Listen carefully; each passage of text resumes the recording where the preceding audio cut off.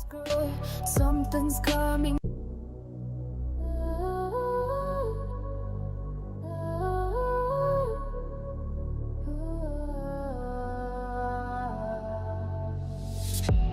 It's getting closer, you can feel it.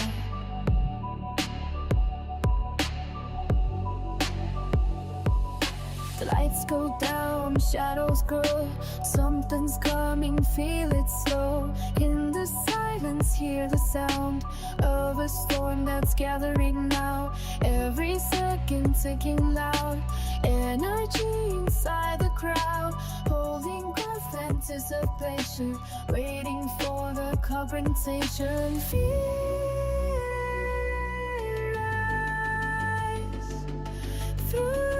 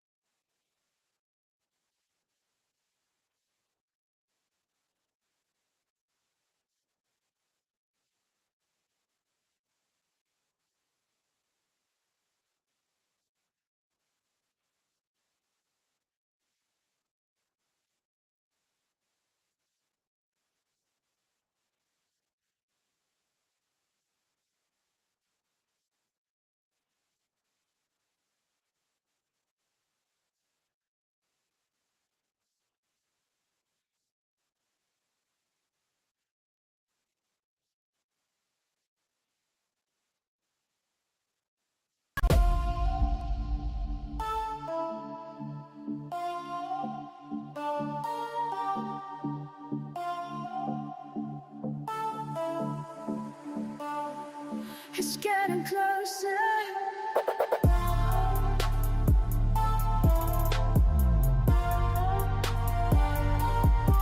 You can feel it.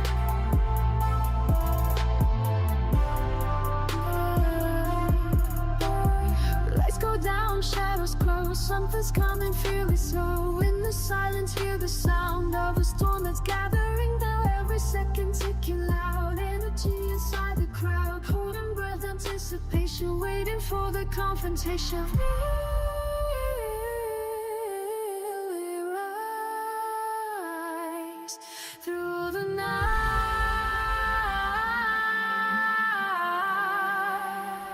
We're on the edge of something now. The moment's here, don't back down. Hearts collide before the collision. Welcome to World Wrestling Vision.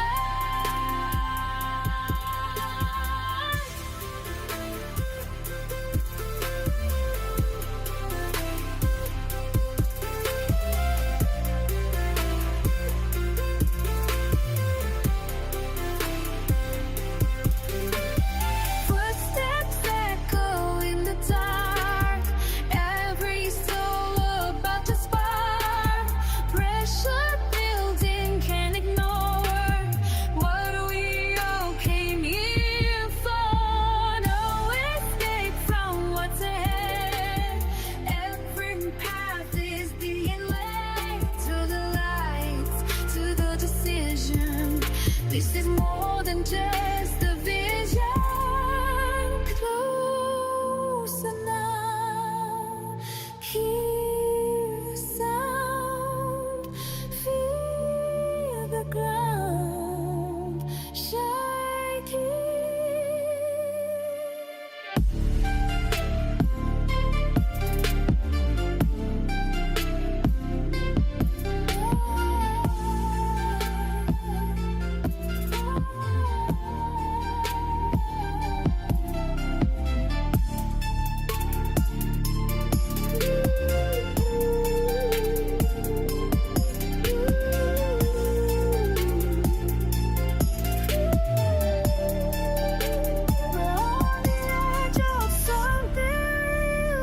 This is more than what you feel. every second builds the tension. Welcome to Loveless Vision.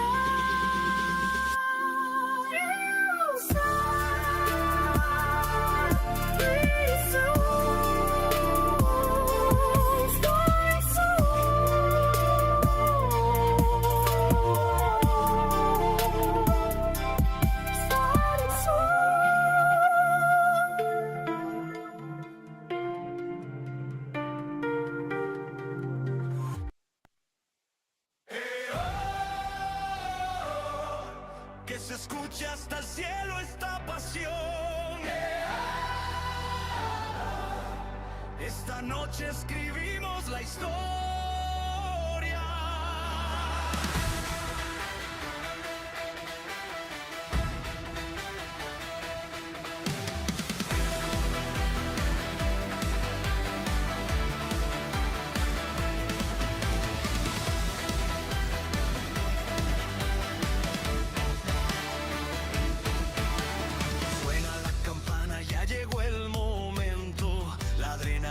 Corre con el viento, miles de voces cantan al compás, una sola fuerza que no caerá jamás. Las luces brillan sobre la ciudad, la emoción se siente en cada lugar. Aquí los sueños cobran realidad y los valientes buscan inmortalidad.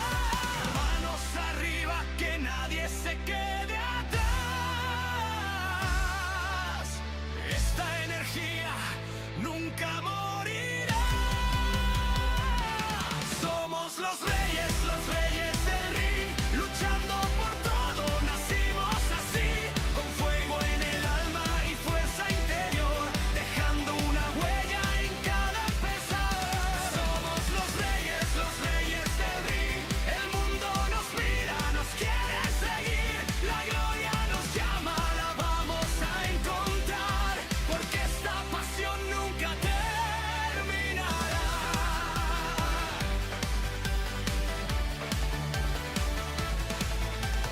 Cada máscara guarda una verdad, historias de lucha y de dignidad, generaciones que vienen detrás, manteniendo viva la identidad. El rugido crece, se siente vibrar, como un trueno que no va a callar. La arena completa se pone a cantar, porque sabe que algo grande va a pasar. Manos arriba, que nadie se quede atrás. Esta energía nunca morirá. Somos los reyes del ring, luchando por todo, nacimos así, con fuego en el alma y fuerza interior, dejando una huella en cada canción. Somos los reyes del ring, el mundo nos mira, nos quiere seguir, la gloria nos llama, la vamos a encontrar, porque esta pasión nunca terminará. Se siente la fuerza en el aire, una noche para recordar, que retumbe toda la arena. Muy buenas noches, aficionados de la lucha libre. Bienvenidos a PAR-A Noche de los Grandes, transmitiendo en vivo desde la...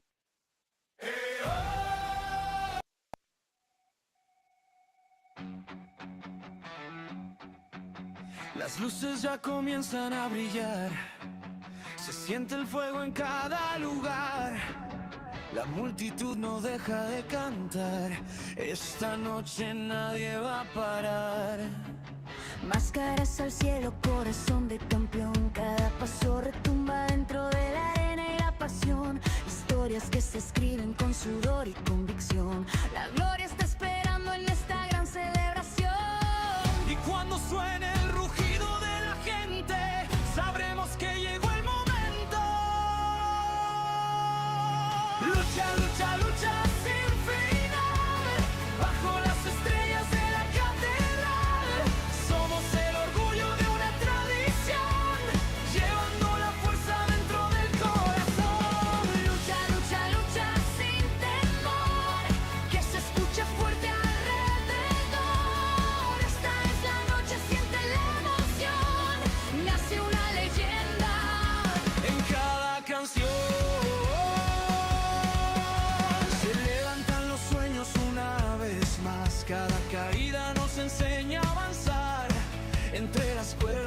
puede encontrar la historia que el mundo recordará. La bandera ondea sobre la ciudad, la pasión de nuestra gente nunca morirá. Desde la primera fila hasta el último lugar, todos somos parte de esta inmensidad. Y cuando el destino llame a la puerta, ningún guerrero se da vuelta. Lucha, lucha, lucha sin final, bajo las estrellas de la catedral. Somos el orgullo de una tradición, llevando la fuerza dentro del corazón. Lucha, lucha, lucha sin temor, que se escuche fuerte alrededor. Esta es la noche, siente la emoción, nace una leyenda En cada canción.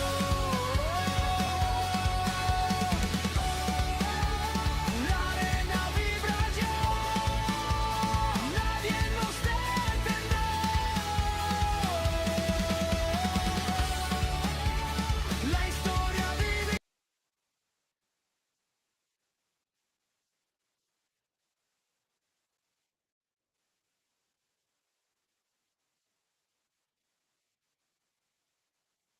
Hey guys, Maven here.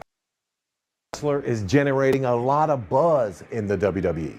Her real name is Bailey Humphrey, but she wrestles as Micah Lockwood. Her athleticism and physical presence has led some fans to compare her to Chyna and even Brock Lesnar. As a former WWE wrestler, I'm going to give you my honest take on Maya Lockwood and determine if she has what it takes to become WWE's next big thing. Bro, where did she go? Is she in the bathroom? You alone, bro? What happened? Never showed. No! Jackson, you got stood up. It amazes me, but it doesn't shock me to see how wrestling has embraced the culture that we all live in. 30 years ago, this obviously didn't exist, but this would have been frowned upon backstage in the writer's room. There's no way they would have allowed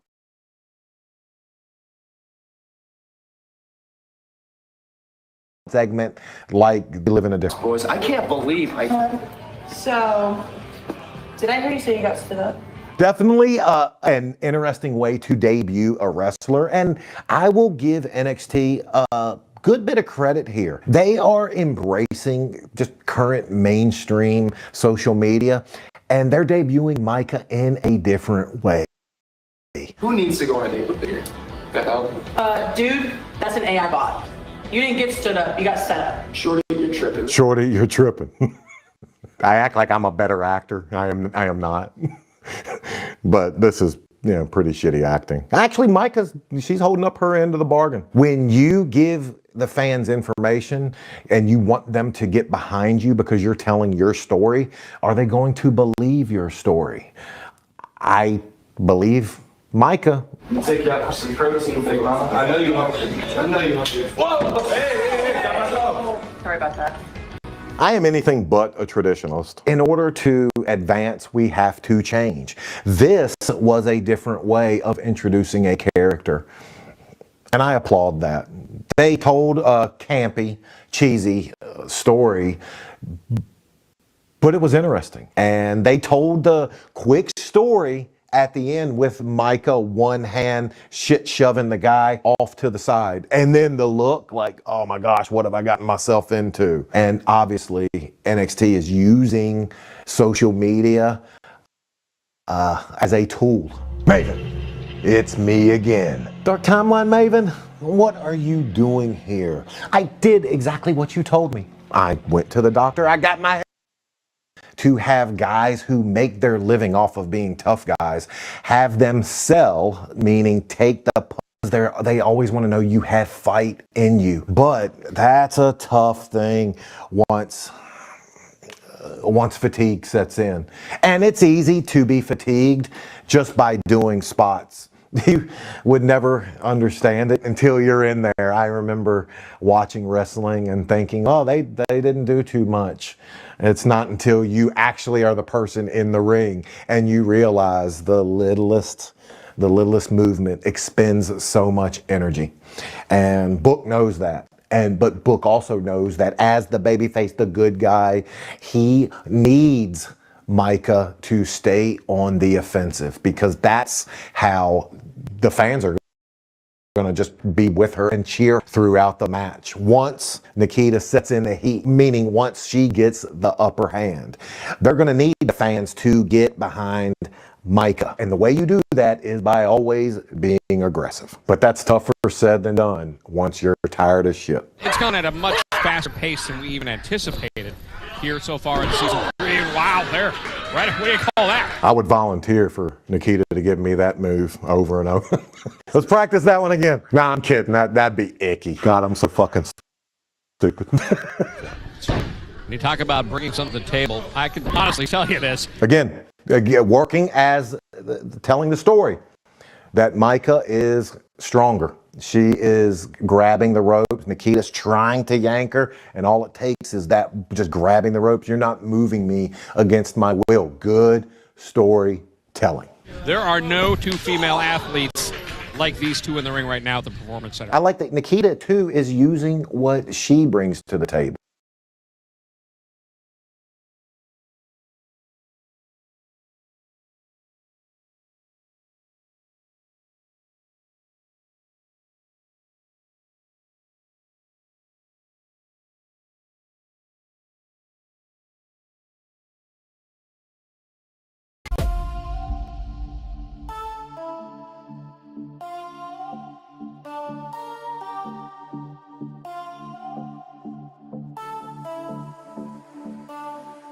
It's getting closer.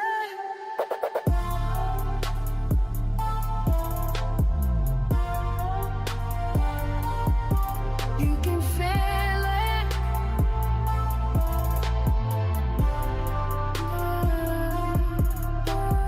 Lights go down, shadows close. Something's coming, feel it slow. In the silence, hear the sound of a storm that's gathering now. Every second ticking loud. Energy inside the crowd. Holding breath, anticipation, waiting for the confrontation. Feel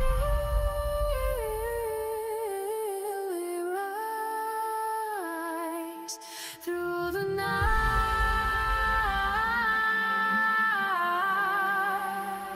We're on the edge of something now. The moment's here, don't back down. Hearts collide before the collision. Welcome to World Wrestling Vision.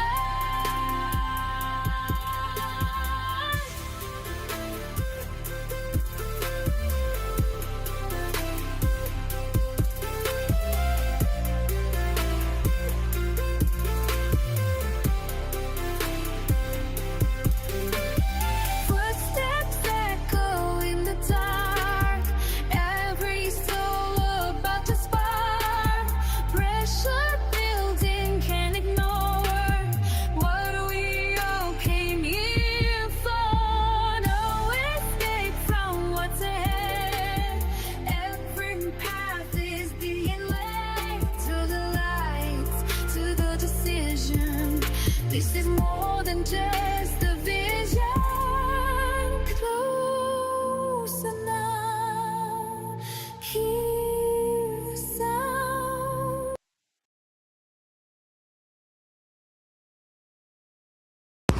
All right, people. So just want to ensure that it is known that I am indeed here, and this is not just me playing music. No, I'm having some technical difficulties. As a result, I am not able to be on camera just yet. So I'm trying to rectify those technical difficulties, and after that, I'll be on camera. So bear with me. The music is just playing as a buffer, so I can get to rectify that. But indeed, there will be a watch along going on as we get closer to SummerSlam Saturday, the night one of SummerSlam.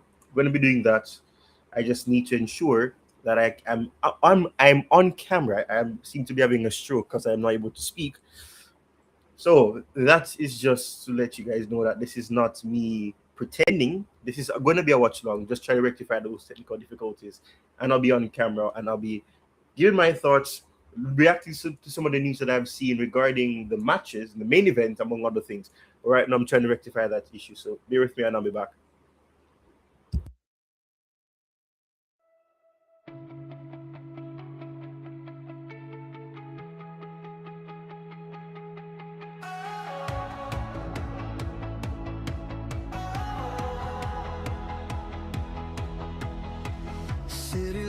lights dancing off the dashboard glow. Every shadow got a story no one knows.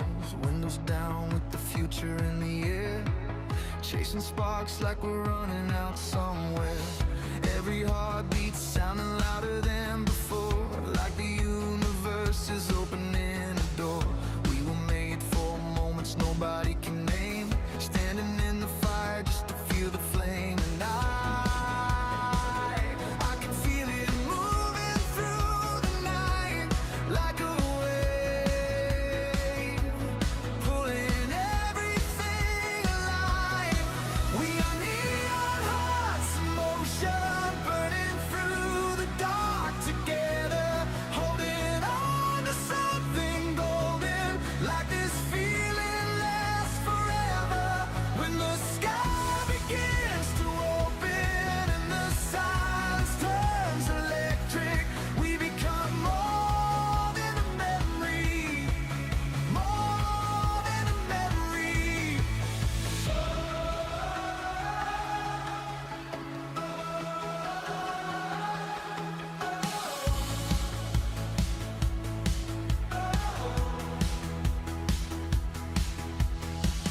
Cold air rising from the avenue below, every dream looking brighter in the smoke. Nothing perfect, but it never had to be. There's a kind of magic living in between. Every second like a photograph in rain, beautiful enough to make you stay. If tomorrow disappears into the blue, at least tonight the world belongs to you and I can hear it calling through the haze, like a song echoing across the waves. We are neon hearts in motion, burning through the dark together, through the air to something golden, like this feeling lasts forever. When the sky begins to open and the silence turns electric, we become more than a memory, more than a memory.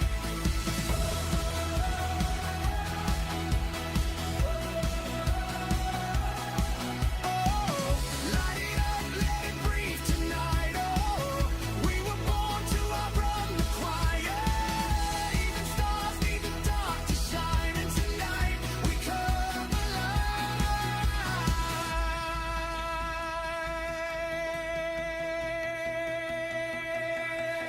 We are neon hearts in motion, running wild into forever.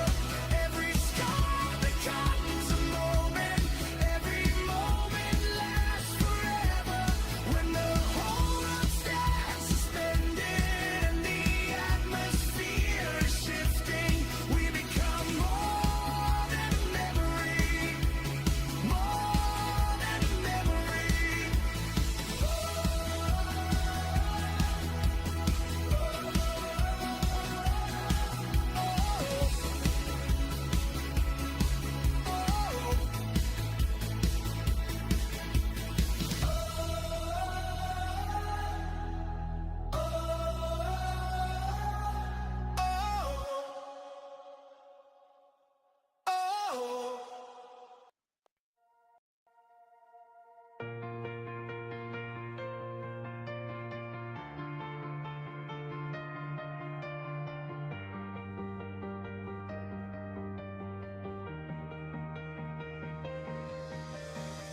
City lights dancing off the dashboard glow. Every shadow got a story no one knows.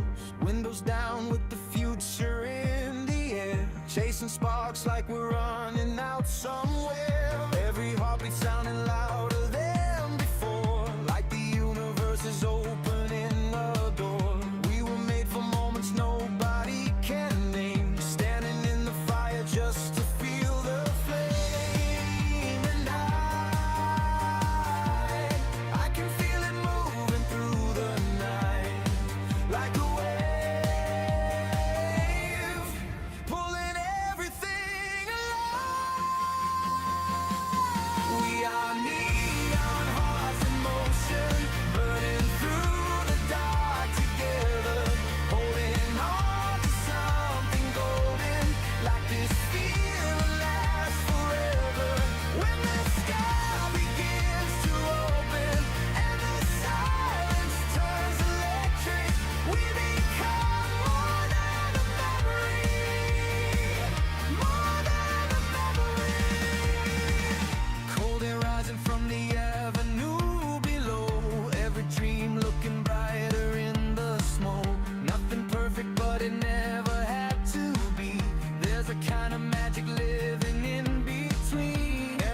looking like a photograph in rain. Beautiful enough to make you stay. If tomorrow disappears into the blue, at least tonight the world belongs to you. And I can hear it calling through the haze, like a song echoing across the way. We are neon hearts in motion, burning through the dark together, holding on to something golden, like this feeling lasts forever. When the sky begins to open and the silence turns electric, we become more than a memory, more than a memory. Light it up, let it breathe tonight. We were born to outrun the quiet. Even stars need the dark to shine. And tonight we come alive. We are neon hearts in motion, running wild into forever. Every sky becomes a moment, every moment lasts forever. When the whole world stands suspended and the atmosphere is shifting, we become more than a memory, more than a memory.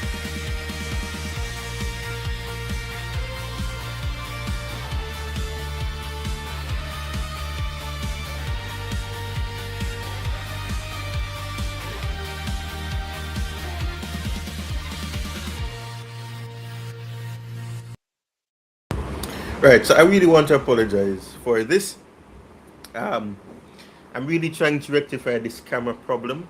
It's not working so far. I don't want to have to restart the stream. So what I'm going to do is I'm going to just let the music play one last time, and then hopefully it will subside and I can get the camera on.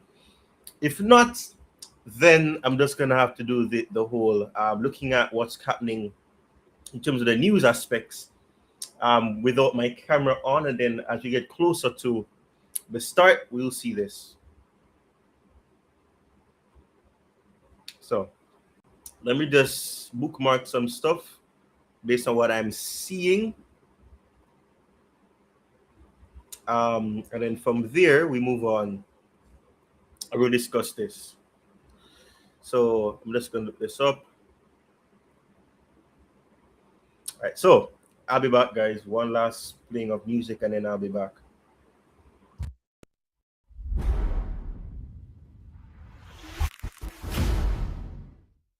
Static in the signal, eyes on the screen.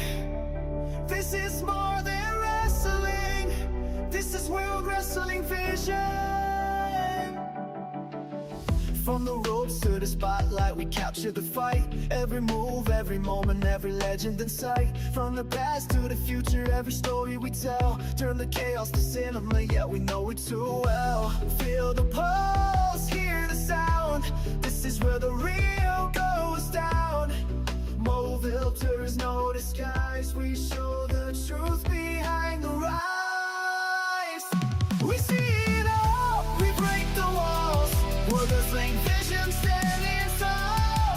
Every fall, every rise, we bring the fire inside your eyes. Vision never sleeps, we own the night. Every sway, every fight. Turn it up, let the whistle believe. World Wrestling Vision, we'll never leave. Whoa, Vision, Vision. Whoa, know the vision.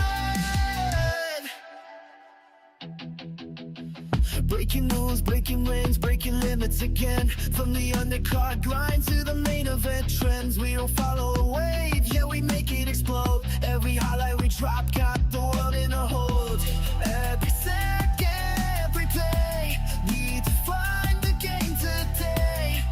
No silence, no disguise, we amplify the battle cries. We see it all, we break the walls. World wrestling being standing tall. Every fight, every eye, we bring the fire to your eyes. Vision never sleeps through the night. Every frame makes the fight, and it looks like the world beat. We're just a vision, they never leave. Light flash, crowd roar, history in motion. Ever frame like a wave in an endless ocean. From the underground spark to a global ignition. We don't watch the war, we control the vision.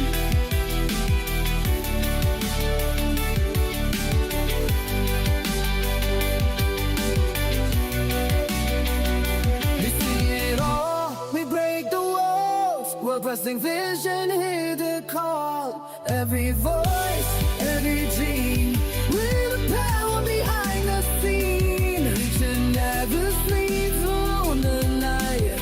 Every flame, every fight. This is more than what you see. We're pressing vision, legacy. No limits, no silence, only vision.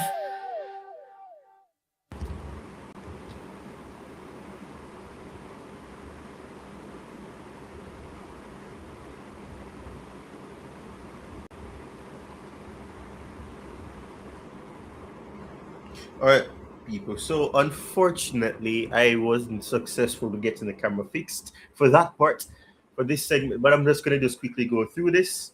Let me remove this banner card, this sticker, I should say, because it's not required in this very moment, or at this very moment, I should say. So, so you can see the countdown that I created here to signify when the start of SummerSlam Saturday, night 1 of SummerSlam 2026.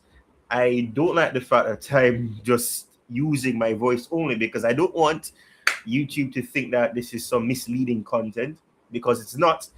And I really would have preferred to have had my camera on for this segment, but I think my voice does justice for it at least appearing to be a legitimate stream for a watch along. Crucial one thing that I must say is that this is a watch along. You cannot watch it here. It is in the title, it is in the description. There is no showing of anything that will be done by WWE in any capacity other than static pictures or stationary pictures of the match card, or in the thumbnail, as you can see, the list of persons who should be there. Of course, Rhea Ripley is not going to be there. This is just a generic thumbnail. Countdown is there. But that being said, and that being out of the way, let me proceed to go into X, where there has been some updates as to what could be happening for SummerSlam Night 1 tonight. And it starts off with WrestleOps. WrestleOps is reporting, in accordance with PW Insider, that Femi versus Brock Lesnar inside Hell in a Cell is set to be the main event match for SummerSlam Night 1 tonight. Now, as we know, SummerSlam begins in about 3 hours. For those of you watching right now, we have 4 people watching right now on this revamped wrestling channel that I've had to create. I appreciate the support, because the subscriber count isn't where it was on that other channel. Nonetheless, I'm appreciative of the 4 people watching right now. And as I have said, this is the first we're going to start off with. But let me just quickly change the size of the layout so that it is easier for individuals to be able to see what is going to be discussed here. So you can see here, I just read this about Femi versus Brock Lesnar inside Hell in a Cell is set to be the main event match, and you see main event in all caps to show the key importance of that news. Main event match for SummerSlam Night 1 tonight. Is that going to be the case? We'll see if PW Insider was right or if it was misleading information from them. But you can also see this. So here's what it says. It says, I can only see this happening for one of 2 reasons. This is from Elite Rockers X. And they're saying that Cody Rhodes has refused to turn heel, or Brock Lesnar is retiring tonight. Now, many people have been asking the question, and on the other channel that I had that unfortunately no longer exists, we had a conversation. I had a good conversation with my good friend who is a wrestling fanatic veteran, or a veteran of wrestling in terms of watching it as a supporter. And he said that he would not be surprised if Brock Lesnar's quote-unquote retirement at WrestleMania was just a work, and that he, or maybe not a work, but they may have convinced him to come back, and they'll have a trilogy of Femi versus Brock Lesnar. And of course, the conclusion of that trilogy would be at SummerSlam. And so far, he's been accurate in terms of the trilogy ending at SummerSlam, because it's now 1-1, and they're both even in terms of wins against each other. So one last match to even out the odds, no pun intended there, would be that Brock Lesnar either loses or wins. And if Femi loses, then that really does hurt the stocks of Femi as a futuristic star. But Brock Lesnar, if he's going to retire tonight, maybe they'll say that, oh, he should have won his last match. But is he going to retire? I don't think so. And I've heard many other wrestling content creators mention the fact that if this was indeed Brock Lesnar's final match, WWE, TKO, whoever is involved in the booking, process, they would perhaps want to milk and get as much money, get the most sellout that they can for Brock Lesnar's final match, and they would have promoted it as his final match rather than doing it. At least that's what those persons were saying, and it sounded rational in my opinion. It sounded sensible to me, that Brock Lesnar is not going to retire tonight. It would be surprising if they did not promote it as that. Is it a secret that they want to keep? Fair enough. That would be interesting, because nothing leaked the return of Brock Lesnar when he came back on that Raw to attack Femi. So it's not something that we can really say is going to happen. Cody Rhodes has refused to turn heel. That is another thing that I'm not too sure about. I don't know about many things that's been going on, to be honest. I haven't been keeping tabs with the online wrestling community or the internet wrestling community for the last couple of weeks for other reasons. And also I've been just watching Raw, SmackDown, NXT, and not really staying on social media to see what is being said, what people are saying about the WWE Summerslam, etc. But I don't know about if this is any proof to say that Cody Rhodes has refused to turn heel. I do believe that what WWE have realized is that for a magnitude of a match like Femi versus Brock Lesnar in that inside Hell in a Cell, it cannot be in the first hour. It cannot be like that. And it seems more of a beautiful build. This build is way better than the build that they've tried to build for Cody Rhodes versus CM Punk. And of course, that is a match that people have been waiting for since it's been a possibility that they've been in the same company. They were both in AEW. They never crossed paths. They never had that match in AEW. But in WWE, we had the match. We had matches that did not have them as one-on-one. They had the Royal Rumble where Cody Rhodes eliminated CM Punk. They had the teases. They had when Cody Rhodes was the champion and CM Punk saying, Cody Rhodes saying, just say when, and it have the reversal where CM Punk comes back in Chicago, defeating Sami Zayn, who was champion for 9 days. All of that, and then SmackDown we have just say when the match happens. Boom, the match is slated to happen, I should say. Then we have the culmination of Gunther and Sami Zayn being added to a Manchester United main event in a tag team match. If Gunther and Sami Zayn won that match, it would have been added to the match, and it becomes a fatal four-way. Of course, you know what happened there. And also another match that's going to be taking place was also booked, which is between Nick Aldis and Gunther, which we're going to talk about. We have a few hours to go, so we have enough time to speak about the match card in full, talk about the builds, talk about if it was fascinating, what's going on. And I'm hoping by the time that we get to that part, we can, of course, have me being on camera so that YouTube knows that I'm not utilizing anybody else's voice but my own. So just bear with me. I'm going to work on that. But let me see what people are saying in response to what Elite Rockers has said here. So let me skip that. So it says, I genuinely think none of this is happening. Got Hunter, I almost said Gunther. Hunter said Lesnar will decide post SummerSlam, but I saw a report he's not expected to be done. Interesting. Either way, it's a great decision, and I'm filled with so much joy. I agree. I think it was the best decision to make this the main event. It was called the main event by Paul Heyman in the earlier parts. It also is fascinating because I don't know, maybe I missed it on SmackDown on Friday, that they said that they said the Cody Rhodes and CM Punk match will be the main event, and say that the main event for night one is this. Maybe I missed it, maybe I didn't. I don't know, but it's a good decision. So if it is indeed the case, because I haven't seen any confirmation from anybody else, it has been PW Insider, and PW Insider has been credible for some news, but you never know. It could be something that they're wrong about. Anyways, but let me see what else people are saying here. So it's that the WWE just invented the either or plot twist, and I'm here for the popcorn. Okay. I hope it's a latter opinion. I just don't understand why Cody has against what on the. I just don't. Okay, let me do that again. I hope it's the latter option. I just don't understand what Cody has against turning heel. He can always turn back babyface. Okay, interesting. Honestly, whatever reason it is, I don't care, because Brock can over-deserve it over Cody and Punk, because their build has been locked. I agree. This is absolutely true. The build has been lackluster. I just spoke about that for about 5 minutes. That the build to Cody Rhodes versus CM Punk has been atrocious. They've tried everything. They've done something that I've only seen in those pathetic shorts, sort of film movies, or that they have been advertised on YouTube and on certain apps that you may have. It sounds very cringy, chat GPT-esque writing. It doesn't have a good build.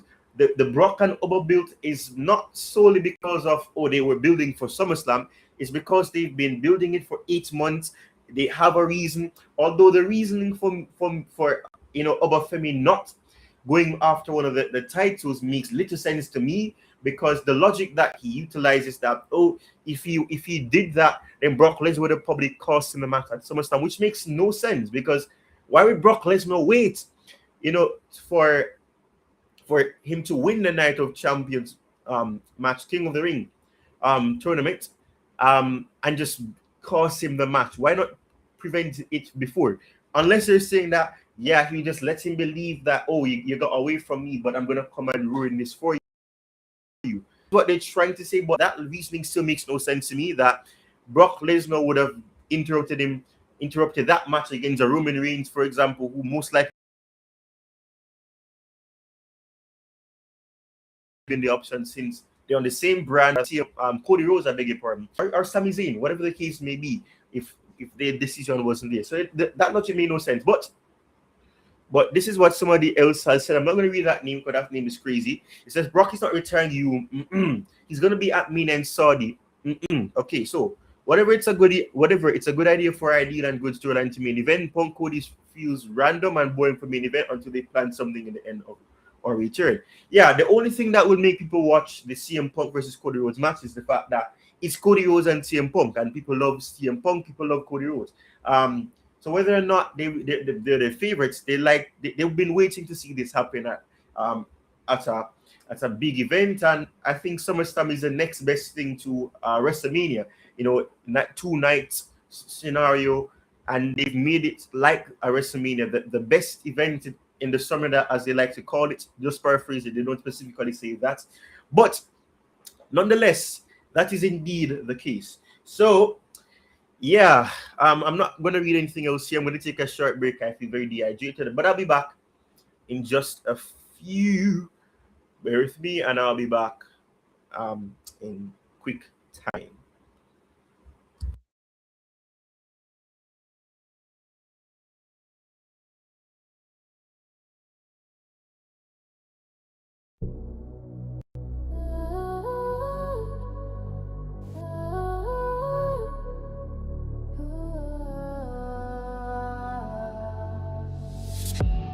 It's getting closer, you can feel it.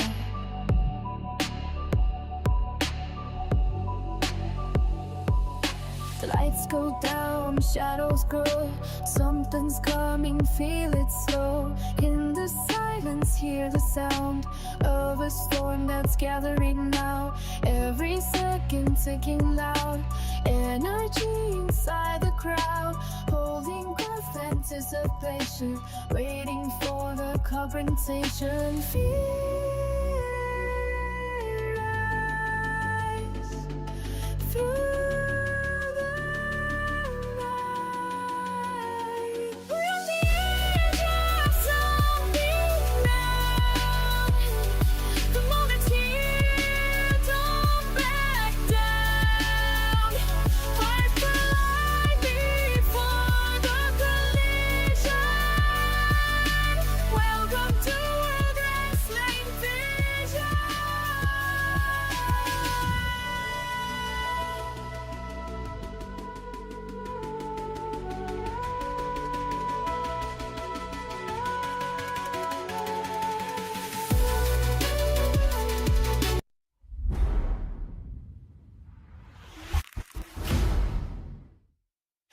Checking the signal, eyes on the screen.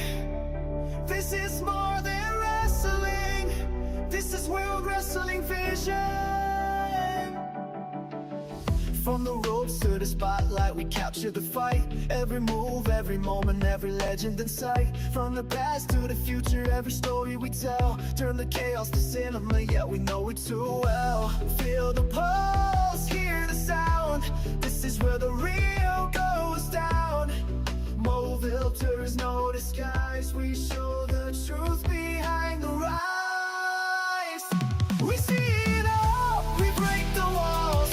We're the same vision standing tall. Every fall, every rise, we bring the fire inside your eyes. Vision never sleeps, we own the night.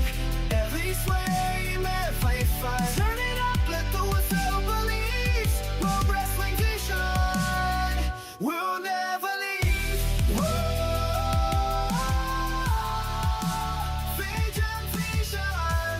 Whoa, no decision.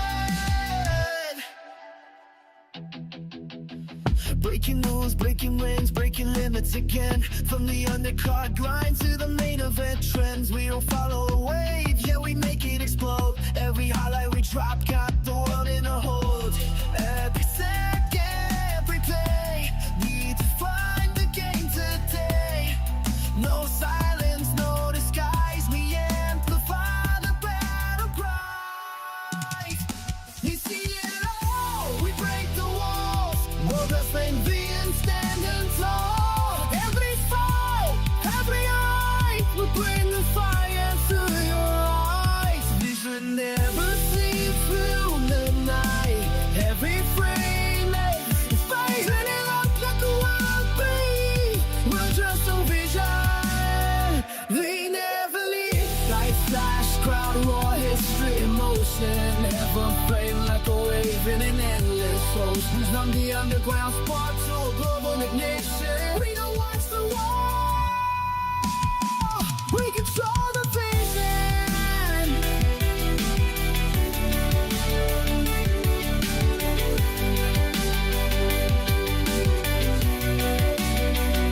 We see it all, we break the walls. World Wrestling Vision, hear the call. Every voice, every dream, we're the power behind the scene. Vision never sleeps on the night.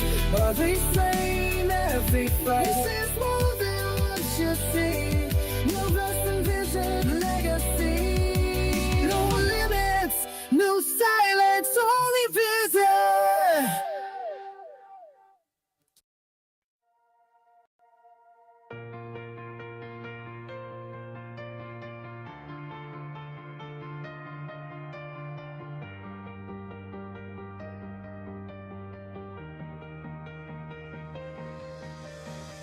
City lights dancing off the dashboard glow. Every shadow got a story no one knows. Windows down with the future in the air, chasing sparks like we're running out somewhere. Every heartbeat sounding louder than before, like the universe is opening a door. We were made for moments nobody can name, standing in the fire just to feel the flame. And I can feel it moving through the night, like a wave, pulling everything alive.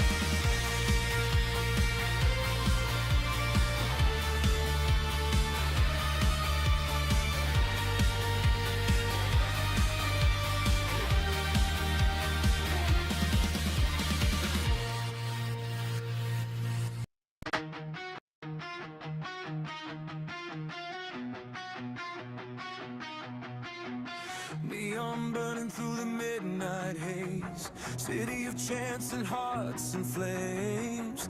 Every shadow got a name tonight. Every dream gonna roll the dice. Hands up high to the skyline glow. One shot left and we steal the show. Hear the thunder when the lights ignite. We came alive for this moment tonight. Steel hearts beating like a drum line. Gold dust running through the floodlights. Every scar got a story to tell. Every soul dancing close to hell. We don't run when the pressure hits. We were born for the risk like this. From the dark now the fire's rising. Feel the whole world synchronizing. No fear, no sleep, no turning back now. Way too deep. One life, one chance. One city screaming, raise your head. All in the light. We're burning brighter than the skyline. No going home tonight. We're living faster than a lifetime. Hearts on the table now. Crowd going wild when the stars collide. Que se escuche hasta el cielo esta pasión. Esta noche escribimos la historia.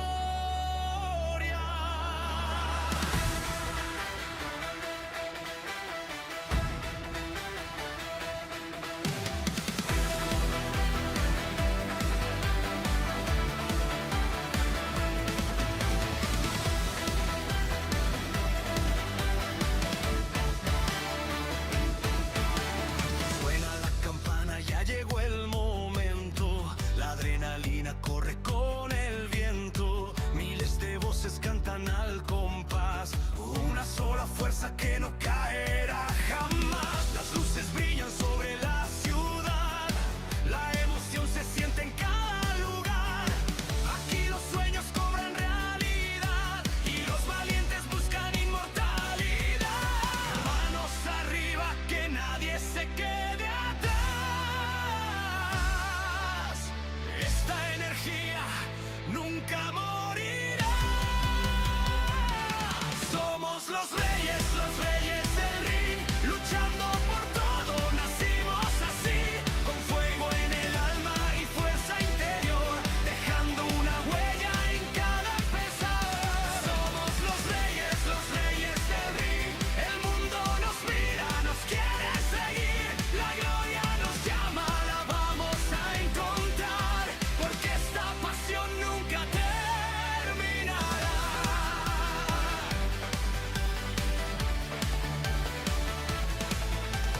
Cada máscara guarda una verdad, historias de lucha y de dignidad, generaciones que vienen detrás, manteniendo viva la identidad.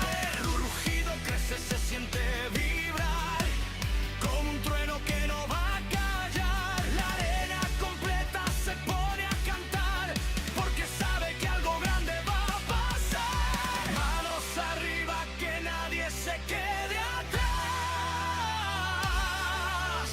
Esta energía nunca morirá. Alright guys, so as you guys can tell, I am trying to let my camera work so you can see the box that is supposed to be me, but it's not showing my face, unfortunately. I'm not sure what's going on.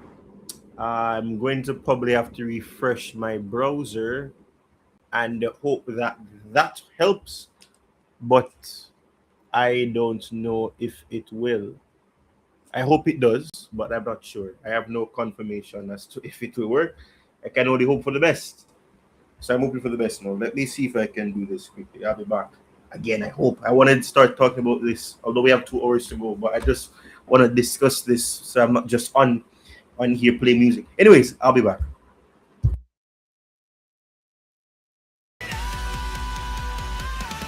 Somos los reyes del ring, luchando por todo, nacimos así, con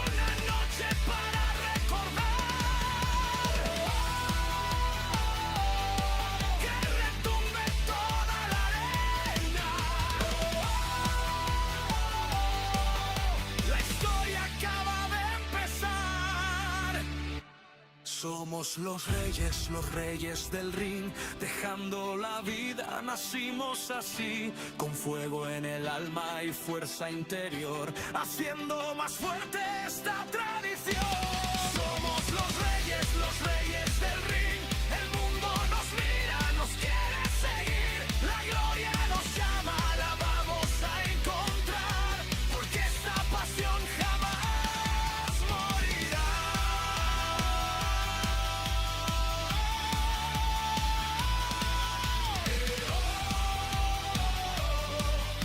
Que siga sonando la emoción, porque la lucha vive en el corazón.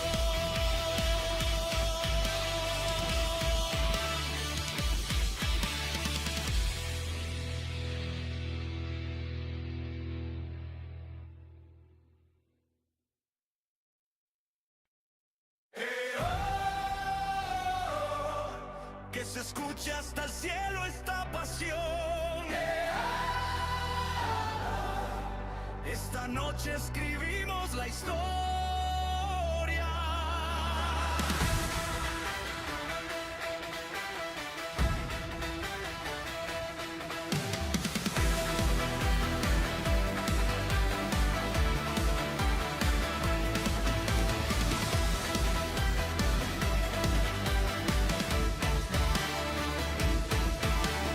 Suena la campana, ya llegó el momento. La adrenalina corre con el viento. Miles de voces cantan al compás. Una sola fuerza que no caerá jamás. Las luces brillan sobre la ciudad. La emoción se siente en cada lugar. Aquí los sueños cobran realidad y los valientes buscan inmortalidad. Manos arriba, que nadie se quede atrás. Esta energía nunca morirá. Somos los reyes del ring, luchando por todo, nacimos así, con fuego en el alma y fuerza interior, dejando una huella en cada... All right, so I think I should be in business now. I hope I really hope I am. But see if this works out perfectly for me. Okay, on camera, no, thankfully. But I want to do this. My camera looks atrocious though. Nonetheless, I don't know what else to do. I don't know what else I can do, to be honest. So the most important things that I wanted to be on the camera, so that it's not just me yapping without my camera being on. So my camera is now on, so now there's proof that I'm actually here. But anyways, let me just switch this order. So I'm gonna go back because there's another news regarding the first match, and that first match is funny enough the match that I was getting ready to speak about before I had to reconnect. This is taking a long time to load up. We spoke about this. I'm gonna go to this notification here.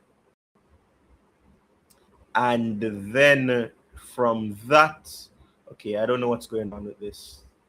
Let me go back to the countdown for now. All right, cool. So this is loading up now.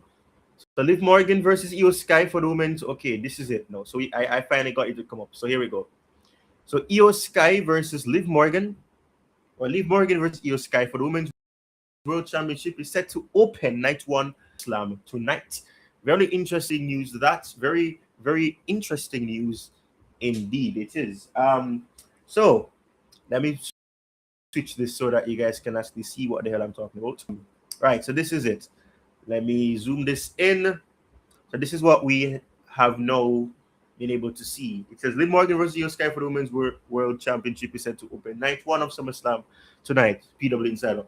Now look at the comments. So Punk and Cody's match is now in the middle of the show, neither opening or main event. Okay. So Io winning the championship, I guess so. And of course, you know this news as well. Kevin Owens is in Minneapolis ahead of this weekend or today's WWE Summerslam. All right, so that is that news. Let me see if there's any other news that I have not seen yet. Okay, that's WWE. Don't want him to copyright me. So Liv Morgan versus his former Superiors. Okay, my network seems to be giving problems though, because I don't know what's going on. I'm freezing on my side. I don't want to be copyrighted. I'm going to skip that. But the countdown for SummerSlam has begun. That stream for the WWE has begun on YouTube, I'm assuming, and perhaps elsewhere. But yeah, congratulations to Liv Morgan and Io Sky. They'll be opening SummerSlam tonight. So let me head over to this here, and I'm just going to read the preview. I'm going to take another break, and then I'll be back because I have nobody here commenting. If somebody was commenting, maybe I'd be able to have a little back and forth conversation. But that's not happening, so I'm going to have to take another break. But what I will be doing, however, is reading this preview, and then move on. I don't know what's going on. This thing is taking a long time to load up. This is concerning. Anyways, let me go back to the countdown. The countdown, I know for a fact, is loading up still, so I'm just going to do this. So 2 hours to go before the start of, 2 hours and 30 minutes before the start of SummerSlam Night 1, SummerSlam Saturday, whatever terminology you want to use to describe it, that is the case. What I may also do is react to what the other wrestling channels that I know of have said about this whole life, such as Wrestling Days. I'm gonna react to what he's saying. I'm gonna get that up here so I can have that to play when the time arrives.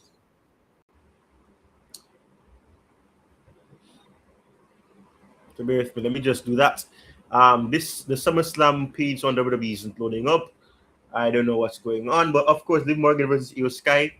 So we know that match is going to be taking place. Let me just go over to my caption section and look at the other matches. So Nikki Bella, Brie Bella, and Paige versus Fatal Influence. That's going to be happening tonight as well. Gunther versus Magnus, or Nick Aldis, I should say. Gunther versus Nick Aldis. LA Knight, Solo Sikoa, and Royce Keys versus Jacob Fatu, Jimmy Uso, and Jey Uso.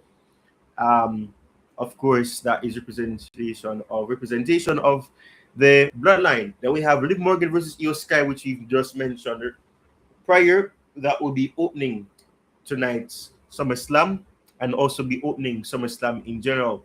And of course, we have the undisputed WWE Championship where the champion CM Punk will battle with Cody Rhodes as well. Femi versus Brock Lesnar has been said to be closing out the show, so we know that that's going to be taking place. So we have Femi on the championship match. We have Liv Morgan versus Io Sky, Solo Sikoa, LA Knight, Royce Keys versus the Bloodline, Gunther versus Nick Aldis, Nikki Bella, Brie Bella, and Paige versus Fatal Influence. All of that will be taking place tonight. So I don't know what's going on with this WWE page. It's not loading up. Every other page is loading up for me perfectly fine, but that. I don't know why this is happening, but it is what it is. I am not going to say anything else.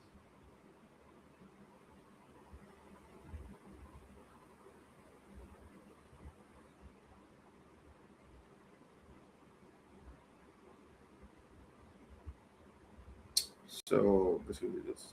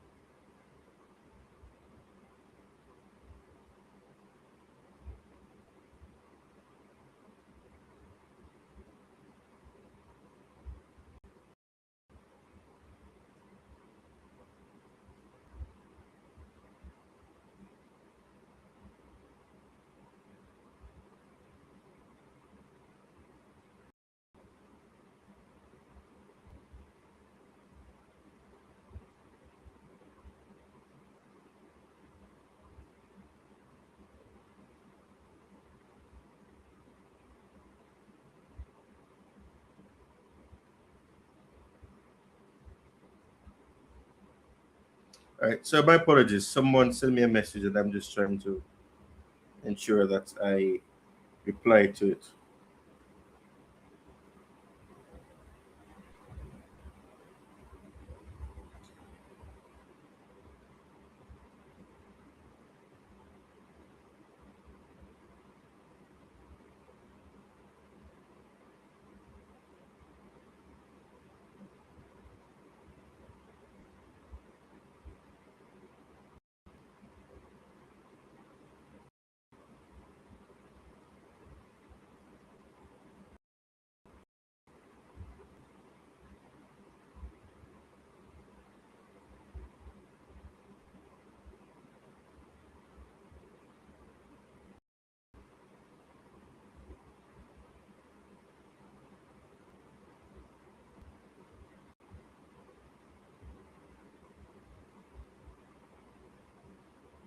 All right, so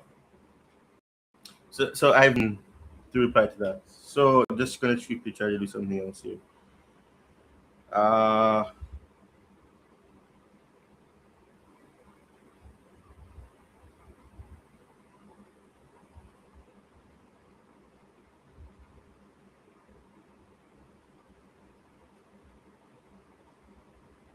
right, cool.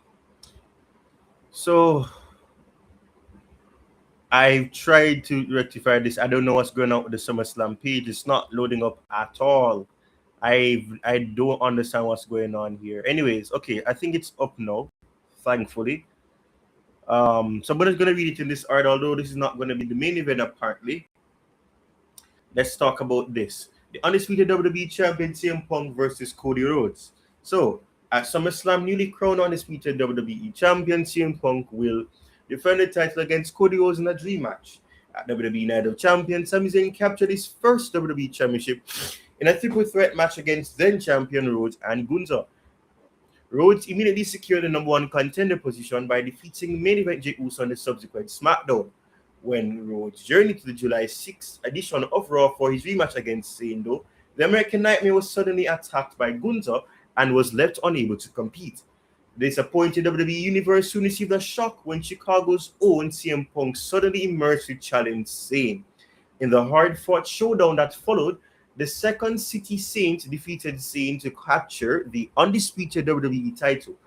From the Bedlam comes a dream encounter that will see Rhodes get his rematch for the title at the biggest event of the summer, but against Punk instead of Zayn.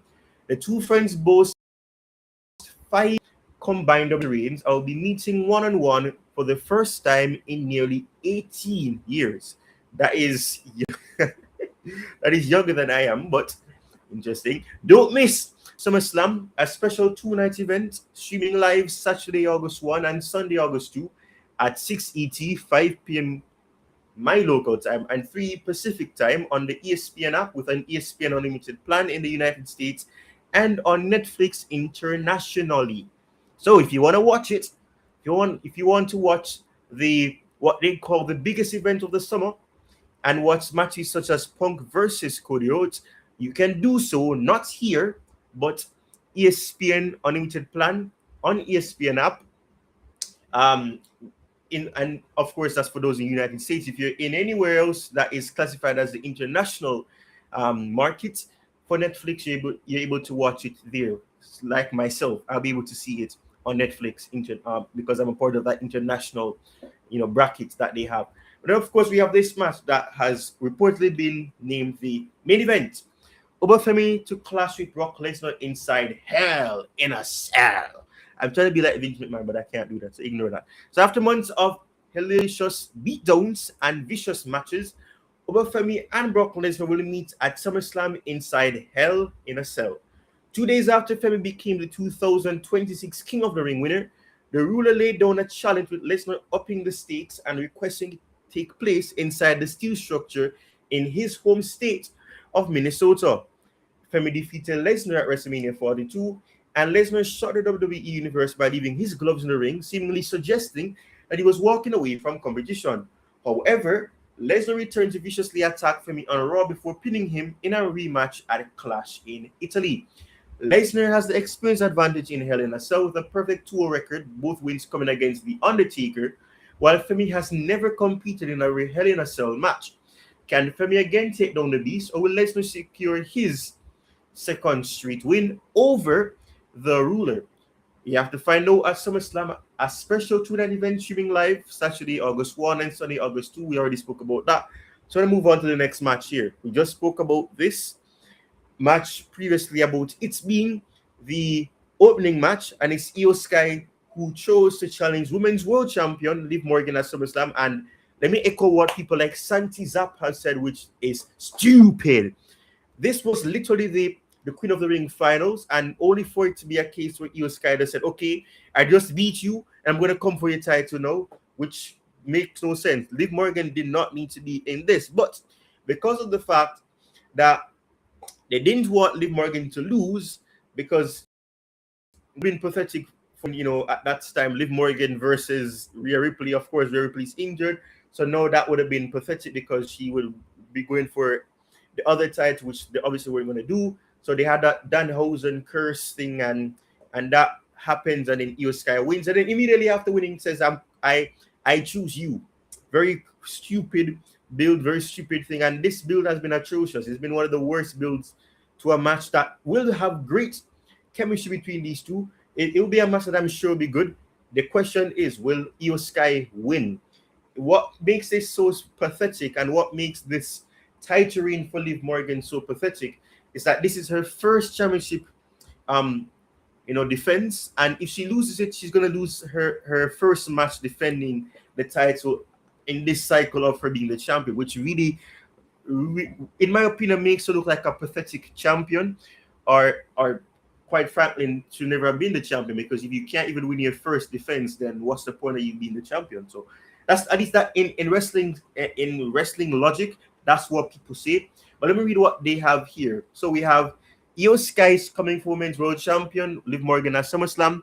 Sky earned the right to challenge Women's Champion of her choosing when she defeated Morgan, which sounds super stupid to read here, in the Queen of the Ring final at WWE Night of Champions.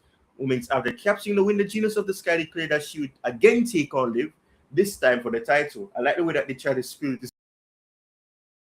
say that this time for the title. So the first time wasn't for the title. It is very pathetic. But anyways, that's what they say. So a dangerous competitor, Morgan has twice won a WWE Women's Champion and claims to be the greatest women's champion, bear with me, of all time. I hope I'm not like Liv Morgan, so I can't do it, but that's what she likes to do.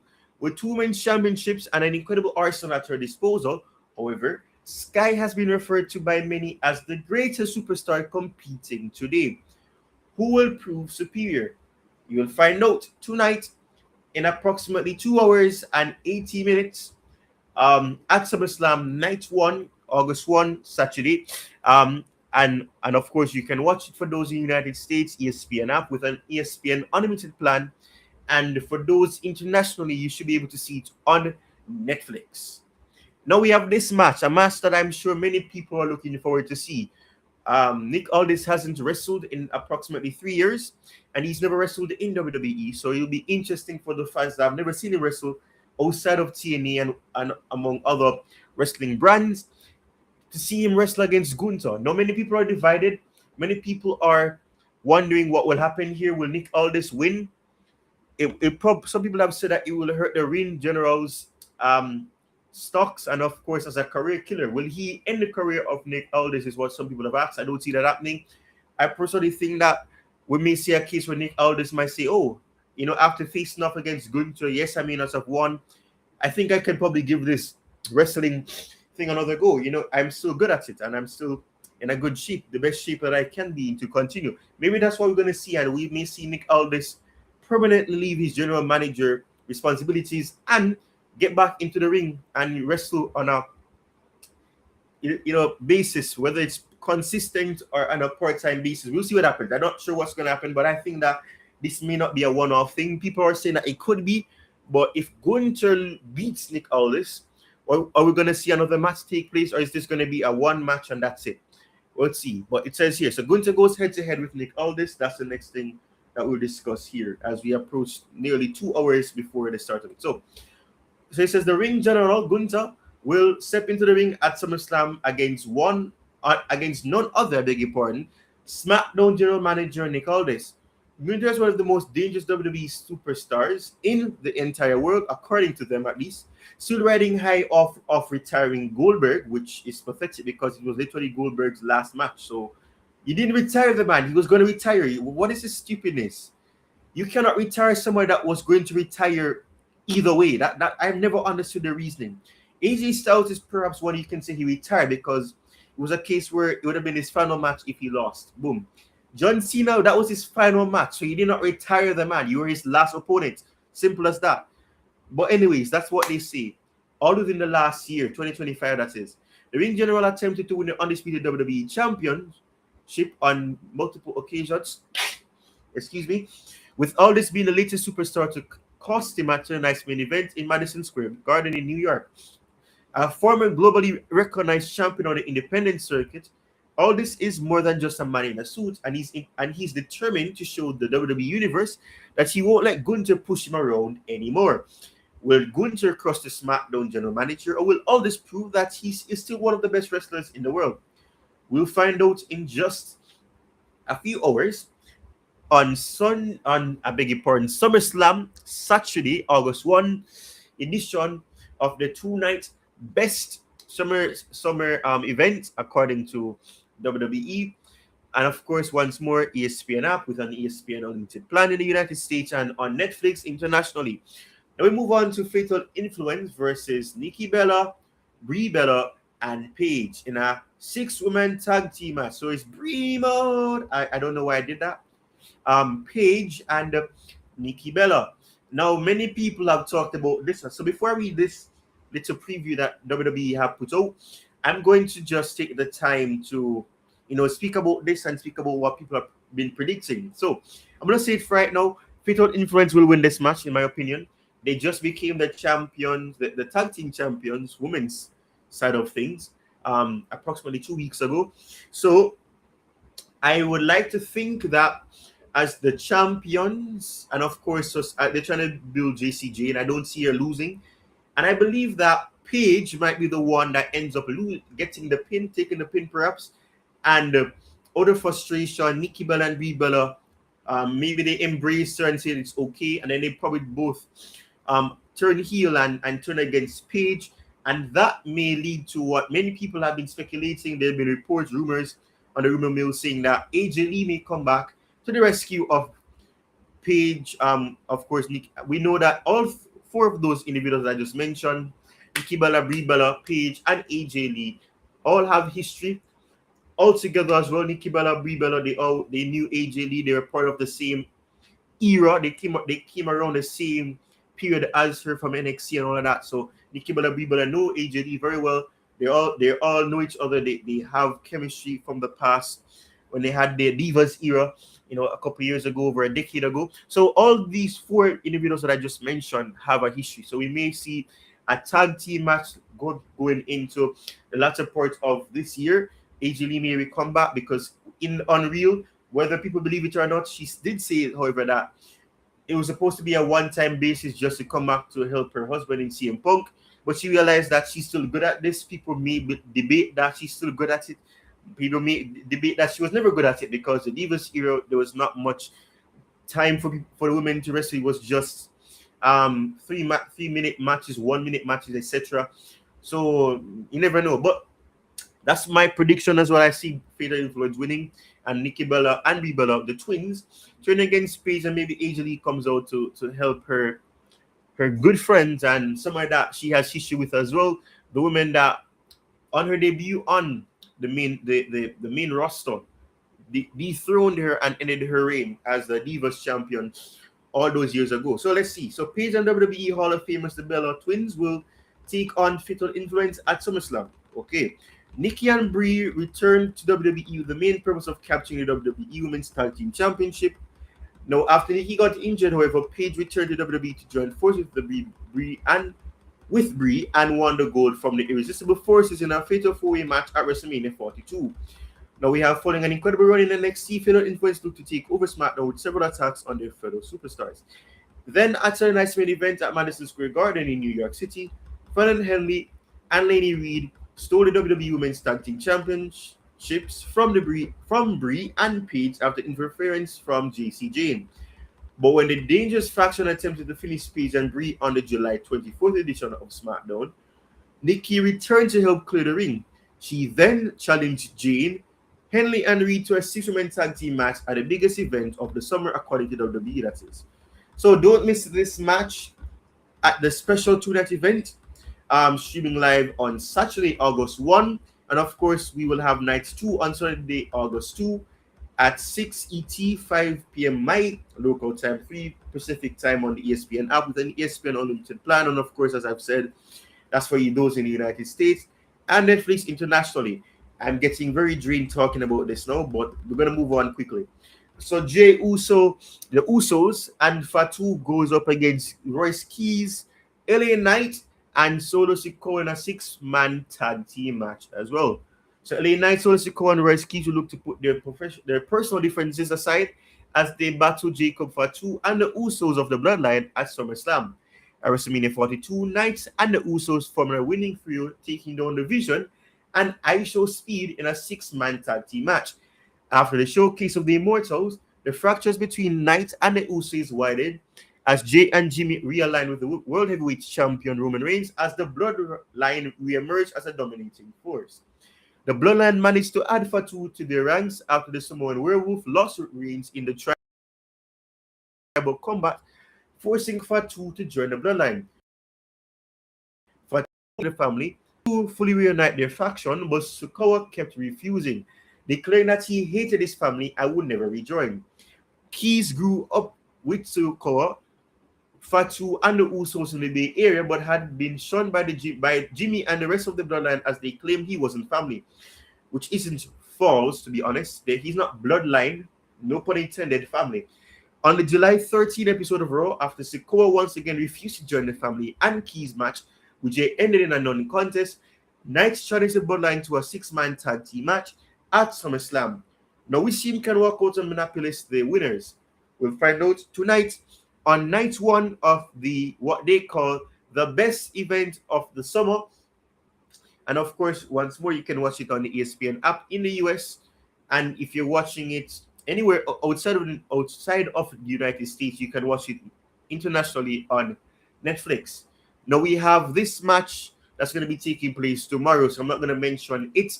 But we've discussed all the matches for tonight, August 1, night 1 of SummerSlam 2026. I'm going to take a break because I feel very drained after speaking for approximately 20 minutes on the preview. I feel very dehydrated. I'm going to take a break and I'll be back. My camera's glitching out. I realize that, but I'll be back. Don't go anywhere. We have 6 people watching right now. Much appreciation. We're at 14 subscribers. So the fact that we have 6 people watching right now is something that is at least a good start to me returning to, doing streams and watch-alongs, after taking a sabbatical from the wrestling niche of YouTube. So I'll be back in just a few. Don't go anywhere. Just enjoy the music. I'll be back in just a few.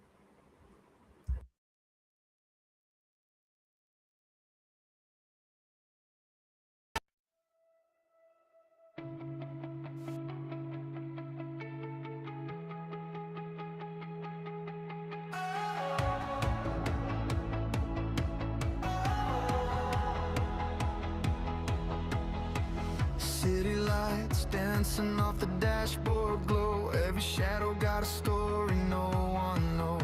Windows down with the future in the air. Chasing sparks like we're running out somewhere. Every heartbeat sounding louder than before. Like the universe is opening a door. We were made for moments nobody can name. Standing in the fire just to feel the flame. And I can feel it moving through the night like a wave, pulling everything alive. We are neon hearts in motion, burning through the dark together.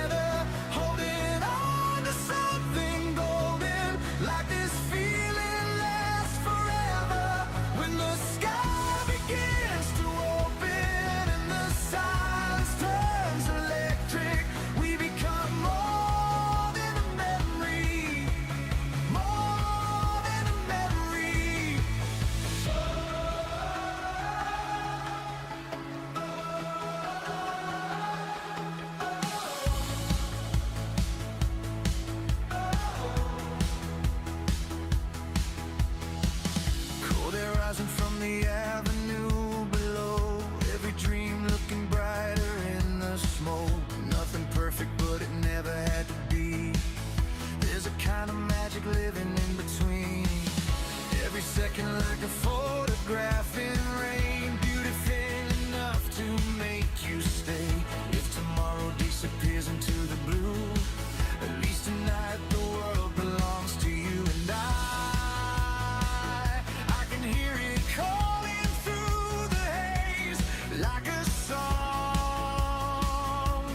echoing across the waves. We are neon hearts in motion, burning through the dark together. Through the land of something golden, like this feeling lasts forever. When the sky begins to open and the silence turns electric, we become more than a memory, more than a memory.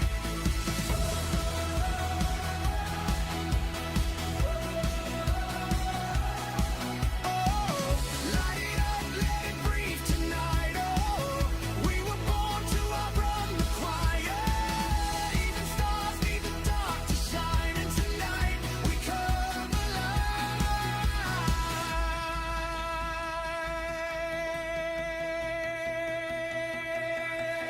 We are neon hearts in motion, running wild into forever. Every scar that comes a moment, every moment lasts forever. When the whole world stands suspended and the atmosphere is shifting, we become more than a memory, more than a memory.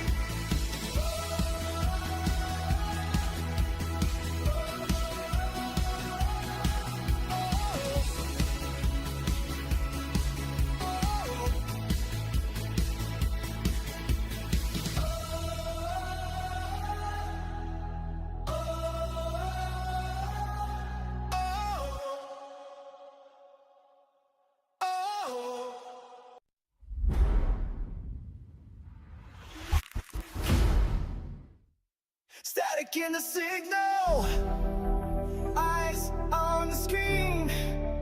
This is more than wrestling. This is World Wrestling Vision. From the ropes to the spotlight, we capture the fight. Every move, every moment, every legend in sight. From the past to the future, every story we tell. Turn the chaos to cinema, yeah, we know it too well. Feel the pulse, hear the sound. This is where the real goes down.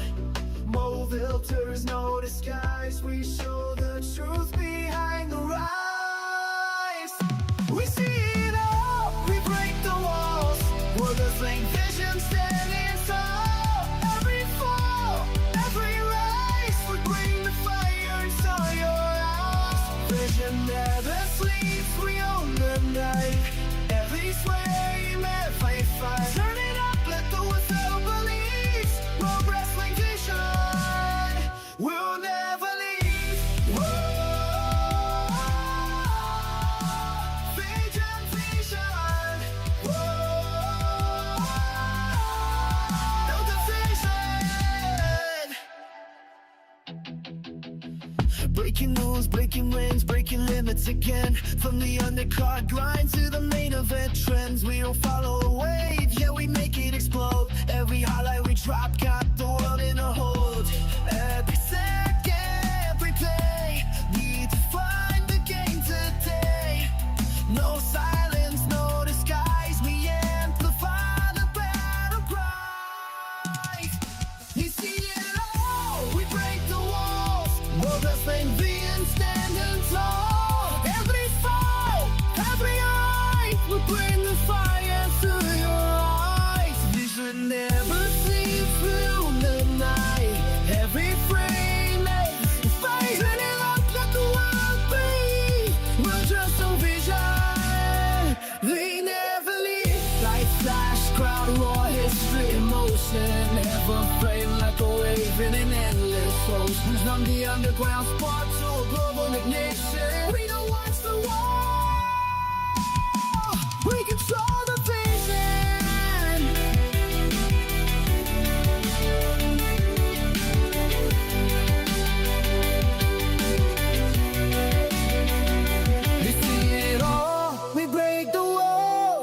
wrestling vision, hear the call. Every voice, every dream, with the power behind the scene. Reaching never sleeps on the night.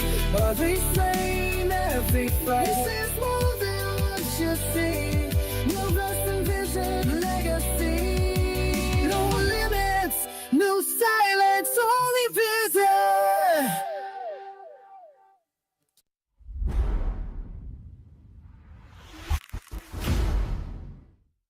Static in the signal, eyes on the screen. This is more than wrestling. This is World Wrestling Vision.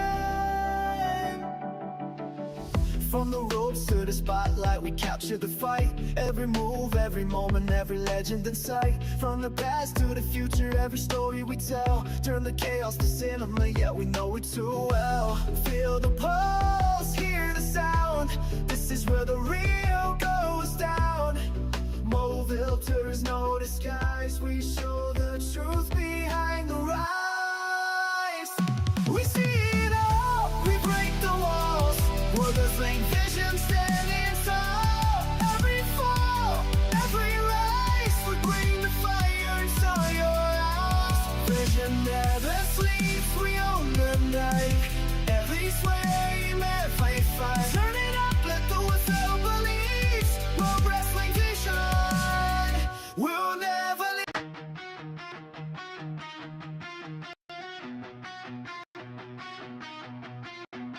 Neon burning through the midnight haze. City of chance and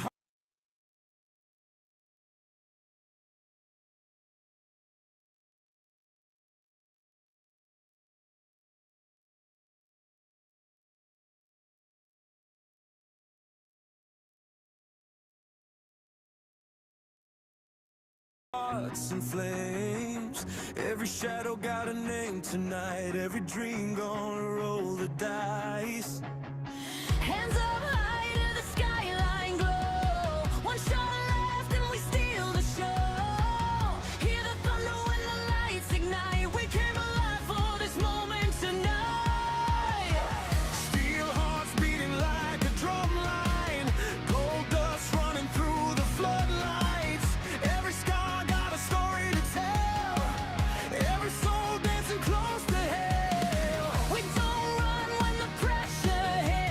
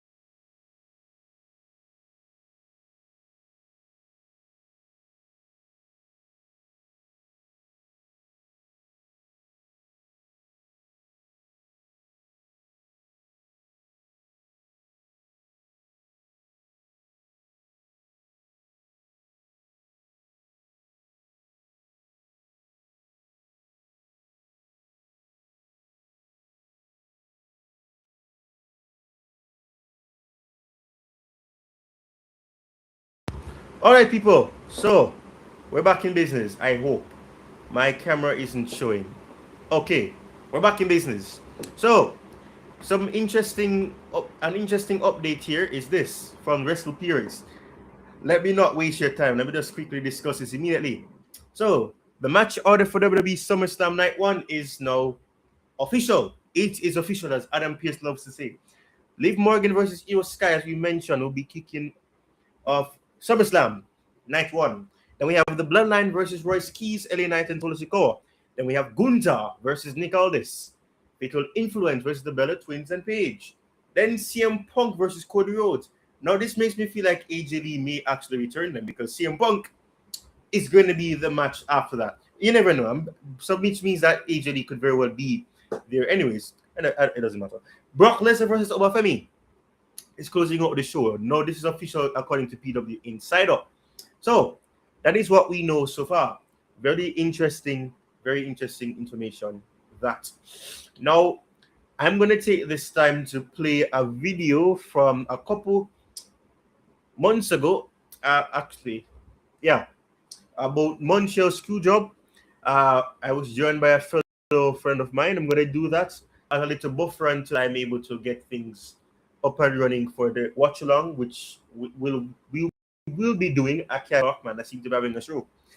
We will be doing in approximately an hour and 52 minutes. So bear with me. Let me just play this video, and I'll be back at the end of it.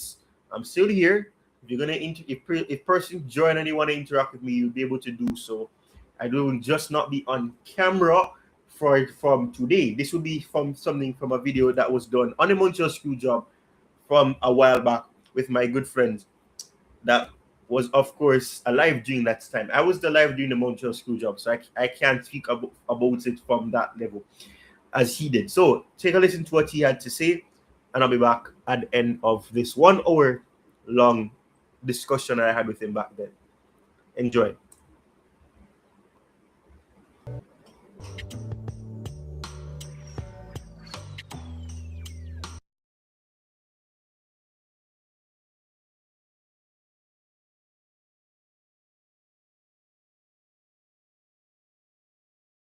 Our good friend as well, the infamous 60-year-old, the Montreal Fiend, Jerry. Welcome.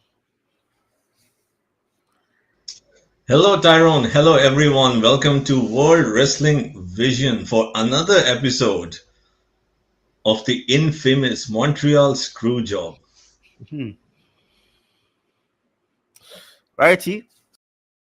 So, I don't do this often, but if you're watching right now, it says that 3 people are watching, so I appreciate that.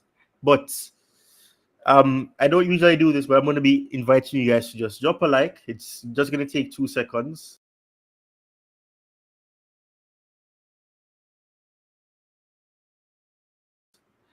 So that, it will help, to push even further. But let's not waste any more of your time. Let's us get through the housekeeping matters, and then we'll go into discussing. So how are you doing, the Montreal Fiend? I'm good. I'm doing great. This is for me and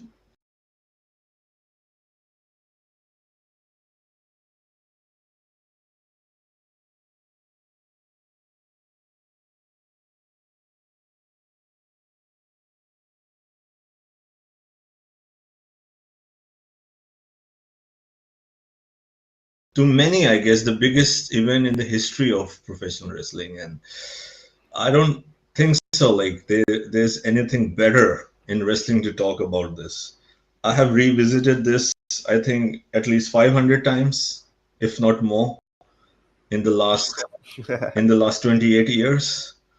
So yes, still alive to talk about it on your prestigious channel. I'm going to correct you once more. It's not my prestigious channel. It is our prestigious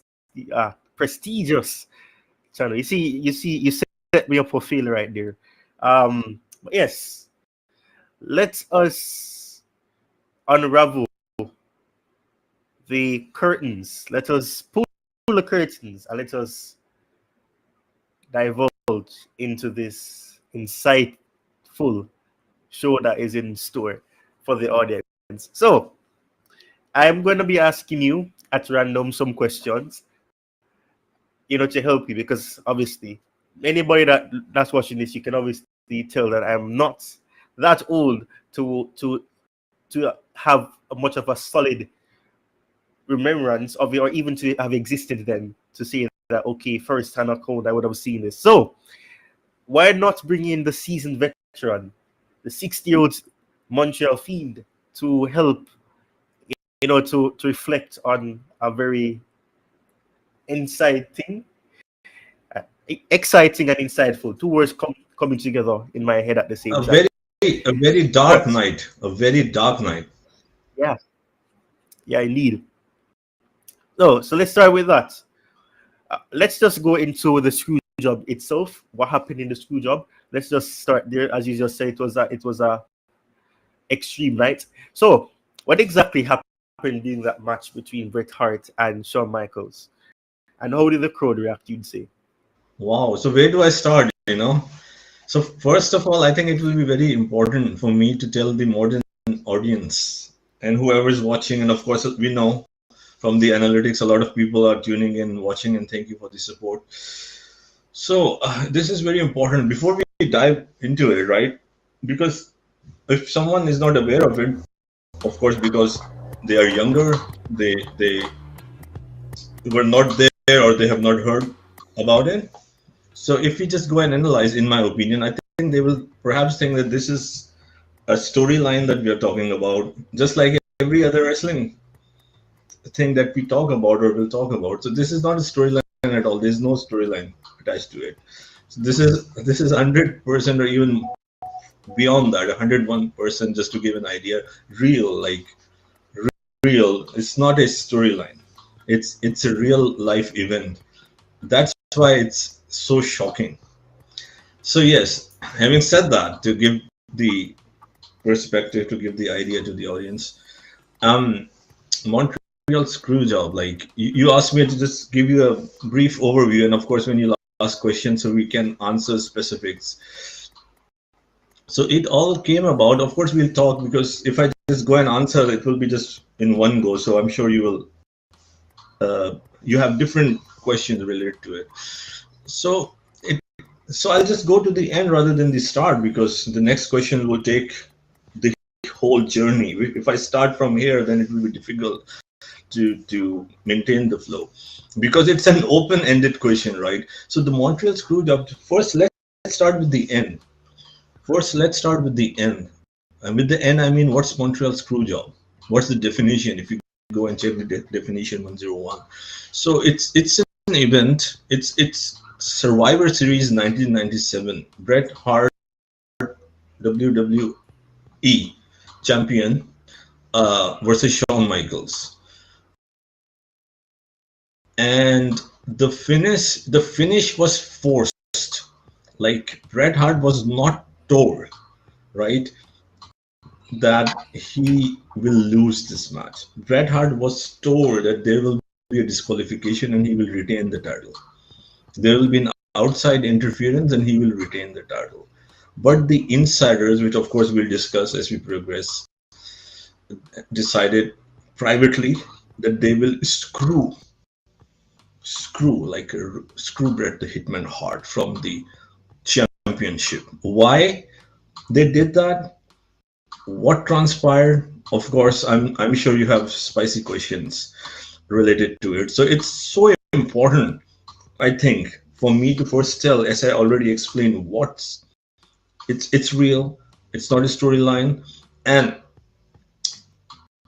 it's best to start with the end. That's why I told the audience that Bret the Hitman Hart did not know, or I mean knew like every other wrestling match, but the result was something else. The result was a shocker, and he was screwed in real time, in real life, from the title by a few chosen men.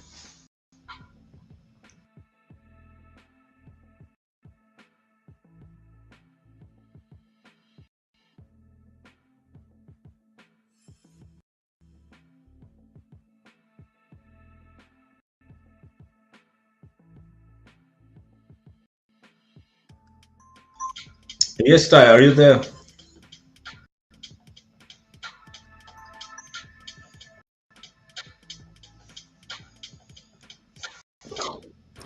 I am here. I was having some mic issues. Anyways, all right. So yeah, so you basically gave the overview of what transpired, and I think for any of the younger fans, myself included, of wrestling, um, this is something that I'm sure you must, if you're actually a true fan, and that's not to say that if you don't know about this, you're not a true fan, but this is something that has been mentioned. And I don't want to really touch on the fact that it's been mentioned a lot because one of the questions does, touch on that.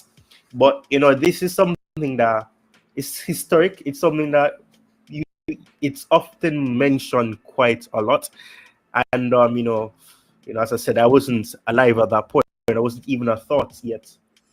But probably given away my age. But in the sense of all of that, it does give you that sense that it wasn't a storyline. It was literally, as the name says, a screw job. So when people hear of Montreal screw job, like, whoa, what's screw job? What are you talking about? But when you realize that literally Shawn Michaels would have been viewed as being screwed out of this match, that's literally the case when it comes on to this. But yeah, back to the question I would have asked. You touched on it. You mentioned it. The fact of what the aftermath of it was. The fact that the result went in a way that it wasn't expected. It wasn't expected that he was going to lose, but that's what transpired. So I mean, thinking about the screw job and then thinking about where it happened as well, it made me wonder: was it a case where because he and he in this context is Bret Hart, because he's in Montreal and Montreal is obviously in Canada, was that the reason why they wanted? Because he's in a place that it's in Canada and all that. Was that the case? I don't know what you think, Jerry, but that's what came to my mind when I thought about it. And that's why we are doing the show. That's why we are doing the show and trying to clear the narrative and some of the narrative that is out there, speculation. So that's my job, to clarify and to give the real picture to the audience. No, not at all. A lot of people, not a lot. I think there's a very small section of analysts and journalists and insiders who say that. I think it's not even 10%, but they are there, 8 to 10%, who put the blame on Bret Hart, that because, as you said, he's Canadian, he was so big at the time, it was in Montreal, in Canada, so he didn't want to lose to I'm saying he didn't want to lose to Bret Hart, to Shawn Michaels. So no, not at all. No, it's clear that was not the case at all. So I have to go back a little bit so people can then understand. Like I'll take some time, not a lot, but I have to go back to, for the modern audience or the young audience, I should say, because I thought I'm still.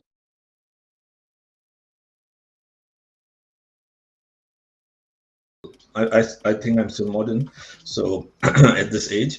But for the new, intelligent, dynamic audience, it's important for them to, they know Bret Hart, Shawn Michaels, to understand a little bit more. So back in, and I'll be quick, in the 80s and early 90s, it was all about big. With big, I mean like 6'4" plus, 6'3" plus, 300-pound plus athletes. That was the time in the early part of professional wrestling, WWE. So Hogan, like Warriors, Andre the Giant, Zeus, King Kong Bundy, and all these athletes, like Hercules, so Demolitions. You need to be big.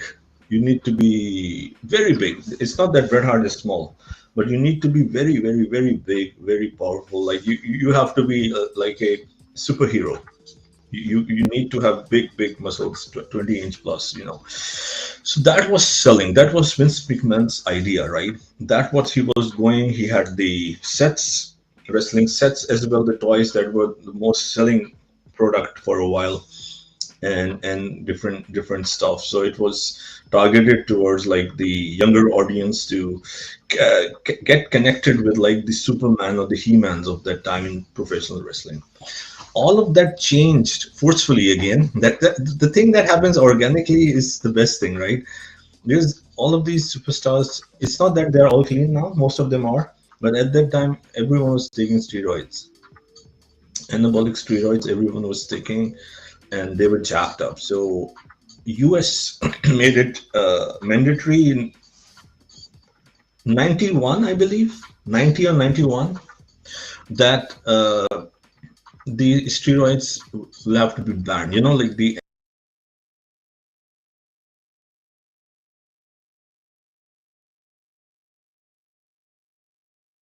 anabolic steroids, where you take them for performance enhancement.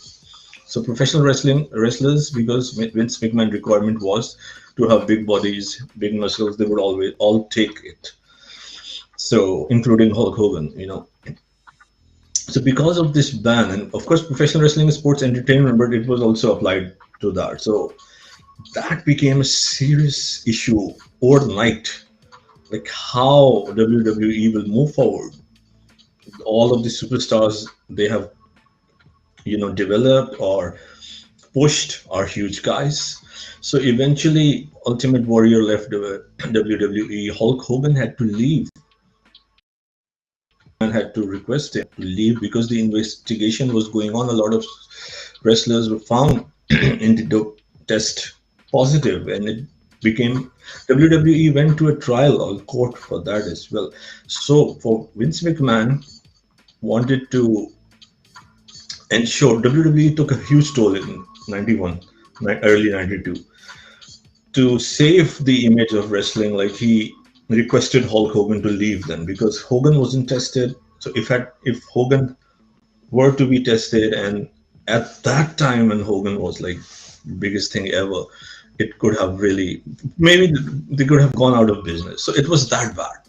So they changed Psycho Sid Justice at that time, Psycho Sid, Shawn Michaels' bodyguard, everyone left, right? Not everyone, like most of the top names either left or they were caught by the federal board. So Vince McMahon had to make a decision, like where will the company go now? Where will the company go? How should he operate? And Bret Hart was, and both of them, Shawn Michaels and Bret Hart, like the guys who were not like 6'4" plus, 300-pound plus, but the top performers. Shawn Michaels was in Rockers, the tag team with Marty Jannetty, outstanding matches you can see. Bret Hart was in Hart Foundation with Jim the Anvil Neidhart, and Bret Hart had already amazing single matches with Mr. Perfect, Roddy Piper. So Bret Hart was pushed by Vince McMahon to be the guy, to be the next phase of this new era, who is not a huge guy and who is so technical. So he relied on him. 1992 I'm talking about. So Ric Flair was the champion who came from WCW. Bret Hart defeated Ric Flair. Rest is history. So I'll move forward. So I had to mention that Shawn Michaels was like the Intercontinental champion, and Bret Hart was both of them, like really one of the most difficult time for WWE. They carried the company, and with their matches, with their unbelievable performances, storylines, I don't think so I have ever seen any two wrestlers like that.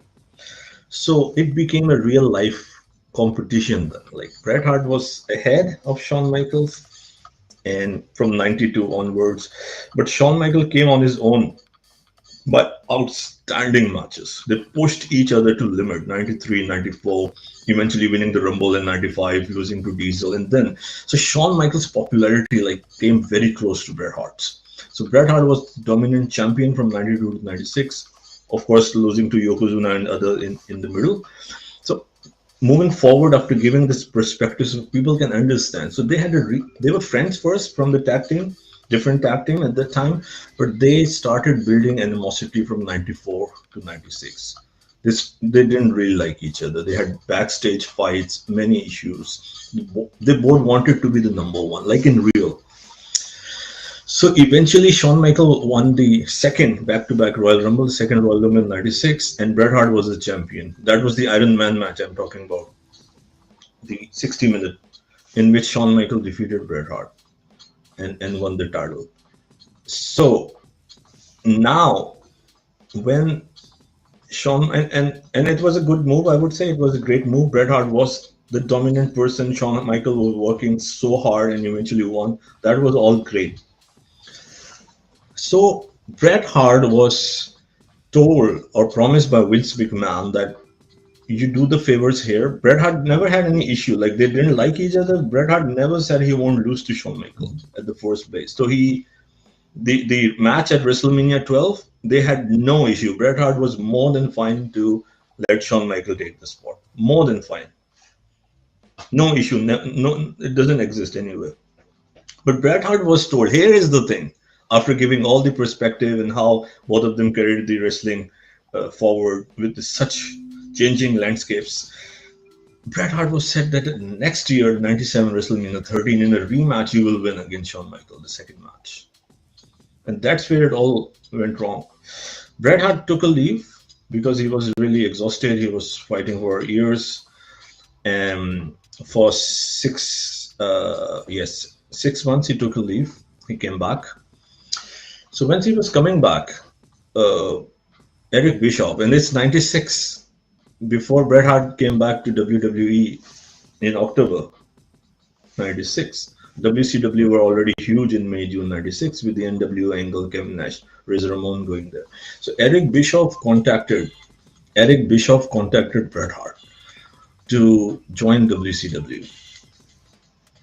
So overall, long story short, Bret Hart showed loyalty towards WWE as someone who grew up in the company. His father trained many wrestlers, and the how he carried the company with pride and had a great relationship with Vince McMahon. So, but Eric Bischoff insisted that at least have a talk. Bret Hart said, we can have a talk. They had a talk, and in that talk, Bret Hart declined, that he don't want to join WCW, with all due respect, and thanked Eric Bischoff for his gesture. But Eric Bischoff said, okay, at least tell me something what you want. Just tell me anything. I'll do it for you. Anything. Bret said, how much is Hulk Hogan making in WCW? Bischoff laughed and said, that's ridiculous. And I can't even tell. But Bret Hart said, you said anything. So he said 5 million plus. He said, I want the same, exactly the same. And maybe more, 1 penny more. Then I'll come to WCW. So even Eric Bischoff, after a while, after a few days, called him and said, we can work on it. I can match your pay for Hulk Hogan. But Bret Hart told Vince McMahon that he will come back to WWE in 1996. But Bret Hart did tell Vince McMahon what Eric Bischoff is paying him, what he is ready to pay him, up till which extent. Vince McMahon, WWE, who were not doing that great at the time because WCW already were defeating them on Monday Night Wars and taking their superstars, told Bret Hart that I would love you to be here. I appreciate your loyalty. So let's find some solution. After a few days, Vince McMahon, with his lawyers, came up with a 20-year contract for Bret Hart in 1996. That was to expire in 2016. And that 20-year contract was 3 to 4 years as a professional wrestler on whatever wage. And then 16, 17 years loyalty. Of course, not huge, nothing like a WCW, what Eric Bischoff was offering, maybe 20% of that, but spread of over 20 years to show financial stability. Even when you retire, we'll pay you a good enough amount for being loyal to us. Bret Hart and Vince McMahon agreed, and a 20-year, infamous 20-year contract was signed between Bret Hart and Vince McMahon. WCW eventually started getting more and more dominant with the NWO, and they were hitting the peak, and WWE were struggling. And so much so, the attendance, sponsorship, gate revenue, ratings declined very bad. So after signing this deal, after a couple of months, like Vince McMahon was thinking how he can entertain Bret Hart's 20-year deal. He realized he made a mistake of signing Bret Hart on this deal. Keep this in mind and decide, and audience can figure what they want from this. So moving forward now to the Shawn Michael Bret Hart situation. So Bret Hart and Shawn Michael were to face at WrestleMania 13, right? So I'm talking of both things side by side. Back to Shawn Michael and Bret Hart. I'm now in '97 when this event happened. So Bret Hart and Shawn Michael, yes. So Shawn Michael was the champion, right? And he first lost to, he defeated Bret Hart, right? He eventually lost to Psycho Sid, in '97 Survivor Series, but in the rematch at San Antonio, Texas, at his hometown at the Royal Rumble in front of 62,000 fans, Shawn Michael defeated Sid to become the champion again. And then it was supposed to be Bret Hart versus Shawn Michael at WrestleMania. Everything was set before Shawn Michael told Vince McMahon and told everyone that he has lost his smile, he is injured, he cannot participate at WrestleMania.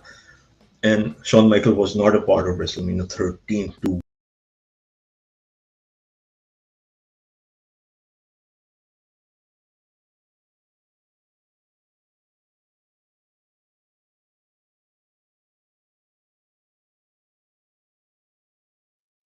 Bret Hart.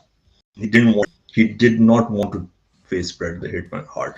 That's where it really got bad. Bret Hart was like, okay, he's not giving me my spot. Then the main event was Undertaker versus Sid. Good for Undertaker. He won the title. And a positive thing. Let's see what positive came out of it. I'll say there's some positive came out of it. We saw the infamous, one of the best matches ever between Bret Hart and Stone Cold Steve Austin instead of WrestleMania 13. So you can see how good Bret Hart and why I and many rated him even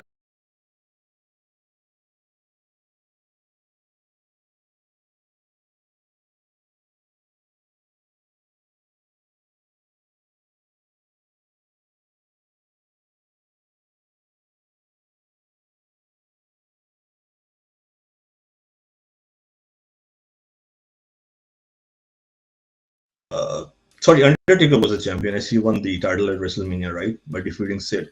So the match was between Bret Hart and Undertaker at SummerSlam '97, with Shawn Michael as the special guest referee. So over here, of course, Bret Hart won the title when Shawn Michael was to hit Bret Hart with the chair, but Bret Hart ducked, hit Undertaker, and Bret Hart got the pin. It was a horrible move, in my opinion, from Vince McMahon when he told Bret Hart that he cannot entertain your deal. And we are talking about late August, 2.5 months before or 3 months before Montreal Screwjob, when Bret Hart and WWE already know or knew he's leaving because Vince McMahon requested him to go to WCW. I cannot pay you. Why, first of all, put the belt on Bret Hart? Why? Audience need to think and make their own points, right? Okay. Bret Hart, and in the meantime, Bret Hart contacted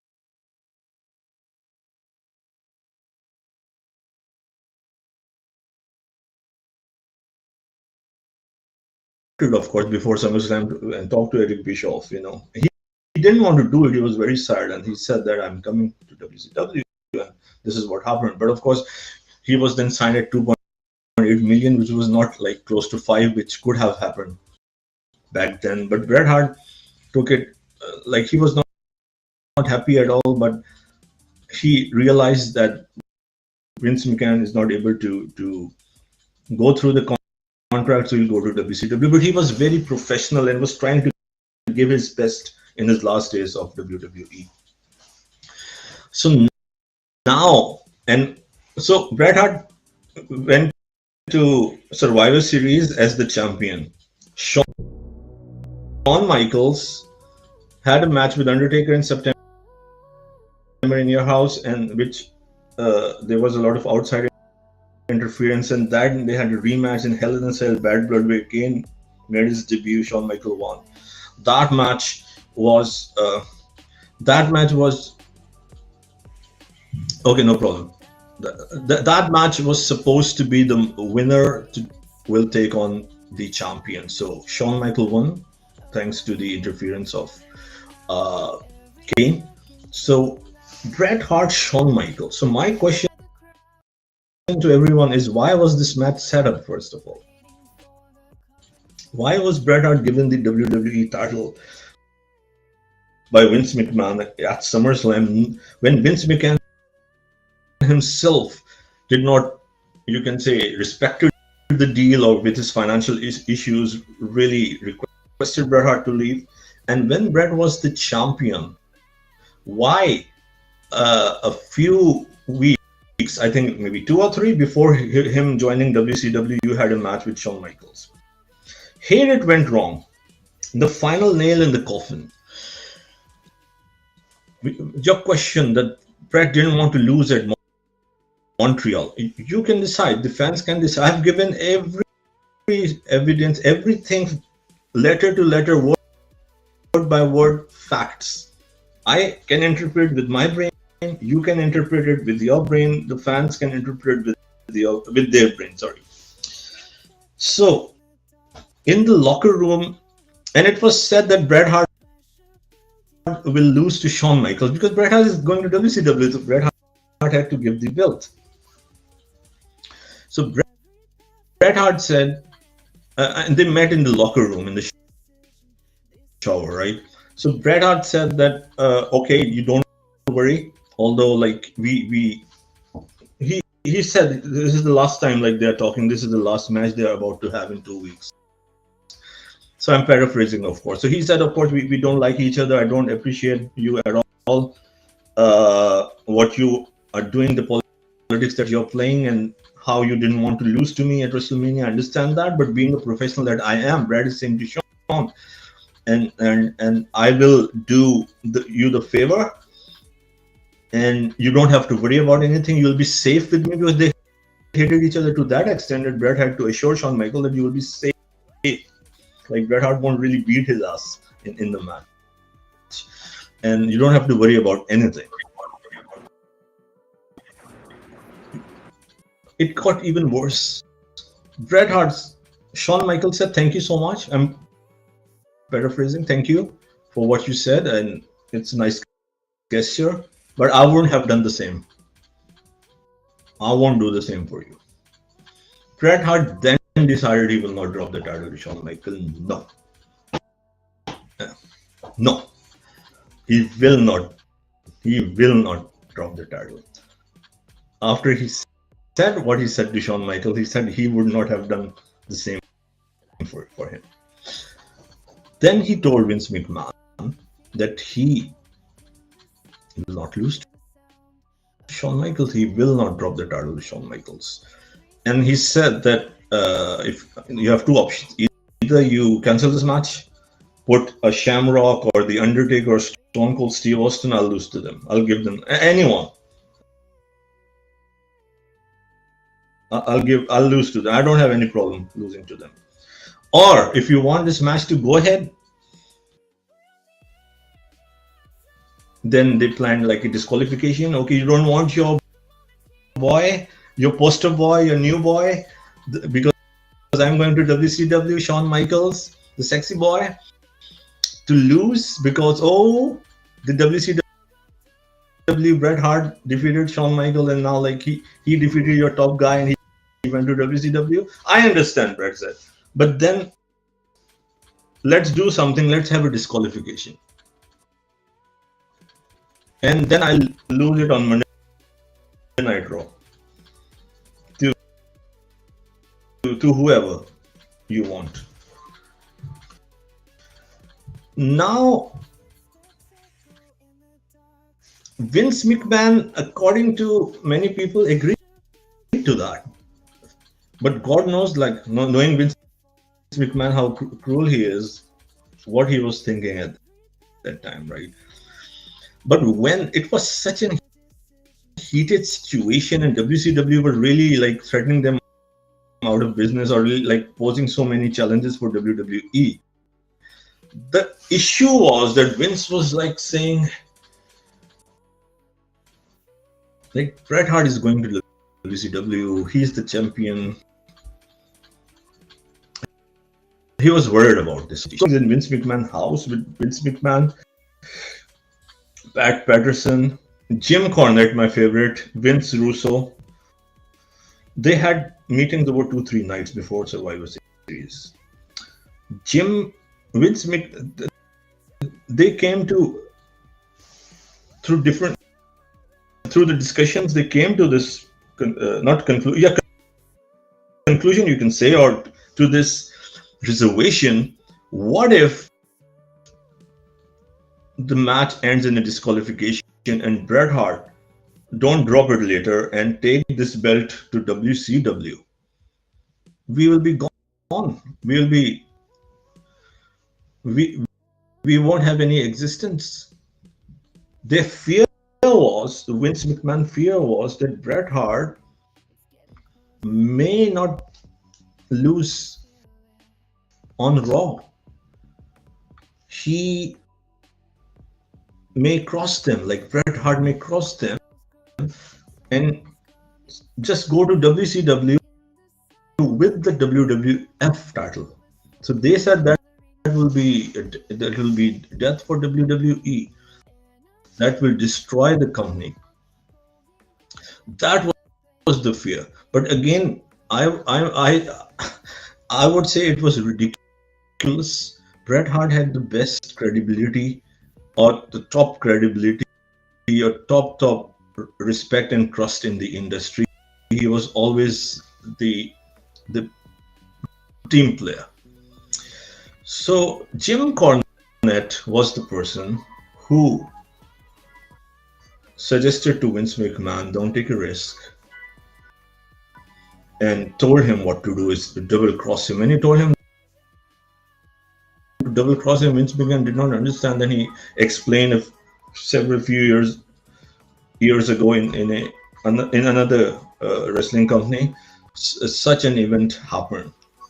So he said that because in the match it was booked that Shawn Michaels would put Bret Hart in the sharpshooter, as audience can see in the picture.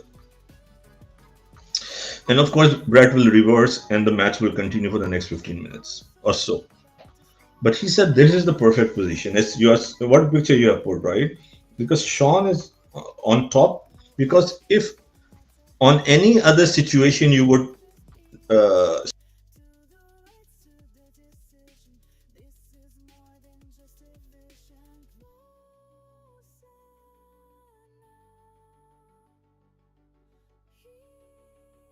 screw him and take the belt from him, either with a pinfall or any other situation when Bret Hart is up, or Bret Hart's face is back, like his chest or he can quickly get up, right? It can be dangerous for Shawn Michaels or the referee or someone else. They were worried to that extent. They were like, because he would put him in a sharpshooter, that would be the perfect situation, because as soon as he put it there, the referee was told, Shawn Michaels knew that he will ring the bell, like showing the fans that Bret Hart had tapped, and referee would run away, and of course Shawn Michaels would pretend that he's shocked as well. When you can see and go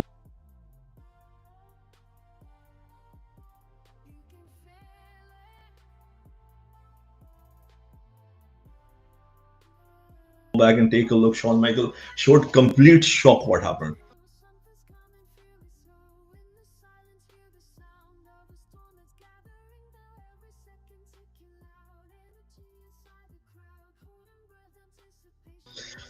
This is the Montreal Screwjob.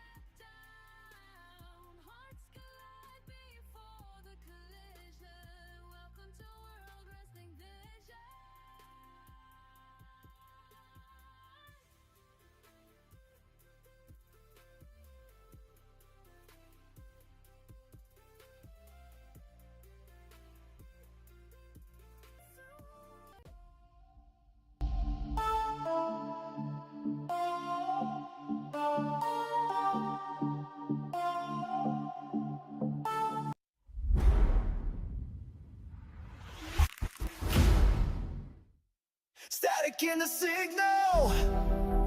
Eyes on the screen. This is more than wrestling. This is World Wrestling Vision. From the ropes to the spotlight, we capture the fight. Every move, every moment, every legend in sight. From the past to the future, every story we tell. Turn the chaos to cinema, yeah, we know it too well. Feel the pulse, hear the sound. This is where the real goes down. No filters, no disguise. We show the truth behind the rise.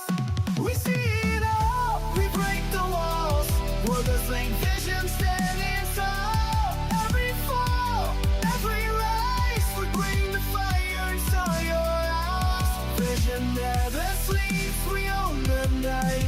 Every sway, every fight. Turn it up, let the whistle believe. World Wrestling Vision, we'll never leave. Whoa. Vision, vision. Whoa. Build the vision. Breaking rules, breaking rings, breaking limits again. From the undercard grind to the main event trends, we don't follow a wave, yeah, we make it explode. Every highlight we drop got the world in a hold. Every second, every play, we define the game today. No silence, no disguise, we amplify the battle cry. You see it all, we break the walls.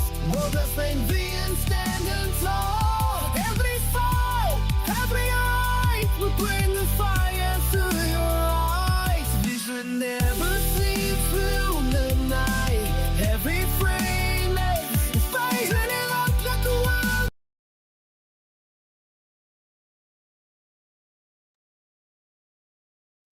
world. All right, people. So we're back in business. Let me just do this quickly. So we have this to come. Okay, put myself up here instead, I guess. No, not yet. So CM Punk versus Cody Rhodes is listed as the co-main event. That's a very dumbass thing. As the co-main event for night one of SummerSlam 2026 tonight. I've never heard of that before, but okay. This is from our superiors. In a further update on Kevin Owens, it was learned that he was training at the WWE Performance Center this week. This is from Fightful Select. Then we have this. CM Punk is ready for SummerSlam and Cody Rhodes. SummerSlam streams tonight at 6 p.m. ET, p.m. my time. And that is going to be in about an hour and 11 minutes. I'm going to come off this before I get copyrighted by WWE. So Kevin Owens is here and automatically starting trolling Dominic Mysterio. Then point of view, Roman Reigns retains against Seth Rollins on night 2, and then suddenly music hits the floor. Not Kevin Owens, not Randy Orton, not the final boss Rock, not even R-Truth, but he returns to take his long-awaited revenge.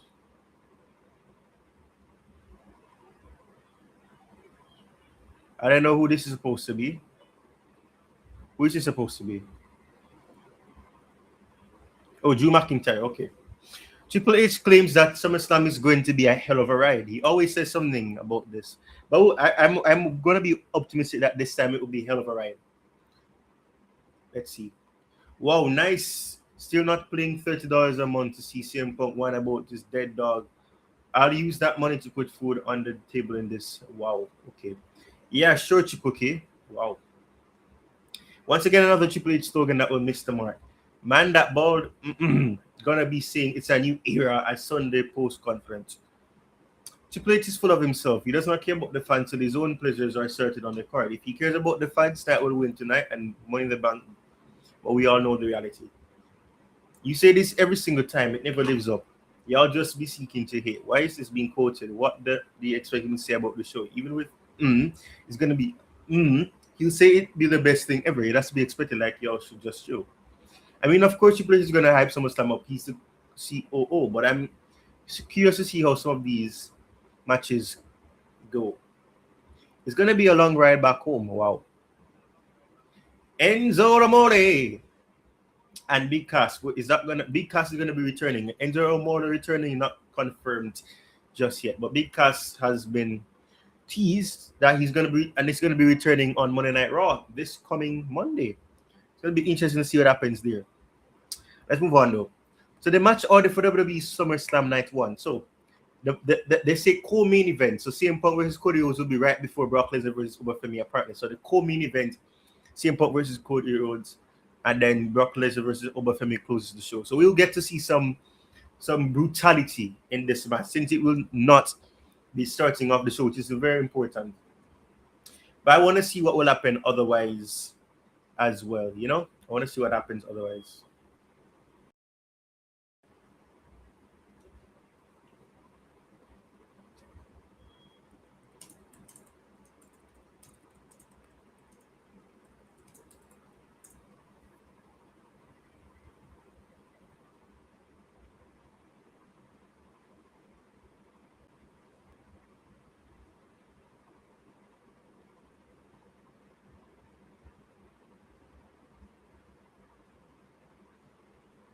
Okay, so let's move down here now. Liv Morgan versus Sky for Women's World Championship is set to be open night 1 of SummerSlam tonight. Let's see what will happen there as well.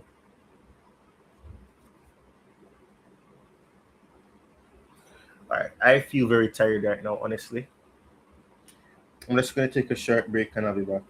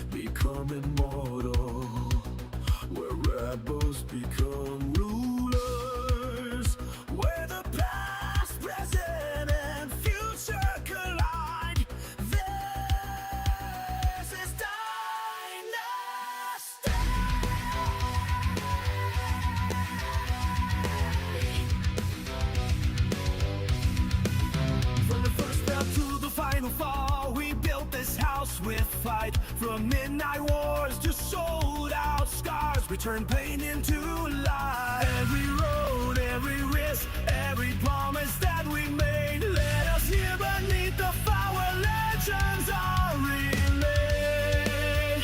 This is more than gold and glory, more than saints and lights. This is bloodline, heart and hunger, stepping into history tonight. We are the fire that can contain the outlaws, icons, kings unchained. From the shadows we made our name. Now the whole world shakes, all battles slain. Dynasty built on battle, born to reign. Dreams were carved in empty rings and battles in the dark. Now the world can feel the tremor every time we leave our mark. From the pillars standing tall.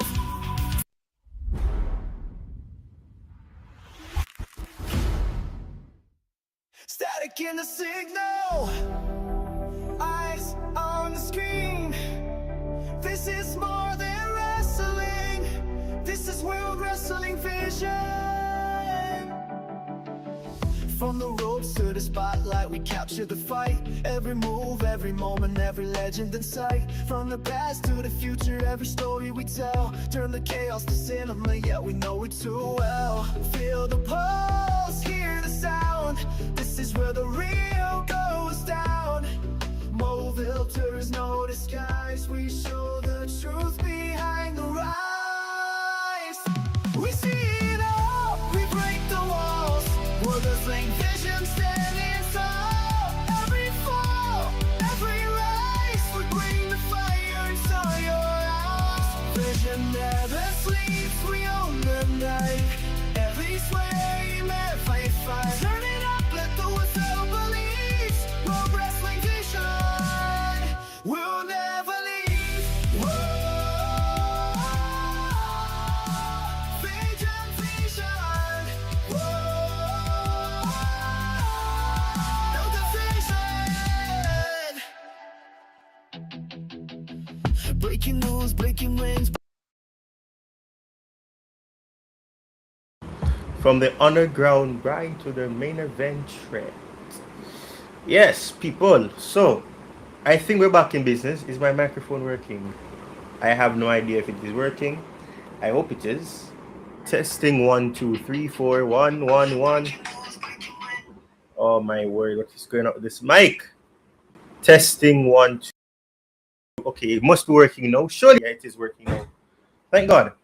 All right, I'll be right back. Let me just quickly do something quickly. Just checking to see if there's anything new that I missed.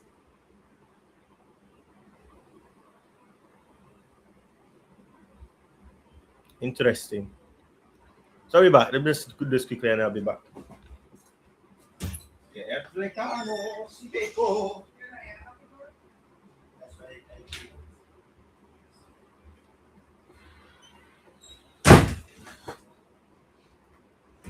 All right, so we're back in business. This is a very interesting report here. It says that there were a number of wrestlers internally who wanted nothing to do with Ryan Garcia at WWE Raw. And this is from Fightful Select. Continue down here, it says, happy 32nd birthday to the incredible Carmelo Hayes. This is from Wrestle Ops. These are not my words. This is Wrestle Ops words about Carmelo Hayes. That isn't to say that I don't think Carmelo Hayes is a good wrestler. I wouldn't say incredible Carmelo Hayes. Anyways, and then of course we saw this. I brought it up on the screen prior.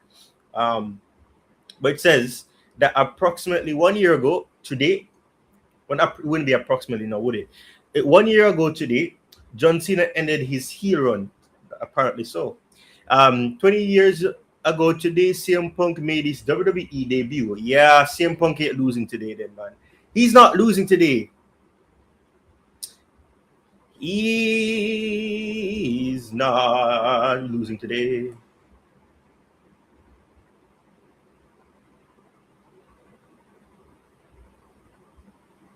There we go.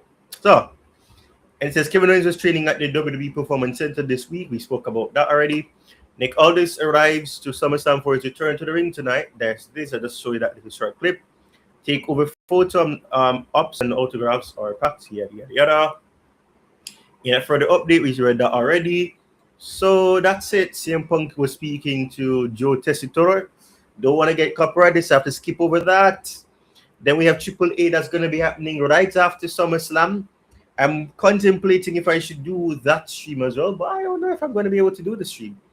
Is what it says. But I'm definitely going to watch this because I want to see what's going to happen in Triple A. 30 stars, one opportunity. Who will punch their ticket to the Triple A Latin American Championship tonight on Triple A? It will be at 10 ET, 7 DT on Fox across Latin America and on Facebook plus YouTube everywhere else. Okay. And we have WWE gets exclusive superstar interactions for those who sign up for that. I didn't sign up for that, so I don't really care. I'm skipping all of this. And then, of course, once more, the match order, which we will see SummerSlam beginning in 52 minutes or 51 minutes now, and some seconds. This is the match order for WWE SummerSlam Night 1. Once more, Liv Morgan versus Io Sky will kick off SummerSlam Night 1. The Bloodline versus Royce Keys, LA Knight, and Solo Sikoa will be the second match. Gunther versus Nick Aldis will be the third match. Fatal Influence versus the Bella Twins and Paige will be the fourth match. And of course, you move on to what they have classified as the co-main event in CM Punk versus Cody Rhodes for the undisputed WWE title. And then we have Brock Lesnar versus Femi in a Hell in a Cell match that will be the show in a corridor being the case. Think about what they classified as the co-main event. Here again, we see CM Punk versus Cody Rhodes is listed as the co-main event for night 1 of the SummerSlam 2026 tonight. So, once more, that's it. We spoke about that. I'm going to skip past this. Okay, that's Trick Williams. I'm going to get copyright. I'm going to skip this. And then we spoke about this. Triple H claims that SummerSlam is going to be a hell of a ride. Interesting. Then we have Liv Morgan versus Io Sky set to open night 1. We already spoke about these things. And then this little promo or this little thing, I'm not sure if it's supposed to hint towards this is the final match of the Beast, because this seems so, I don't know. I don't want to get copyright. I'm going to skip it though. And we see this now. Can't wait to see this match. We have the likes of Vic Joseph, and we saw Booker T there briefly. That's that. Skip over this. Update: CM Punk versus Cody Rhodes is at night 1 of SummerSlam tonight. It's not a street fight. The match being listed as a street fight on the commemorative chairs was simply the result of a production error by WWE. Interesting. In Ask Aaron, it was said that CM Punk versus Cody Rhodes will not be a street fight, despite the commemorative cheers listing it as such. Interesting. Now, watching wrestling days, okay, I don't really care about that. The SummerSlam cheers show CM Punk versus Cody Rhodes as being a street fight. Then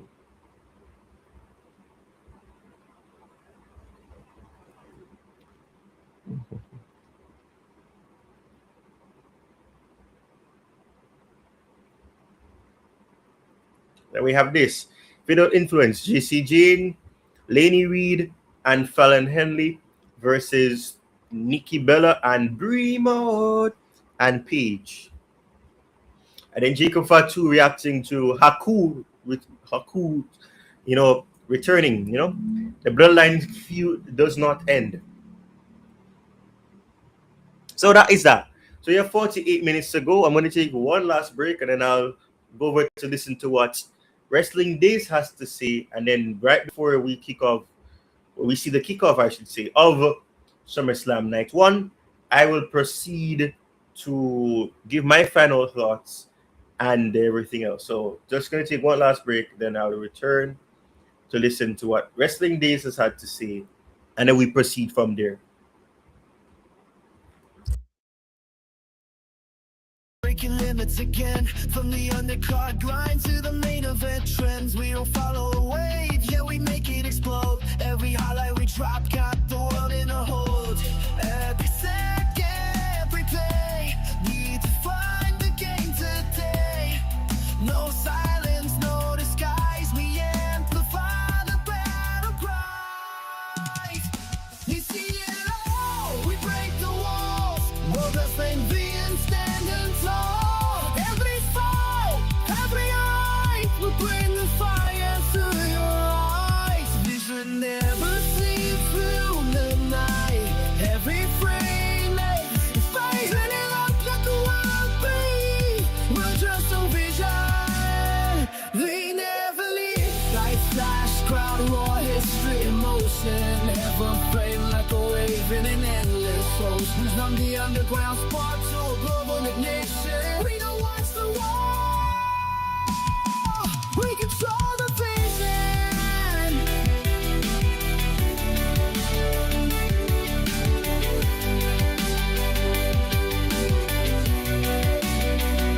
You see it all, we break the walls. World wrestling vision, hear the call. Every voice, every dream, we're the power behind the scene. Vision never sleeps through the night.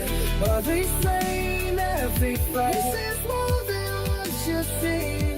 World wrestling vision, legacy. No limits, no silence, only vision.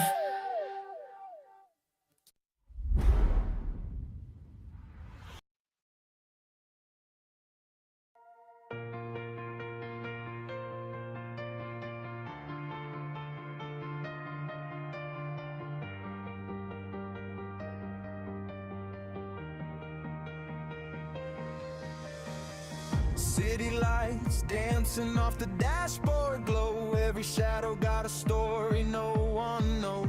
Windows down with the future in the air. Chasing sparks like we're running out somewhere. Every heartbeat sounding louder than before. Like the universe is opening a door.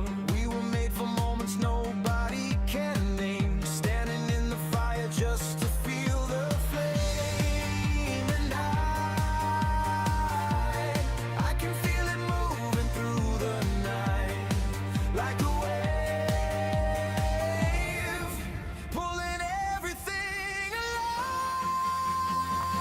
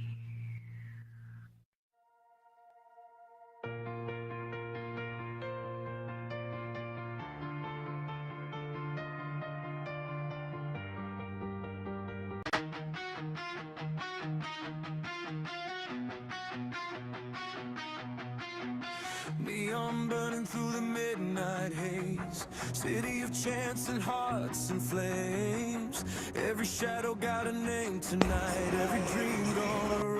All right, people. Let's just move on. Let's move on.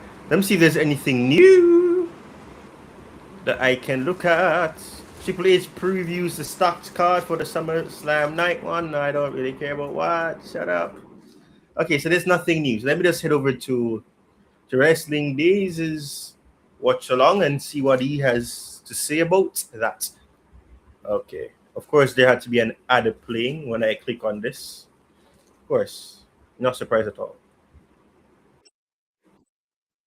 It right. All right, here we go. Here it is. Chris, I've made one mistake. I think it's harsh that you're judging me so severely, but it's fair, to be honest. But I'm pleased you've entered, Bud, and I'm wishing you all the best. Let's see. Aaron said, hello, brackets. Have I won you over? Thanks, HH.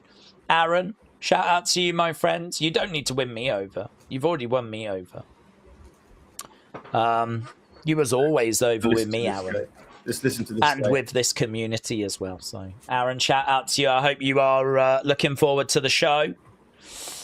Cameron said the last 2 days have been full on, but I'm glad to be in the chat. Well, Cameron, welcome, my friends. Just want to hear what he has to say. Sorry to hear you've been going through some hard times. Or, full on. Maybe Cameron was the person that LSW kicked the sand in the face of. Perhaps, we're really digging into something here. I don't know. But either way, Cameron, welcome. Dave, so we think the reason that WWE hasn't been booking the Profits is because Bianca is closer to birth. That's a good question. I was wondering that too.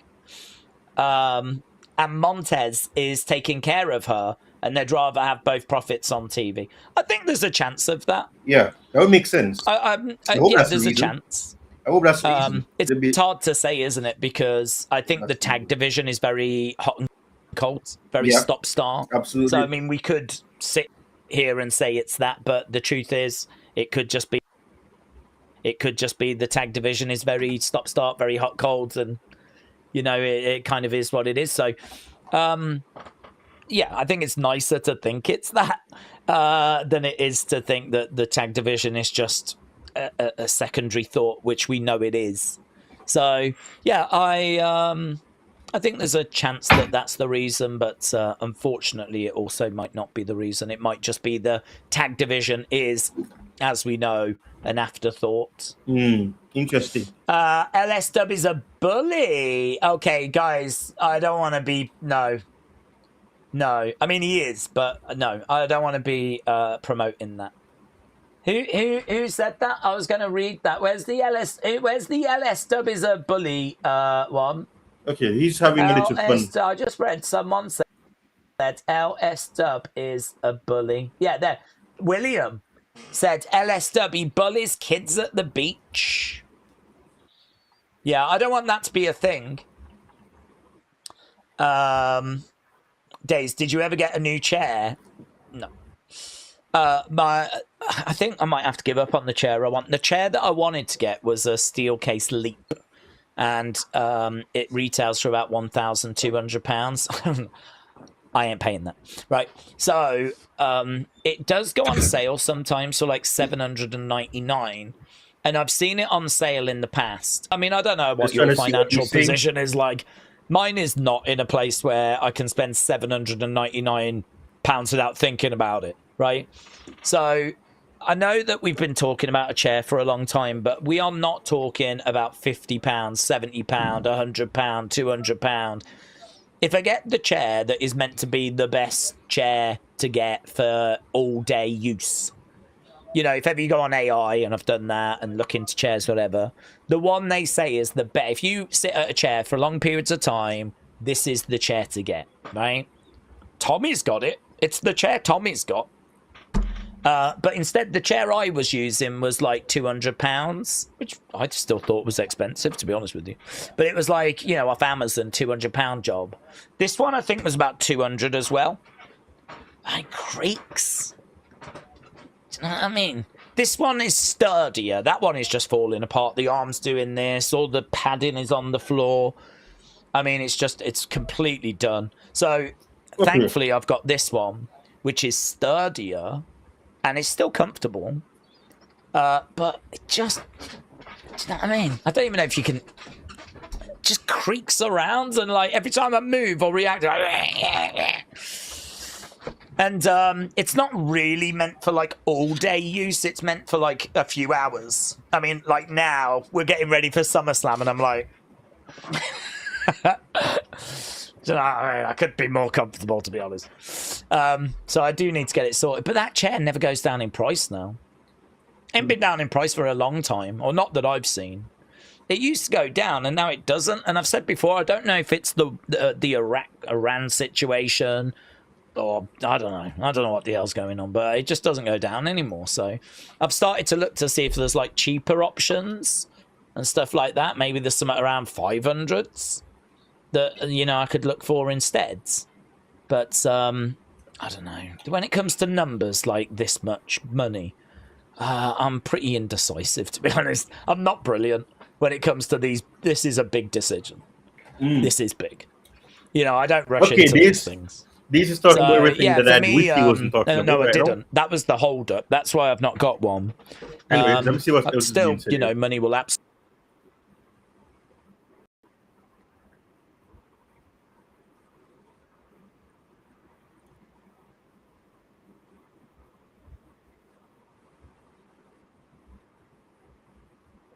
Interesting. So a major factor.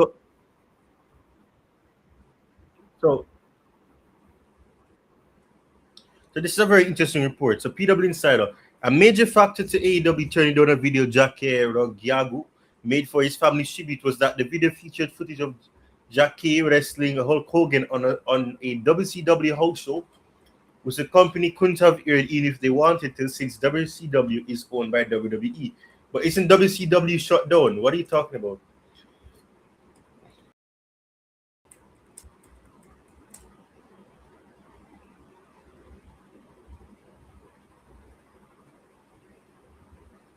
Like, I'm so confused. So, anyways, okay. Cool. That's interesting. And very stupid. It did appear Jay got back. Okay, this is about AEW redemption. I don't really care about AEW right now. Sorry. As much as I love AEW, this is about WWE today. So I don't really care about AEW right now, respectfully. Yeah.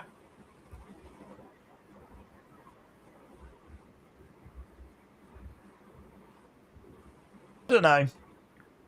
40,000. I mean, is that the kind of number you'd expect for a Rumble? Is that the kind of number you'd get from a Survivor Series? Maybe. Both of those tend to be in stadiums, so we might still get stadium feelings, stadium vibes. But well, it's true, isn't it? With the decline that we've seen, if SummerSlam is going to be like 20% down on ticket sales, what's to say that Survivor Series isn't 20% down on ticket sales? What's to say that Rumble's not 20% down on ticket sales? That's a very interesting take from him. Interesting, Days, yeah. Days, my favourite match build is Bloodline versus Solo's team, said Laxo. Oh, what, for this? Okay, yeah, Laxo, shout out to you. Sonny said, I hate this place. Supper is at 4:30. I woke up at 4:48.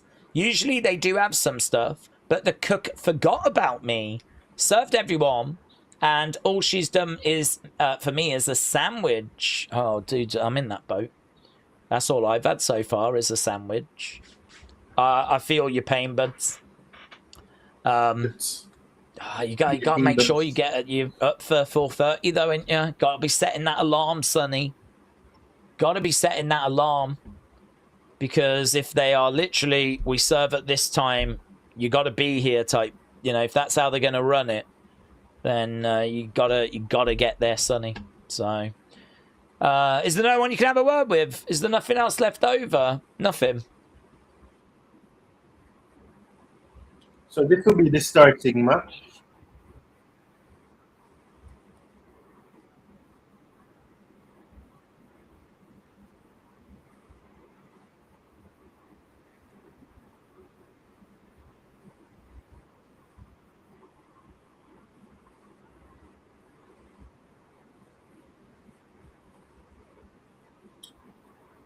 So this is what's gonna be happening. I'm just going to lay out. So this is gonna be the first match.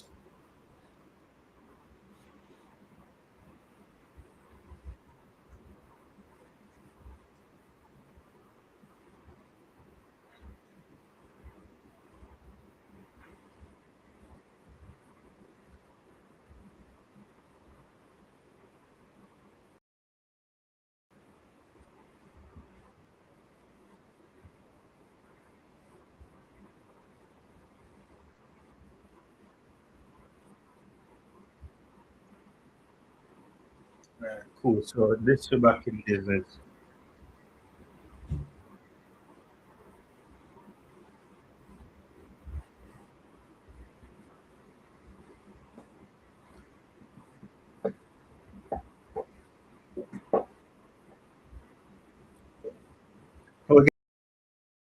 So this is going to be the first that we know.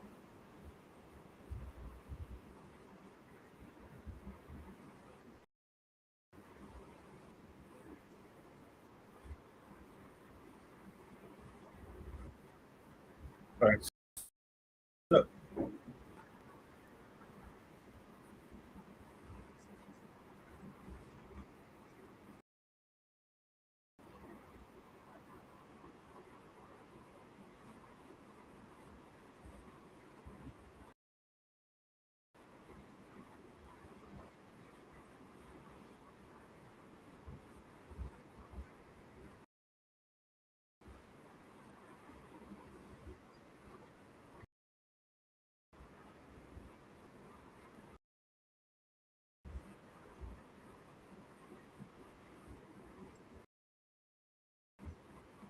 it's going to be the first.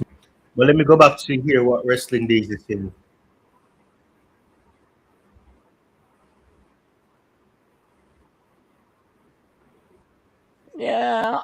Yeah, to a degree. To a degree. I think I would just look at it each show as it comes along. So, like, for this one, yeah, Roman Seth, I think that then CM Punk Cody, seeing the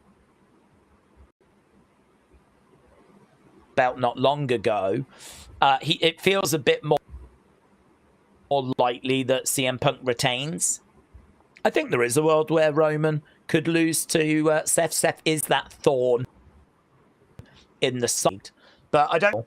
But I'm not down on them choosing to have Roman Seth close night 2, and I'm not down on Hell in a Cell closing night 1. So I think if we just look at it on a show by show basis, you know, WWE Championship will get moments. It'll get main events. You know, it's still going to close certain shows. Should it always be positioned as being the belt? I don't know. I get your point. I do feel that way as well. It is the #1 prize. So I do feel that way as well. It is the #1 prize. So I do feel where you're coming from. But for this show, I don't mind, honestly. I think I'd look at the options, and I think that I'm more excited by Roman Seth and by the Hell in a Cell. So I'm okay with them choosing those. IFAL said, I just want to watch a little bit of the SummerSlam pre-show, and oh my god, they were self-glazing for 10 minutes. It took me right out of it. I'm just going to stay here where it's safe, said IFAIF. If it was local to me, I would be going for sure. Yeah, yeah. I mean, I am a bit worried, actually, that the $25 tickets didn't do better, because that's always been the argument, hasn't it? Is, you know, your ticket prices are too high. If you made them cheaper, then of course you would sell more. And then they make them cheaper, and yeah, they do sell more. But was it enough? I mean, they sold 900 in the past 2 days. I mean, is that the kind of numbers we were hoping for? I mean, really, in order for that argument to have more weight, imagine if they'd shifted 5,000 in the past 2 days, you know, and then the days before that, 3,000. And it was some along that scale. Whereas 2,000 across 2 days, and then 900 across the next 2 days, that doesn't strike me as the kind of thing you can really hit TKO with, you know? Like, do you see? It's your fault that these shows are suffering. You know, if anything, they could use that now as an example that the ticket prices have not been a barrier or as big of a barrier as what people have been making out. Yeah, I agree. I must admit, I'd love to put a better spin on it, but I am disappointed that we didn't shift more tickets at the $25 rate. The only thing I would say is, did they leave it too late in the day? You know, is it a case that people have already made their mind up? Yes. Yes, you could try and attract some more local people. Yes.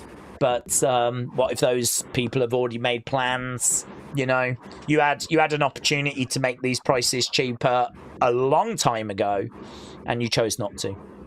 So, you know, it's a shame, though. I am with you. I do wish they'd had a better result than what they'd had. Comrade said, CM Punk has got the better story, sells it better than anyone. Best on the mic by far. Roman's story is boring. I've seen it a million times. Nothing new. He's really good, but doesn't hit like it used to. Well, Comrade, that's interesting. I feel the other way round. Yeah. I mean, I think that CM Punk coming in and getting the belt off Sammy was good. I didn't hate that. I think Sammy's crash out was good. And I think that Cody naturally then wants to try and get his belt back. I don't think there is a story beyond that between Cody and CM Punk. I thought their segment yesterday was pretty poor. Yep. I thought that CM Punk had a few nice lines. But I'm not buying the heat. I'm not buying the animosity. I don't think there is enough of a reason for these two to act like they're going to brawl. You know, we're talking about CM Punk hitting Cody in the face with the belt and Cody having a go at him backstage. I mean, it's quite petty, some of the things that we've put into this feud to try and generate some heat. It doesn't feel like there's a great deal to it to me. It's just like he's come back and won the belt, CM Punk. Cody wants to get his belt back. That's the story. And, you know, we've just tried to get a bit more heat into it, but I don't know. I've struggled to sort of buy anything more than just, you've got my belt, I want it back. In regards to Roman and Seth, I do think there is some very real feelings involved in that one, in the sense of they were both in the Shields. Obviously, Seth broke up the Shields. Obviously, that's something that Roman still feels bitter about. You know, there was a lot more that maybe the Shield could have achieved, and maybe the years that followed didn't have to go the way they went, with Seth and going with the Authority, Roman being a babyface, and obviously not quite landing with people. And, you know, I suppose their whole careers have been sort of set on a certain path because of that Shield breakup and the way that it happened. And that's why we keep calling back to it, which I don't need to do anymore. But surprisingly, they have not faced many times in singles matches.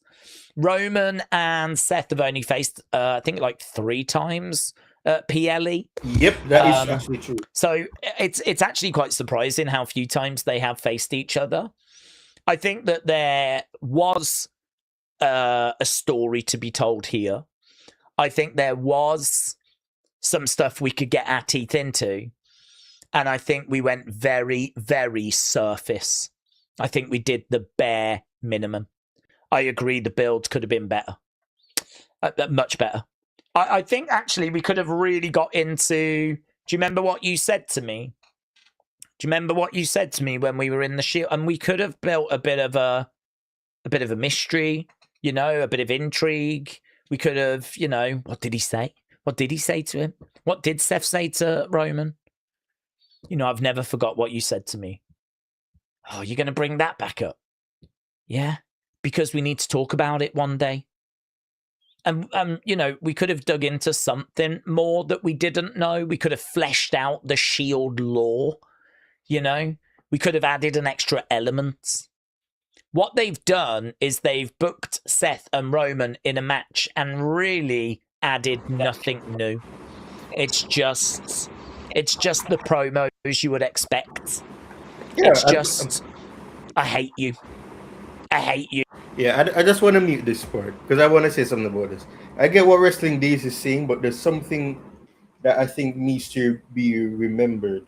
Sometimes, I think that's a bit ironic as well because, with CM Punk and Cody Rhodes, they are doing the same thing really with in terms of the Roman Reigns Seth Rollins feud, where there's enough history there, there's a lot of rivalry there, enough for you to not really have to do much, and people are going to tune into it no matter what because it's Seth Rollins versus Roman Reigns, just like it's Cody Rhodes versus CM Punk.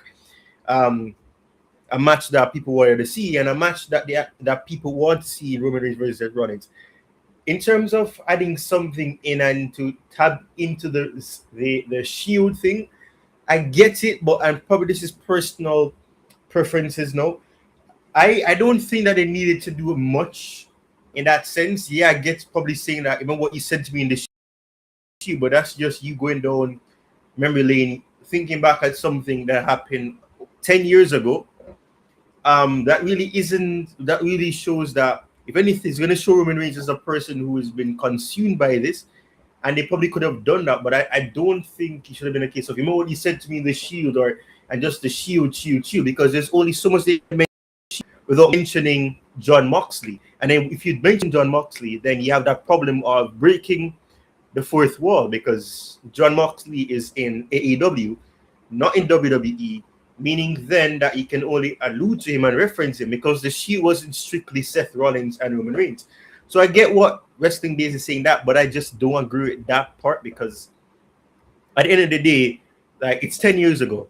This is just supposed to be about the final time. Seth Rollins is saying that, he looks back at his career and he's closer to the end of his career than the start of his career. So one final match is giving Roman Reigns that final chance to beat him and to slay that demon in Seth Rollins. I don't think there's anything much other than that needed to be done. They ensure that they mention that I need to beat you. I don't just want to beat you. I need to beat you. I need to prove to my family that I can beat you because I've never beaten you, and all of that. That is the narrative. So I want to hear what he has to say, but I don't really think he needs to tap into that Shield thing and just keep mentioning the Shield, because you can only mention the Shield for so much times. Didn't necessarily earn it, if you will. I mean, I'm sure that was a grumble at the time, but I don't have any problem with Roman Seth because of their history.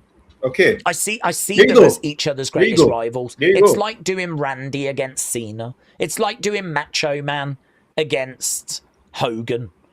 They're intertwined. They are each other's polar opposite. Right. They're brothers in a way. Precisely. They are obviously very different, but also very similar. Yeah. They came in at the same time. Are kind of in each other's way. Yeah. Seth would have had way more opportunity if Roman was not around, and he knows it as well. And the same for Roman. And part of the build, he said, if it wasn't for you, I would have, maybe had more championships, and I maybe would have main evented WrestleMania, and I would have done all these things. Right. I've had to learn to live with that. I've had to learn to focus on what I can control. You've not had to deal with these things. And, some of that stuff was quite interesting. But again, it's not really anything we haven't heard before. So I don't know that we've really built upon the relationship.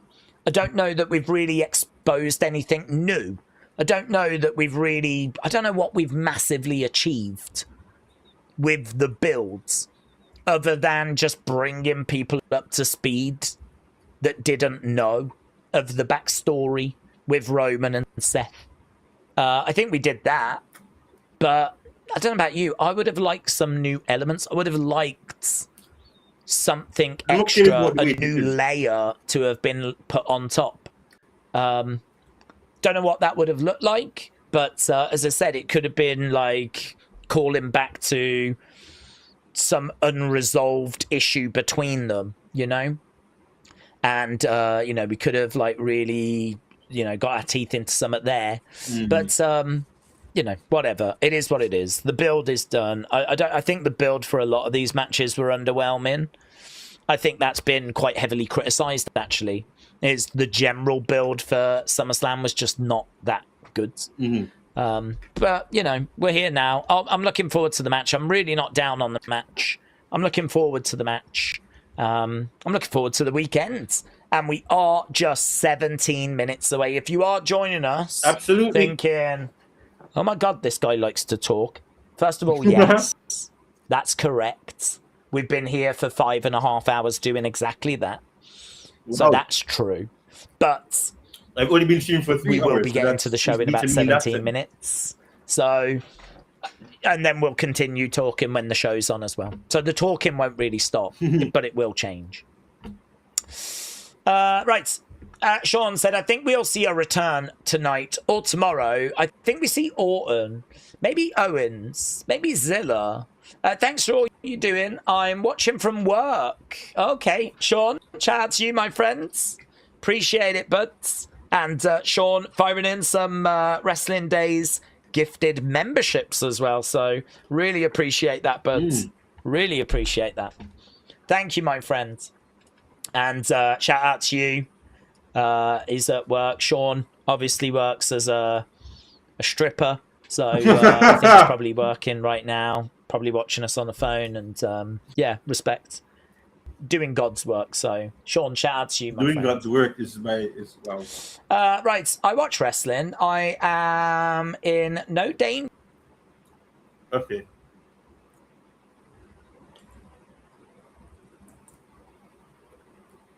Of splitting an atom or curing cancer.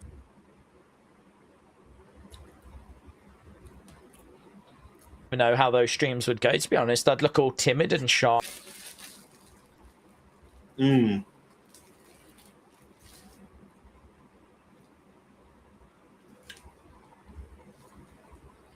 Anyways, all right. So this is buffering.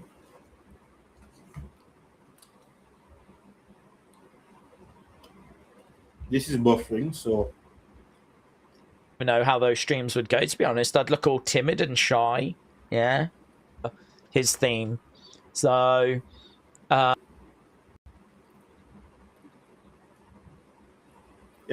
this is buffering now. I don't know. I think that it depends on if they could get the rights to the music. I'm sure that if it's a one-off, then they might allow him to go with a piece that, he'd like to go with for, his match, his moment. If they've got longer plans, they might have gone Death Rebel. So if it's a Death Rebel number, it might actually point towards it being something more than just one match. Because, again, I'm just going to put myself in Triple H's situation. If I know that this is, Nick, really appreciate you doing this. We needed something for Gunther. I know you've always wanted to have a match in WWE. I'm more than happy to give you that opportunity. What you thinking? Music, graphics, what you thinking? If it's like, well, this was the music I used on the indies. We can get it cleared. That shouldn't be a problem. I'd love to use this. I can't really. Why do I want to turn around and say no to that? Okay. Where's the issue?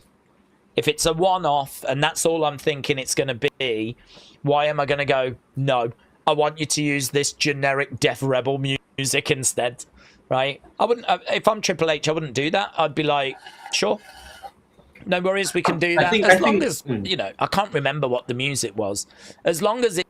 I think the thing with Nick, I think Nick Aldis is going to be wrestling more than one match. To be honest, that's just my opinion. I don't think it's a one-off thing. Based on the results, I think obviously that will obviously play a big role in as to what will happen. Because if he of course loses, then is he going to want to come back, or is he going to, or is it going to be a case? Either way, they can tell the narrative of okay, if he defeats Gunther, then okay, yeah, just prove that I can still wrestle. Let me continue this. And then if Gunther wins, he can also say that, oh, And based on the way that he loses, if he gets a few punches in, if he dominates Gunther slightly, he can say, okay, I can still do this. I may have fallen short, but I can still do something. So let me continue. That could also be the case, or you could simply say that, okay, I did this, it wasn't for me, I'm going to go back to being a general manager. This is no longer me being, because as he said in that promo on SmackDown on Friday, he said that, everybody has a breaking point, and as a general manager, you have to be professional, paraphrasing, of course.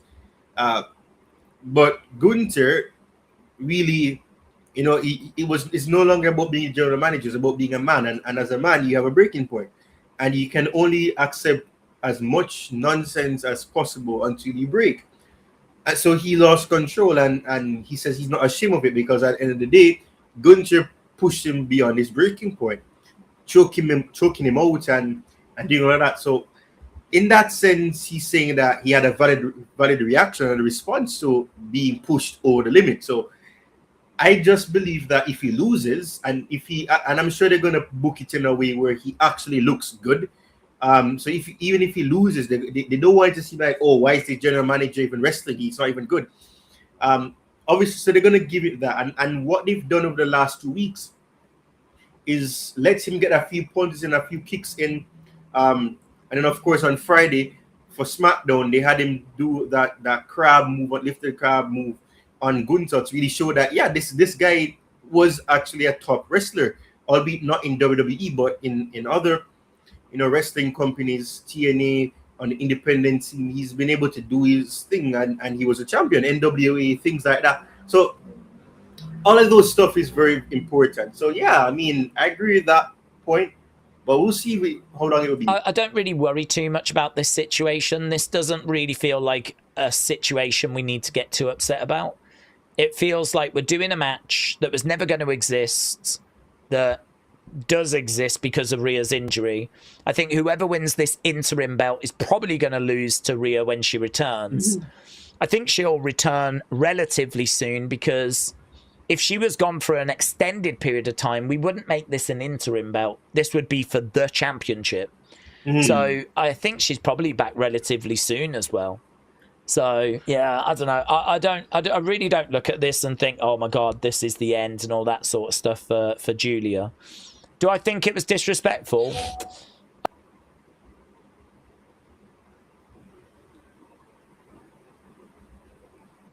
Yeah, but I think that it was also potentially a little bit unavoidable when, the other segments overran. It gave them no time, and so they had a couple of minutes and they just, got the job done, basically. Should they have protected her with a screwy finish or a distraction or something along those lines? Who knows what was planned? I mean, yeah, maybe she could have grabbed a handful of tights or something along those lines. To be honest, I don't think it makes much of a difference. If Julia loses in 2 minutes, that's the headline, isn't it? You could have Julia get rolled up, handful of tights. The headline is still going to be she lost in 2 minutes, and people are still going to crash out. So could you have protected her a bit more? Yeah. Absolutely. Yeah, you probably could. Would it have made a big difference? Honestly, I don't think so. I don't think so. Because I promise you, if Lash had grabbed a handful of tights, 1, 2, 3, and had beaten Julia in 2 minutes, I don't think the reaction changes. I think that people still freak out at the fact that Julia just lost in a 2-minute match. Yeah. I really don't think it changes much. I really don't. So I personally think, and I might be proven wrong, I personally think it was time, and I think that they just didn't have any time, but they could not cut the match because it was a qualifier, so they had to do it. So it was a case of go out there, we need Lash going over, you can have like a couple of minutes and we're done, And I think that, unfortunately,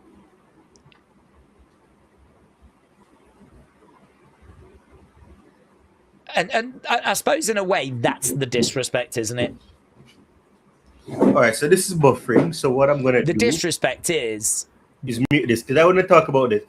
And yeah, I mean that's something that I even considered as well. That maybe it was about time, and that's why they had Julia losing that way. But my word, I'm sure that considering the segment that followed with CM Punk and Cody Rhodes, and I know I'm not the only person that had this thought, that surely they could have, trimmed slight.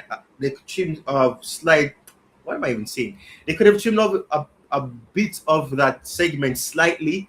That's what I was supposed to say. Of that CM Punk Cody Rhodes little brawl, because to be honest, it really was lackluster. It wasn't something that was really, wow, that's a wonderful way to have the SmackDown before SummerSlam, before their big match today. It really didn't do much. It didn't move the needle. It didn't help the feud to say that, oh wow, I'm definitely going to want to see what happens tomorrow because of what I just saw. It wasn't like that. It was more so like, okay, they're just fighting and boom, fight it. They're just punching each other, throwing each other on top of the announcer's table. And that was about it. There wasn't really much. So I get the time argument that Wrestling Days is making, but considering that how poor that segment was, I'm sure they could have trimmed off that 50-minute segment to probably like 10 minutes and at least give that Julia match around 7 minutes. 7 minutes would have at least been like, okay, a lot can be done in 7 minutes. A lot can happen in 7 minutes. 2 minutes is just burying a wrestler by simply saying, okay, we want Last Legend to win. We don't have the time, so let's just do this. It doesn't matter. No, the segment wasn't worthy of that 50 minutes that it got anyway. So I don't think that was the right decision. Last Legend winning wasn't an issue. It was just the fact that Julia lost in 2 minutes, and that really makes that narrative be that she's not good enough because she got beaten in 2 minutes. She didn't put up a fight. She lost in 2 minutes. So that in itself just leaves a bad taste in the mouth for a lot of fans. But other than that, it is what it is, But we're 4 minutes away from the start of SummerSlam, which is going to be interesting.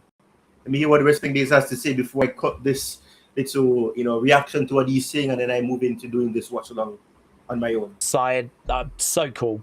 So now saying that you as a stripper when actually you're working with people with autism and disabilities, I don't think that paints me in a brilliant light.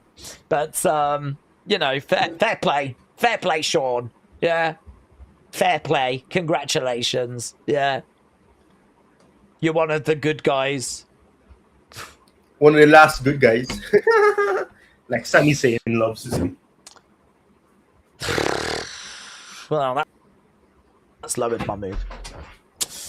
Yeah, well, look, one day, when you've done all your good work with people with autism and disabilities, perhaps you can be a stripper.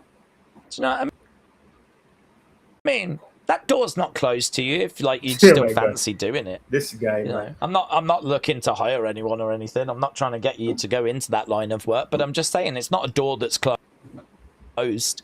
Wow. As you said, you would like to explore it one day, so. Interesting. Sean, shout out to you. Keep up the good work.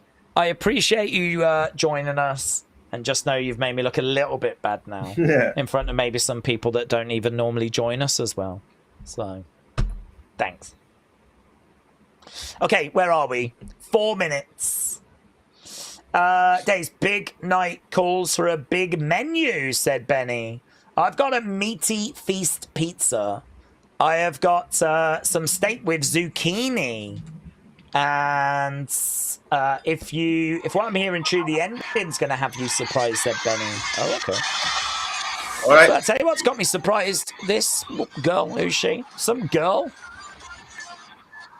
All right. So...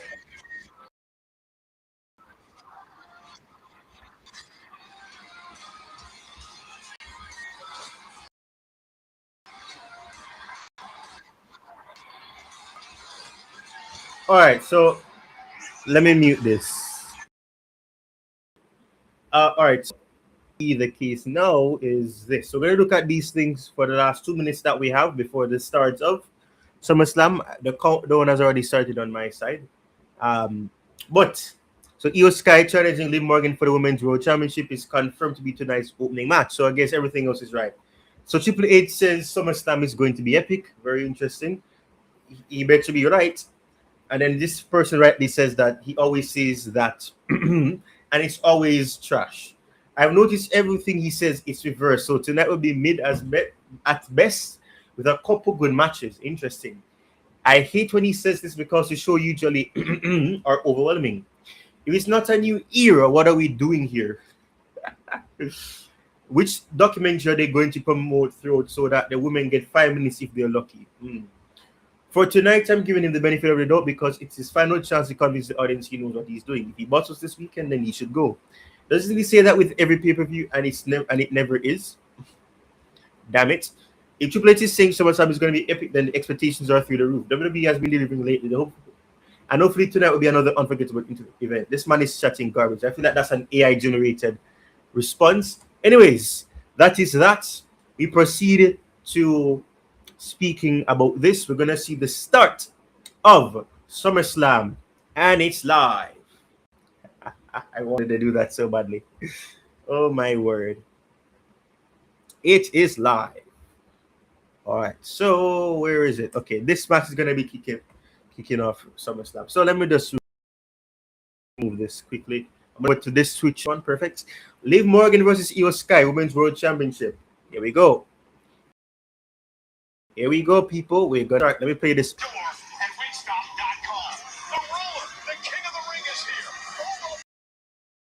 Femi, we locked in Hell in a Cell, Lesnar tonight. Interesting. Nick Aldis on Lee. Abscess is manager of Smack tonight for the first time in 3 years against the career killer, the ring general. Gunther, can Nick pull a miracle? The bell is in pay against Upstart's Fatal Influence. Team action live tonight. And the end is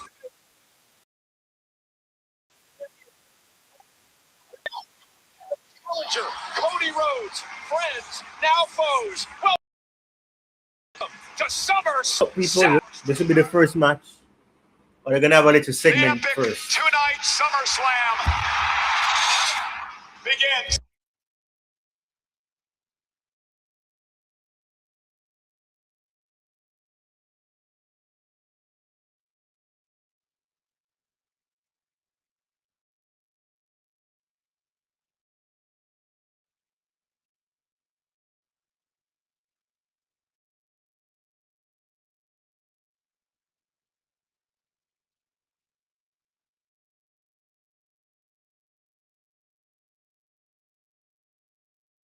Just trying to ensure I'm able to watch this properly. Hard like absolute animals. They're putting in the work.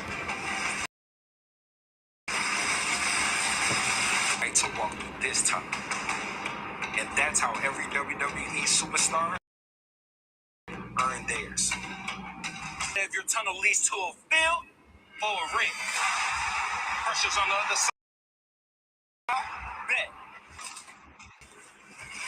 Hell in a Cell? Man, that's just different. Two gladiators locked inside of the most sadistic structure ever devised. These are the moments you want.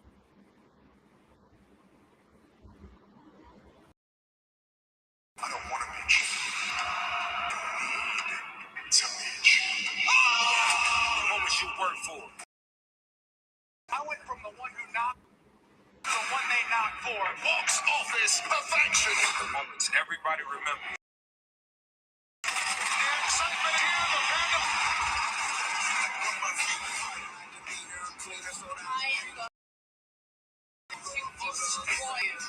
I don't want to get.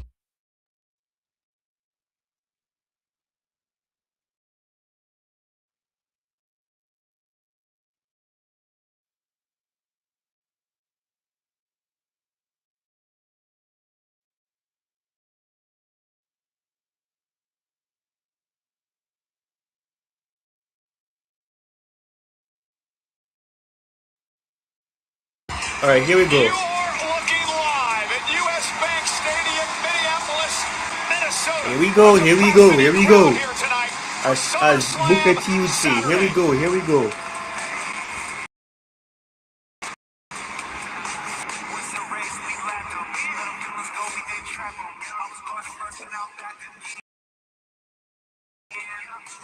Gonna see Liv Morgan and Io Sky comes out first. Here we go.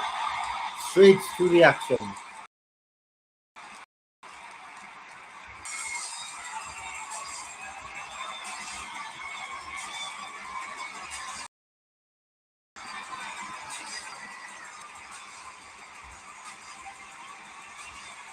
Io Sky coming out first.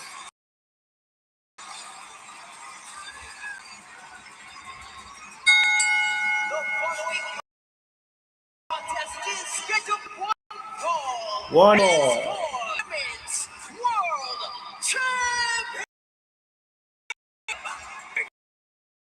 Introducing first, challenge from Tokyo, Japan.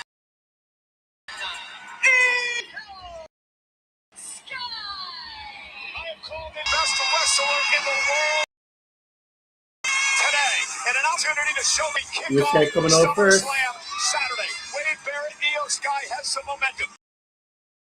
He defeated the champion Liv Morgan in the tournament back at the end of June to earn this opportunity tonight. Yeah, a massive result and an arduous pathway to get opportunity, but ultimately, as her opponent tonight, Liv Morgan says, it's not about tournaments. Will Morgan win the Io Sky win? I'm really wondering that now.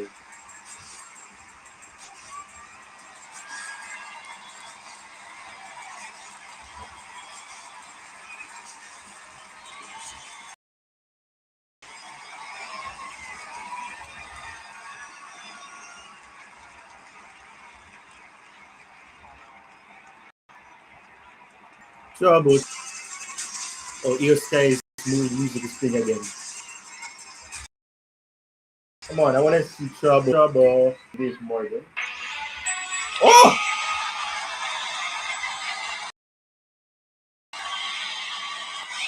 Trouble.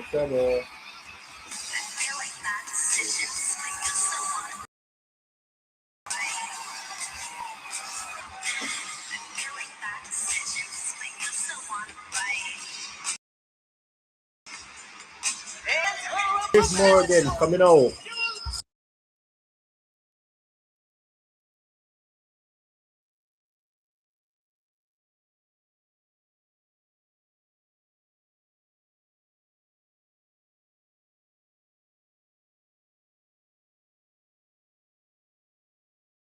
Provided fans the opportunity to vote about it. Liv Ware, over 21,000 votes cast. The winner was Cry About It.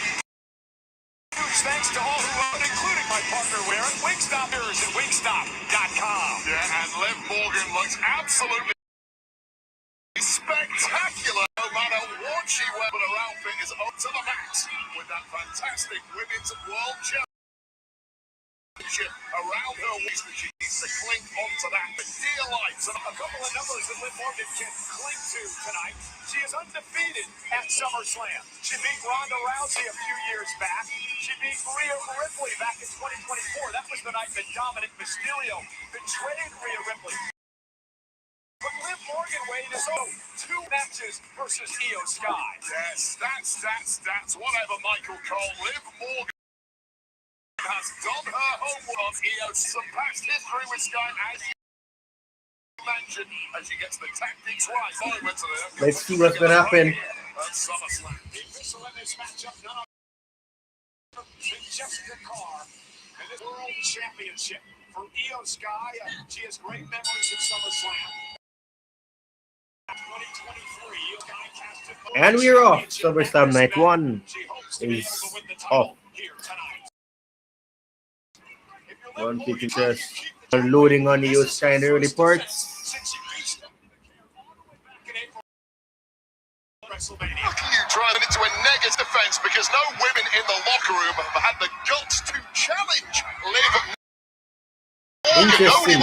We are being able to take a narrative as to why WWE has done poorly in booking these things. Absolutely here to throw as many you can at Io Sky. Don't make this a clean fight. Make it as erratic as possible. And if you're Io Sky, championship here at SummerSlam. Well, what is Io Sky better at than any woman we've ever seen. This spiel ability, the genius of the Sky needs to take flight if she's going to take home that World Championship. Io Sky leads to the face of Morgan. Io Sky is hungry for a title. It has been a year since she championship. Io, who knocked off Liv in the finals of the Queen of the Ring tournament to earn this. And reverse it. Really? Now Io looks to pick up the pace. The elusive style of Io Sky as she takes out the champion. With a basement Morgan. And right off the bat, Liv Morgan tried her best to completely swarm Io Sky, but it's that imperial move of Io Sky that's got her back on top. Oh, right off the bat, the WWE fans here in Minnesota behind the genius of the side, but Liv Morgan tries to counter and runs into a right hand by Io. Maybe a little coming if you're going to take down Io Sky and right his trying is backfiring. Now Io Sky help with that fan to the front row to make it to the barricade, but it fired. Liv the rips, and now driving Io into the barricade. Yeah, see, that's a big mistake for me. You try and do something special in SummerSlam. You want to do something spectacular, give fans their money's worth, but you cannot take your eyes off someone as cunning as Liv Morgan for as long as that, because you will pay every time.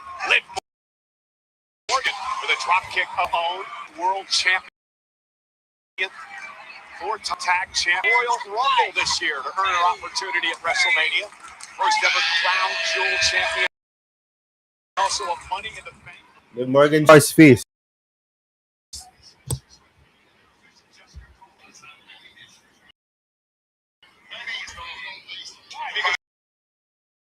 Doing her job? No, she's too fast.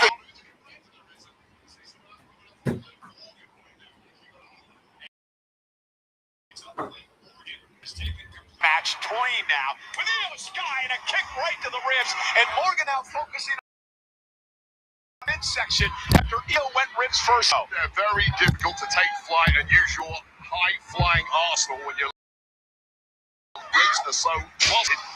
Zeroing in on that now is Liv Morgan. I like the way you mentioned all the accolades of Io Sky, clearly one of those on the planet. And finally, I think Liv Morgan is getting a little love now. And Liv Morgan delivers to the late great Eddie.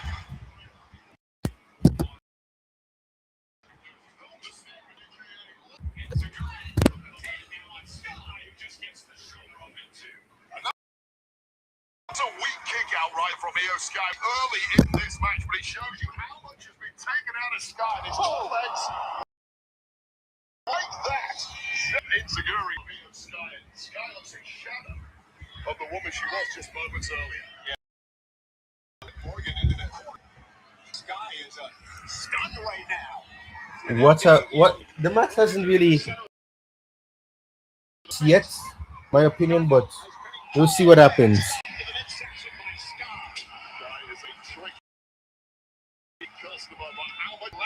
Sky, Liv Morgan better recover quick and finish the job here. Yeah, but here's the thing. Sky, just that some space here. It's some time to regroup against the champion. Yeah, she was absolutely against. Followed by Liv Morgan, desperate attack. Io Sky, but Io Sky bouncing back. Yeah, face first goes Morgan into the left. Io Sky now moves it in. The champ kick right to the tap. Of recuperation there from Io Sky, who is immediately completely stamina we have seen in WWE.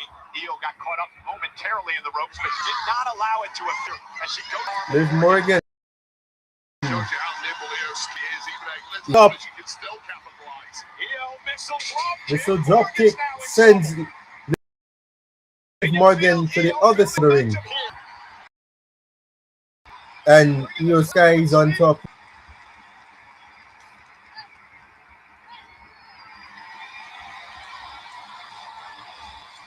They love the genius of the Sky. A woman at the peak of her powers. Run it, bullet train attack. Liv Morgan by Io Sky. And now Morgan to roll out, catch her breath. This has been a A great onslaught by Io Sky. A small move by Liv Morgan, but pounced on immediately by Io Sky. Nowhere to hide. Oh, now Io looking for the sunset.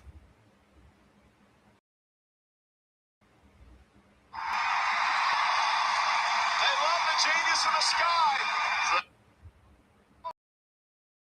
To a world championship, but remember advantage here tonight. Sky has to pin or submit the champ. We'll take a look at the impact.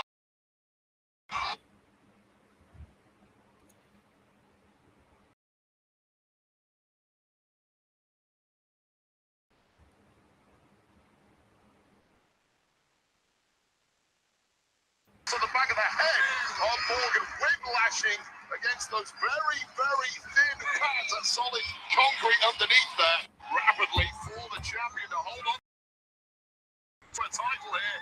This guy going for. Oh, here we go. Roxanne is here. Continental champion pushes Io Sky off. 1, 2. Oh, Io Sky saw that too. Modus operandum of the Judgment Day from their very inception. Stephanie back. It's only a matter of time. Somebody's returning tonight. Today, I should say. Tonight, today, whatever. Yeah, but mentally is she in the fight? Looking for Oblivion. Io Sky with a boot to the Face. again up on the apron. Took a shot from Io, but did the distraction. Liv Morgan and now lost. Oh, by Raquel Rodriguez. Raquel helping the champ avert disaster. Io Sky going up to the top. Overdose. Troops have been completely by Io Sky putting body on the view of the goal. And now Io back up to the apron. But Liv Morgan had taken scissors. Head scissors there by Liv Morgan to Io Sky. Important that distraction from the Judgment Day really was. And Liv Morgan needs to put this away. This might be the only chance she gets. Yeah, got to give Morgan It's this taking fight. her sweet time up to the top. The champ now. Gonna head Morgan. Don't see her fly that often. Oh, Io Sky comes up. Oh. And Sky now gonna climb the ropes on her own. Just didn't have the balance to pull that move off quick enough. That is why people like Io Sky dominate the rope as she's about situation. Interesting. Here. What does Io Sky have planned? She's going for the top rope as well. Sky with a Spanish fly. by Io Sky. Spanish fly from Io Sky. 2 kick post and Liv Morgan. Can they call it the Japanese fly? The Japanese fly over the moonsault.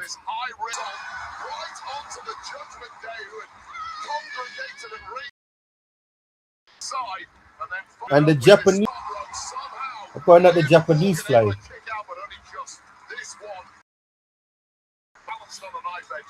this is the two-night SummerSlam, live from U.S. Bank Stadium in Minnesota. For the women's world This wow, Rock still on the ground on the outside. That's shocking. Big punch in the face. Wow. Losing to Sky at Queen of the Ring.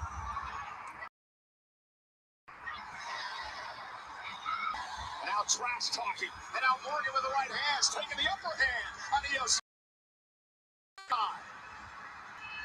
Ducks underneath. Double underhook coming. Morgan face first. Now. There you go. Io's gonna go. Looking to deliver a second one. This is a backbreaker. Knee to the spine. Okay, come on. And still somehow Morgan moving ring, just trying to get away. Io Sky's believing in herself right now. Match has been going on for sort of 10 minutes. Oh. Wait for the bullet train attack again. Liv Morgan. Oblivion. Io Sky gets him out of it. Is this where it's gonna end? Oh. that maneuver. Morgan, and how crucial was that for Io Sky to avoid that oblivion? Oh! It was the oblivion on. One. Kick out at 2 by Io. Can you imagine if Io would have beaten Liv with her own move? Wow. Wow.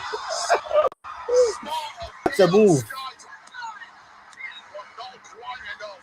Off to the rugged nature of Liv Morgan keeping it off in this. Who's grown so much as a competitor over the past couple of years, showing some guts here tonight. But Io Sky looking for. Io Sky going for over the moonsault again. Oh, Liv Morgan, but she lands on her feet. There we go. Oh, code breaker. Wow. 1, 2. Oh, caught by Io at 9. Wow.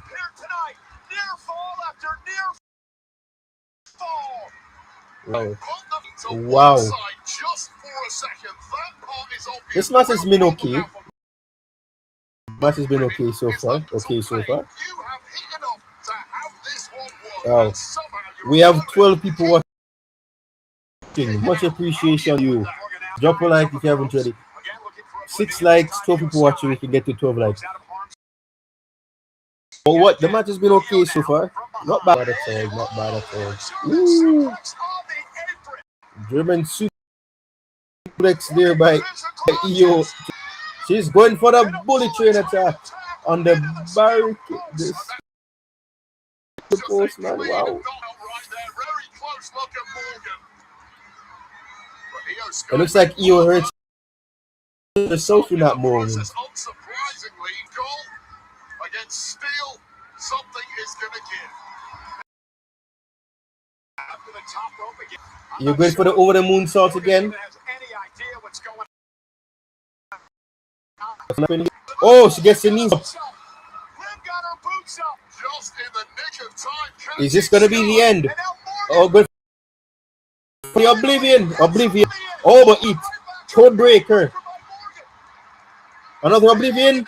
Oblivion again. What a move. Here we go. 2, 3, and Liv Morgan retains. Liv Morgan retains. Wow. Okay. Very interesting into the match.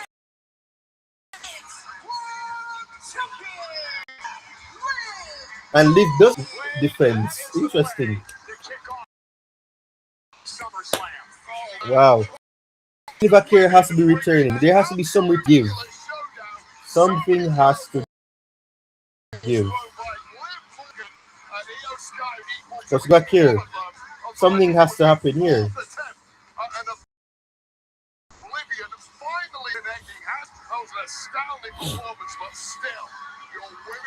And Liv Morgan remains undefeated at SummerSlam in like this, surely.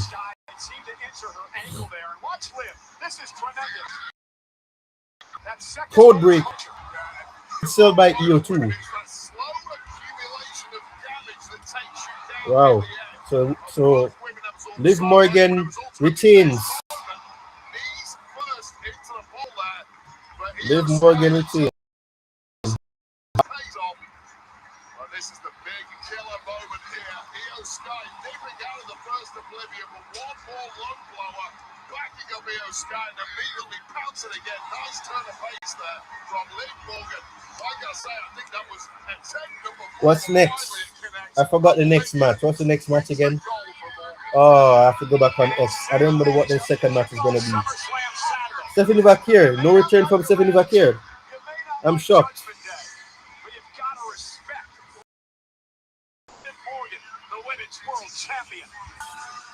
Yes. Oh, the Bloodline versus Royce Keys. Okay, let me set this up next.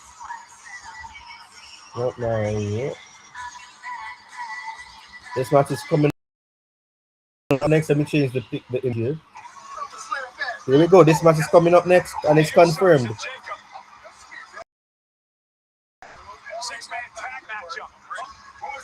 There's gonna be a commercial break though.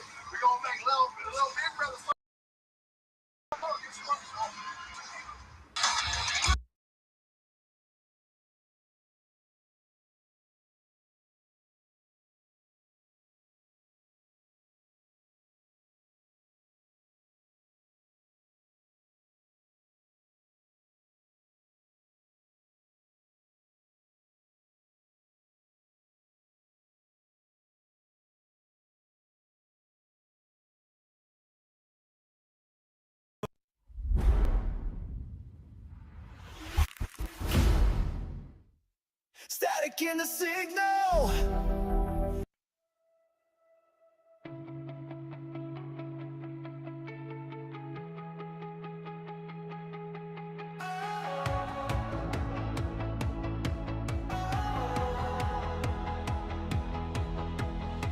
City lights dancing off the dashboard glow. Every shadow got a story no one knows. Windows down with the future in the air, chasing sparks like we're running out somewhere. Every heartbeat sounding louder than before, like the universe is opening a door. We were made for moments nobody can name, standing in the fire just to feel the flame. And I can feel it moving through the night like a wave, pulling everything alive.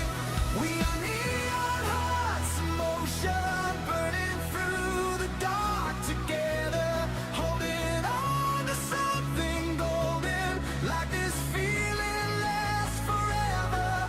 When the sky begins to open and the silence turns electric, we become more than a memory, more than a memory.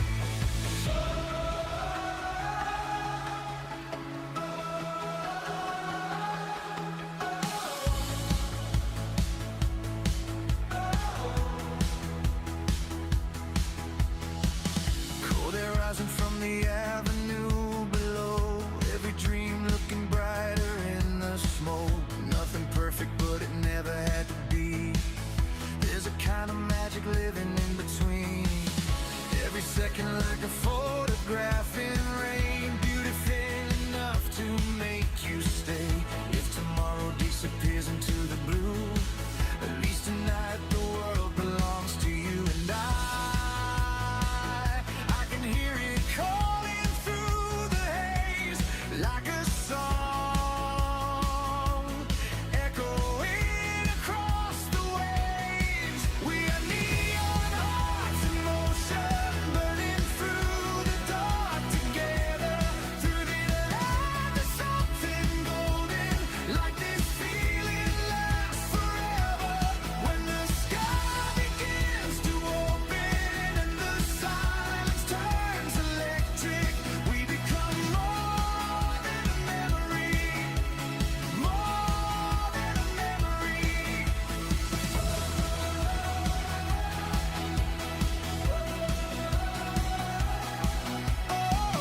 Light it up, let it breathe tonight. Oh, we were born to outrun the quiet. Even stars need the dark to shine, and tonight we come alive.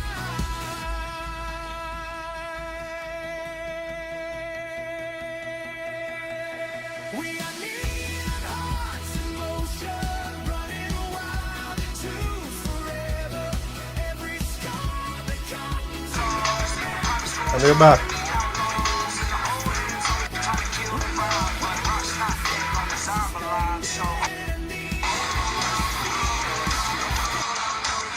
Here we go. We're back, people.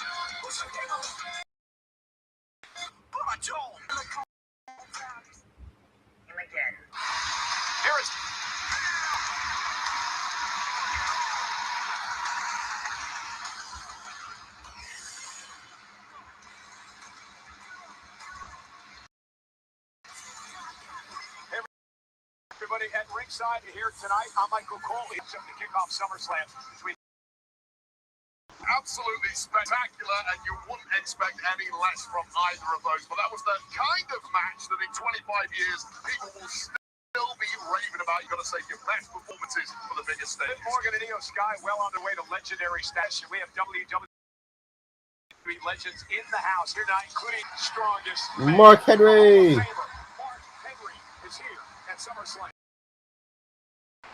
Speaking of Minnesota, how about Sean Waltman is in the house. Dangerous Dan Spivey is here enjoying SummerSlam. Real badass. last stand, Spivey. And the mouth of the South. Jimmy Hart, the hollow part of SummerSlam.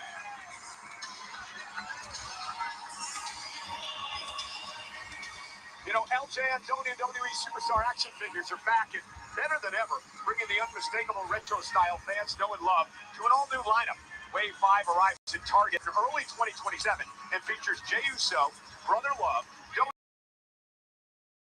and a special Ichiban Hulk Hogan figure. Plus, the LJN 2-pack is here. The Hart Foundation rates Brett the Hitman and Jim the Anvil Hart. And a pre-order LJN WWE Superstars Wave 5 and the Hart Foundation 2-pack now at Target. Oh, folks, tonight's specialty camera is brought to you by...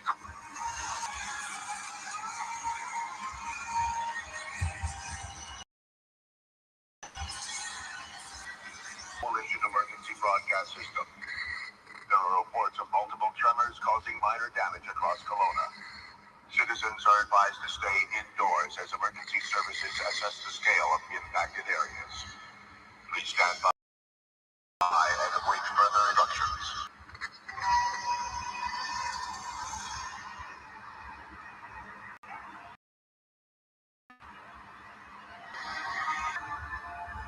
What's going on here?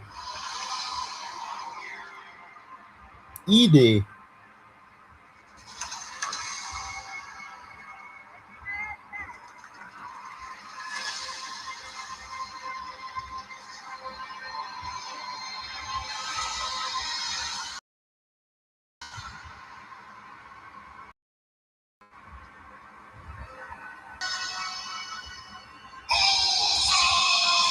Okay.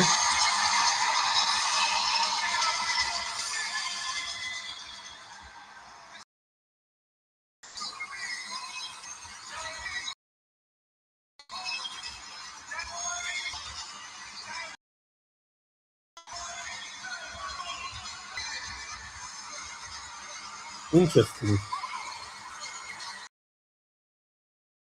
Interesting intro.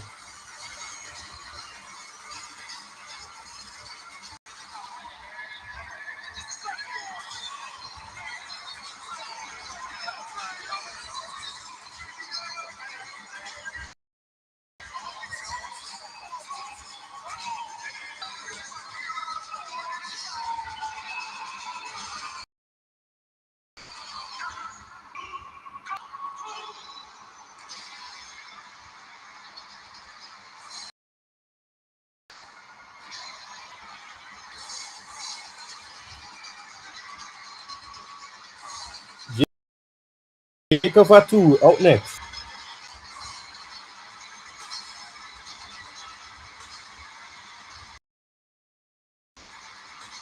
Here he comes.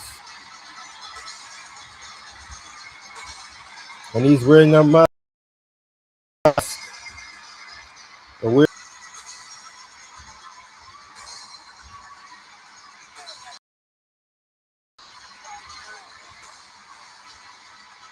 The Samoan werewolf.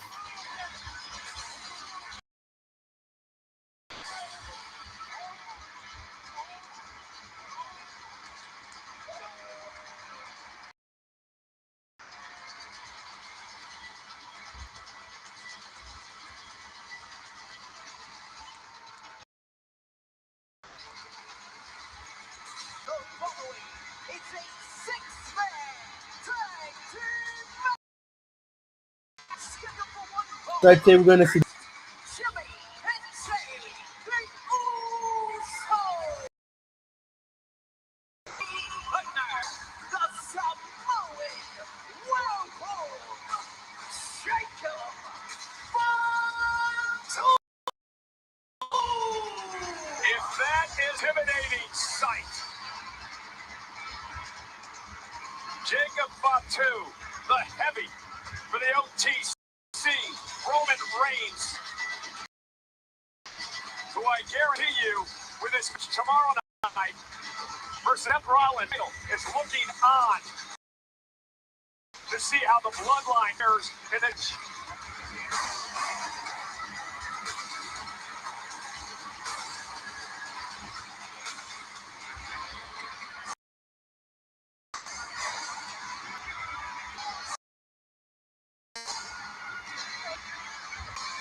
as a betting man, I believe that the Bloodline will get along well in this tag match tonight because of Roman Reigns. There you go. Royce Keys coming out first. But will this team get along? And the opponents, first from East, California, 270 pounds, Royce Keys, the 2026 Andre the Giant Memorial Battle Royal winner. It is his first match. Spoke to Royce earlier today that he's never been more focused in his life. This is something he's 20 years in and getting ready for. Yeah, and nerves tend to get to a lot of superstars. I don't see that with Here's Soda. no nonsense bet. We're taking it all. Circle the score. Taking it all. Taking it all.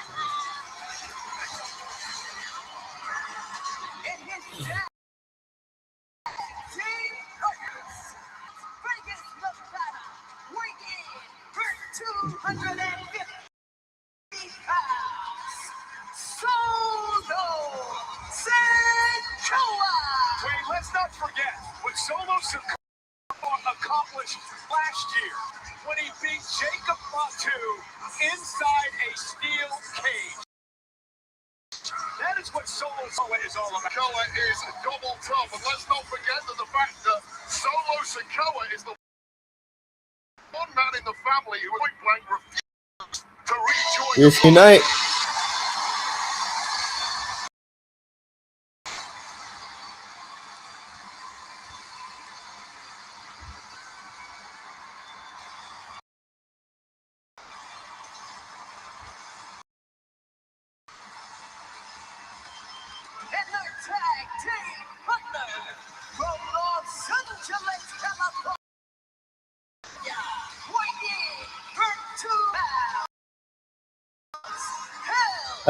I like men are in red and all three men are in black for Usos and the bloodline. The Usos and Jacob Fatu, the bloodline. So both teams are matching. One in all. There we go. Oh, wait a minute, wasted a little time to get this matchup underway, and this is going to be a chaotic. Friendly sporting affair is about who can get up first on their opponents and run them away. LA Knight, though, would go on to lose the United States Championship. Mania to one Jacob Fatu. Let's not forget that LA Knight was actually tagging with the Bloodline just this WrestleMania a few months back against the Vision. Yeah, before they were really formed into this Bloodline once again, I would say. Certainly.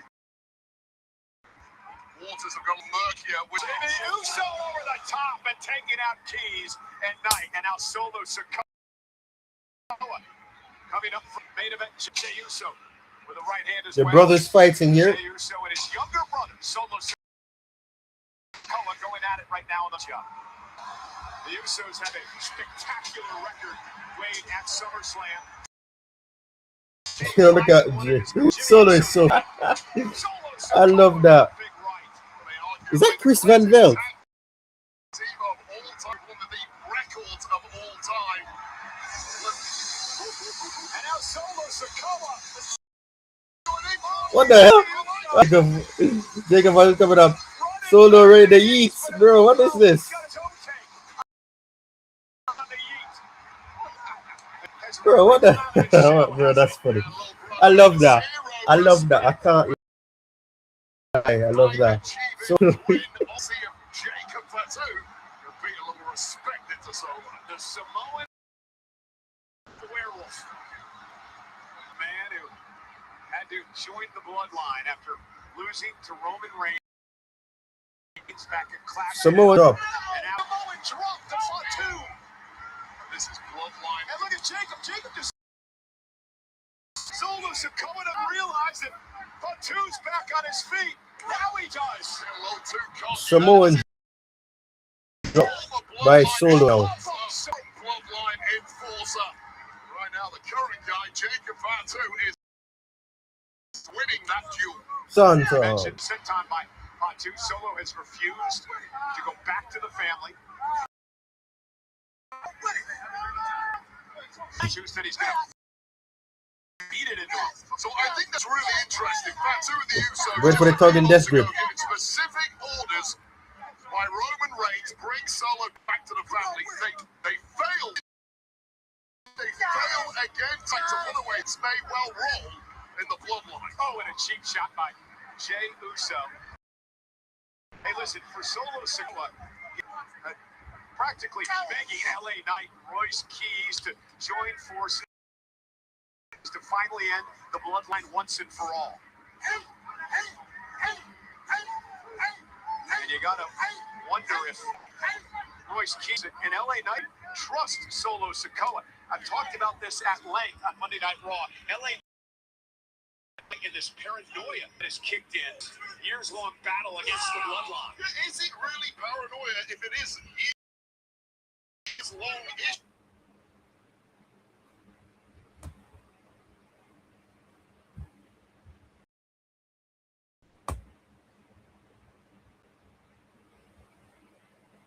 Years-long issues that have enemy is friend at least matchup, so I get it. All these guys, Royce Keys, Solo Sikoa, and LA Knight are aware that they need power away before total domination of the industry happens once again.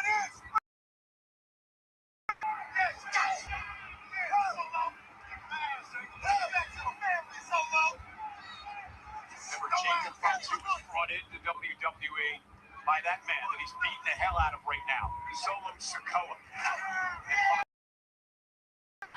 Back out of Jay's Maga.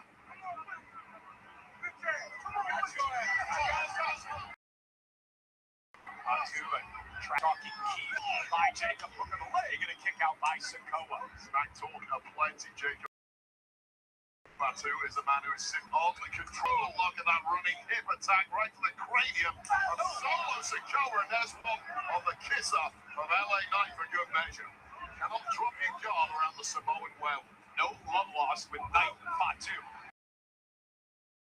That little maneuver to the Sikoa to try to fight back in this match. And Jacob, what a collision. Bent down to the Sikoa needs this tag in the worst way. The monster Royce Keys on the side looks fresh as a daisy. By a fight. Jacob will make the tag, and so will Sikoa. Jimmy Uso and Royce Keys. Now, Keys first on the scene, mentioned earlier when he No. Royce Keys is knocking Jimmy. And he's using it to full effect. Big Jim now in a world hurt. Reversal Keys into the corner, but explodes out of there with a clothesline. And now looking to power Jimmy Uso up. Here. Oh, world's strongest slam delivered. Mark Henry looking on. He must be improved. Come on. Ultimate spine buster. Just flattening Uso. Now Royce Keys, the southpaw, unloading with the left hands.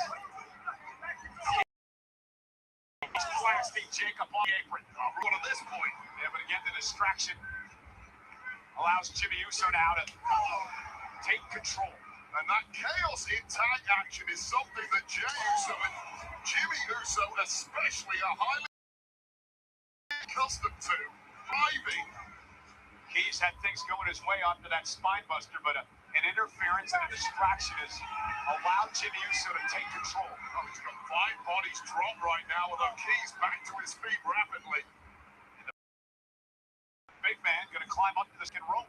Keys have in mind here. I mean, he can do whatever he wants power-wise from the most freakish of angles, and I would not want right now. Trying to power Jimmy up. Jimmy trying to counter, trying to shift his balance. So difficult on an ropes, but if anyone can, Royce Keys can. Oh, he can. Oh, and he turns it in to an avalanche slam. Somehow pulled that off. Royce, top choice power slam.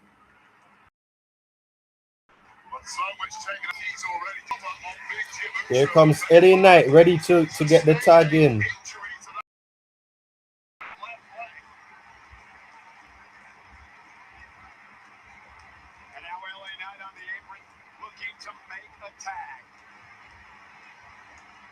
Jay is in, and so is LA Knight.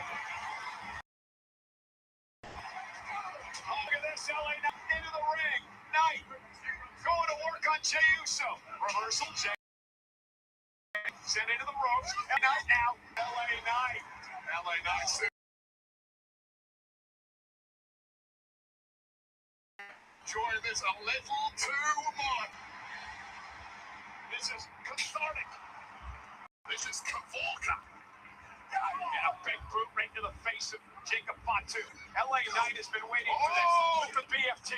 Jey Uso with a spear. A spear into the cover. Knight kicks out. I was going to say Roman Reigns would have been proud of that. From Jey Uso, that kick out. Much left in the tank of the megastar. Not letting this slip between his hands. City crowd here tonight, US Bank Stadium, Minnesota. Six-man tag team action. LA Knight off the spear. In trouble in the center of the ring is Jey Uso now. Heads up toward the top rope. LA Knight back to his feet. Agility. Superplex. How's that megaplex below? Down. Jimmy Uso with an Uso splash. In control here. We got Bedlam in this one. Solo Sikoa with a spinning solo.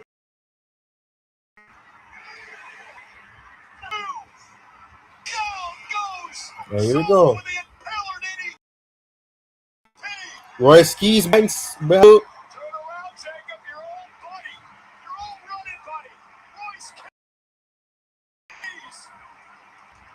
Royce Keys to Jacob Fatu.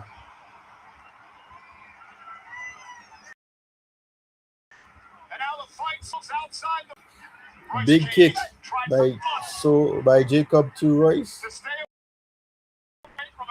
So down. Is this gonna take out Jacob Fatu out of the match? Oh, both went over the arcade.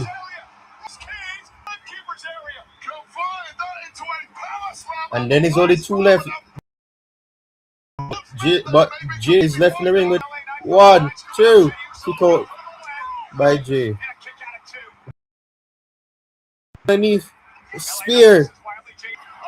And here comes Jimmy. Jimmy going up for the frog splash.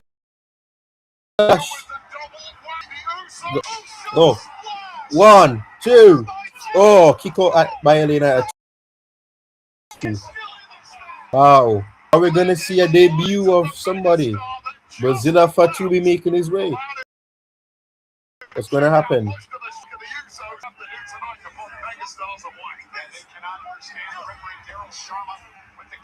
The Usos thought it was 3. I mean, it was a double bullseye from the Uso. That was perfection, and that historically has always worked.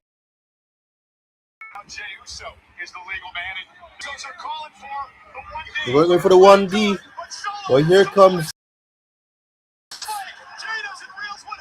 Here goes for the BFT. What's a good sell there by Jay? 1, 2, 3. Illinois gets the win.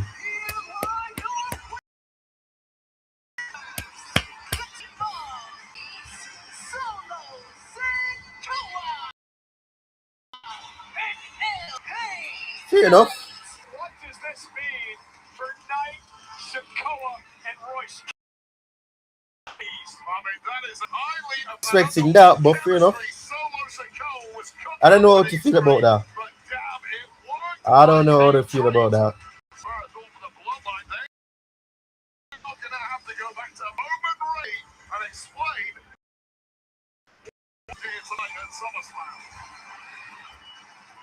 Well, this is the moment. Royce Keys averting disaster with that power slam to Jacob Fatu.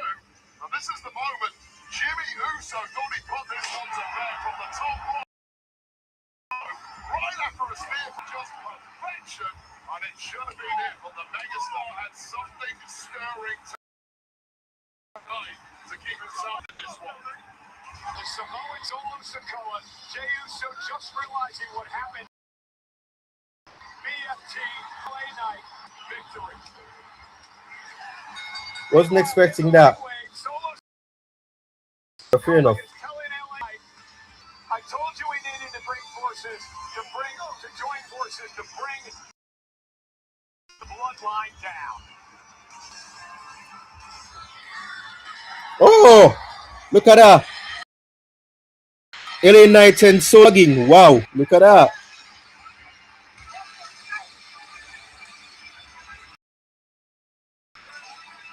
Wow, wasn't expecting.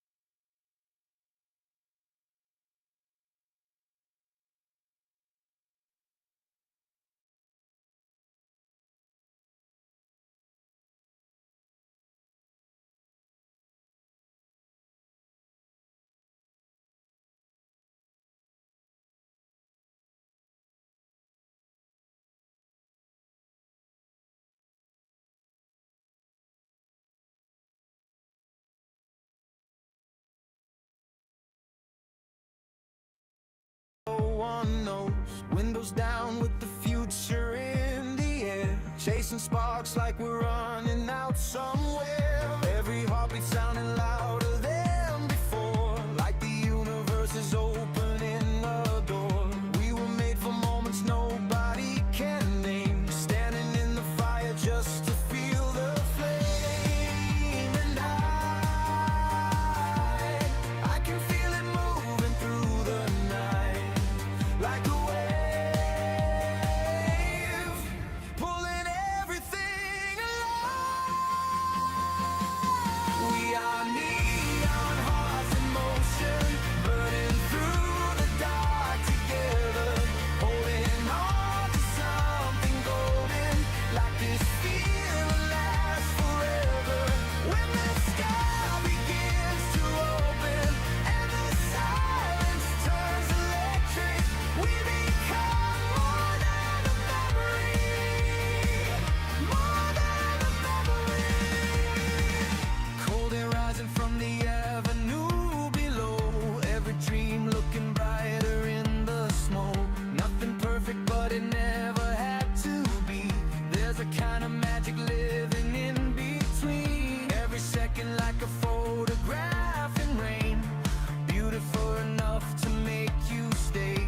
If tomorrow disappears into the blue, at least tonight the world belongs to you. And I can hear it calling through the haze, like a song echoing across the way. We are neon hearts in motion, burning through the dark together, holding on to something golden, like this feeling lasts forever. When the sky begins to open and the silence turns electric, we become more than a memory. More than a memory. Light it up, let it breathe tonight. We were born to outrun the quiet. Even stars need the dark to shine.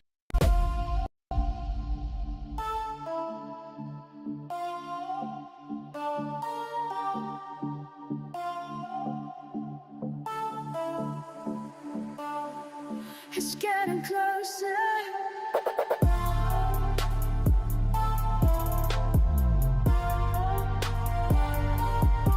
You can feel it.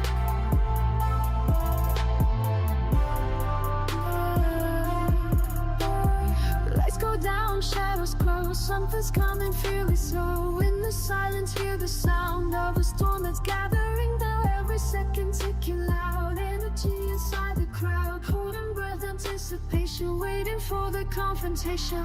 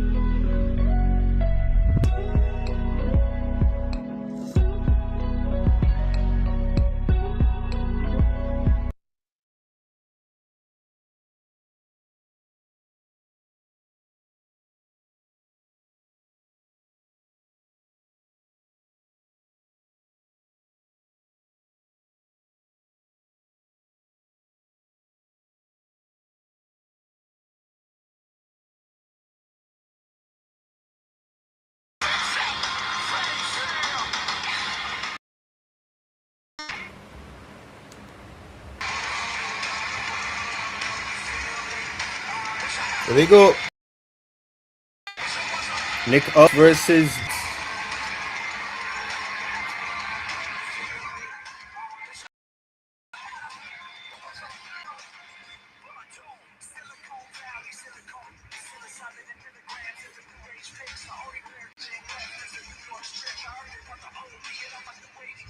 Hey, WWE in partnership with The General has crowned Fan of the Year. And this is Junior being a fan. The General, they give you a break on your car insurance when you need it most.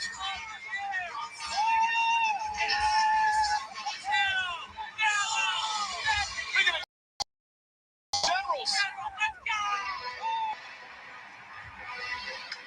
at the Generals. Gunta.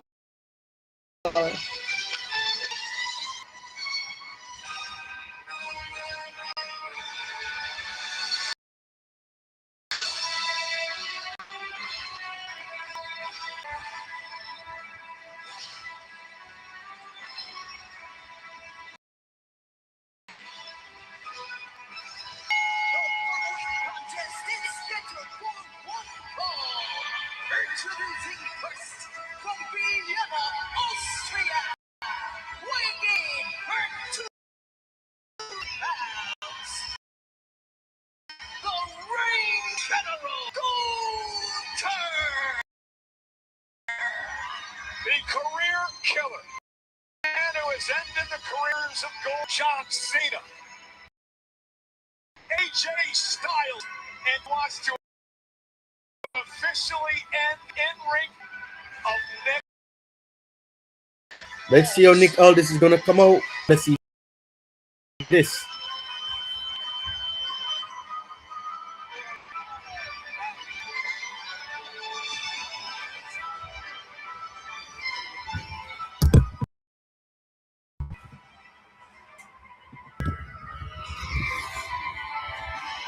So Gunther is a dominant wrestler, and he feels in his system has held him back. On the face of that system is Nick Aldis. Yeah, a SmackDown general manager. Woo! Nick's coming out with this. Wow, look at that.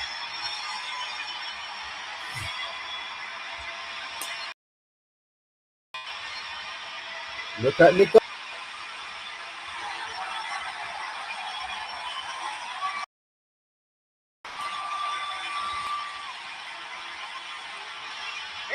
His opponent from Kansas, England, her 250 pounds, the Measure Nick Aldis! What's a modern-day gladiator? Nick Aldis entering for the 3 years. He's a man who's won world championships around the planet.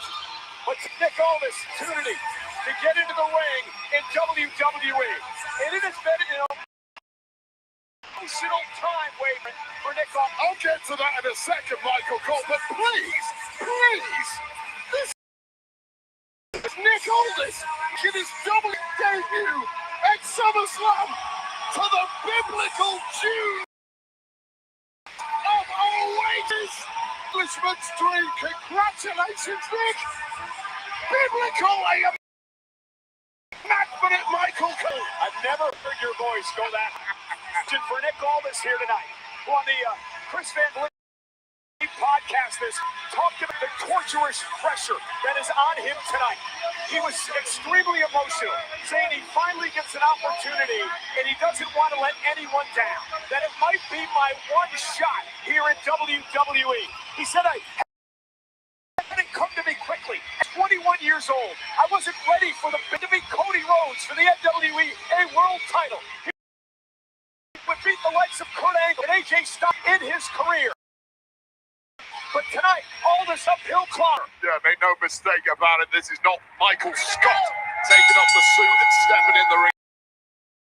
This is a world champ level competitor. The 3 years of the ring, stepping in at this level against arguably the best belt-to-belt in the world in Gunther is potential suicide. Let's face it, at some point, ring rust can indeed become permanent, so there may be nerve moments here for Nick Aldis. Man, Aldis under a lot of pressure against the ring general Gunther, one of the greatest wrestlers on the planet today. Need to do to pull off the miracle. Well, first of all, before anything else, you need to control that emotion. Started out with Nick Aldis back in 2004, match with Nick in a pub in front of 10 people. These are boyhood dreams that are coming true for Nick Aldis, but it does not rapidly will descend into a farce and a nightmare for the English. Wade, you know Nick Aldis perhaps better than anyone in the ring. You had your very first match of your career against this man. Yes, I did, going way back right now. And I'll let you Nick ring with this duration of break these hands since he last competed. It's almost like me stepping back in the ring. You would never think, Lee. I think it's mission impossible, but hats off to this start from Aldis. And Gunther now are going to prematurely our announce tape. What do you think of Aldis? Wow, Aldis is in shape, man. Nick Aldis is in shape. Nicholas, man, is in shape. Very likely, he doesn't want to make a fool of himself there because clearly, physically at least, Nick Aldis absolutely looks the part and more. Well, Gunther forced this, right? He went after Nick Aldis on a number of occasions, believes that all number of opportunities at the WWE Championship. Aldis had to be a man. He had to finally defend himself. Whether you agree with that, Aldis had to stand up for himself at some point. Yeah, I did not agree with Nick interfering in the matchup of Saturday night's main event. Back to one side, you are in the hole now, Nick Aldis. And you have to be very careful that the fight doesn't rings, and this could descend very quick humiliation to the a cheap shot finder. Fighting back. Nice. Aldis said to 1992 SummerSlam, Wembley Stadium in London was the turning point in his life when he watched Bret Hart and British Bulldog do battle. In fact, Bret Hart became his idol. Bret sent him a text this week wishing he Nick drops Aldis him down. And Aldis Going Aldis. Dude, good move by Aldis. What a move by Aldis. Gunther kicks out at 2. Oh, what a start from Nick. Elbow to the neck of himself. He goes a slap off the the chest. That Nick comes from in North. By Gunther to Aldis. I know this throws off. That chop dropping Aldis and stopped that little flurry by Aldis. Heavy. What a move, man. Gunther That he's not useless, man. shot. And this Come on, turned Nick into a Aldis. bloodbath. Come on, Nick Aldis. This matchup here tonight with Gunther, he looks Come on, like Nick Gunther is Aldis. a man who's representing it yet in his career. Said Gunther had a lot of people in his corner, but Aldis to this the did not face first into the ring post. And Gunther now Is that Mickey talking James? to Nick Aldis' wife, the legendary Mickey James, his son James, Donovan, yeah. looking on here at ring. Yeah, and again, that plays into the emotional aspect of Oh, this. But Nick, Aldis having your brings Van family and Gunther. ring, some of the ring general, but Out of it. And again, looking for that And a clover chap leaf, and slaps Gunther has Aldis another down to counter. the floor. that's clearly the mission for Nick. That is his pathway to victory, at least in the mind of Nick Aldis. But trying to put it on a technical wizard like Gunther may be very, very difficult. You know, Wade, we mentioned Nick Aldis not having a match in nearly 3 years. As this shot. Oh, it's the ripples across the chest of Aldis. That tells its own story. Even with completely knock the wind out of anybody. Oh! But again, it's one thing to be in ring shape, right? Haven't competed in nearly 3 years. But then when you put all this pressure and stress on top of that, well,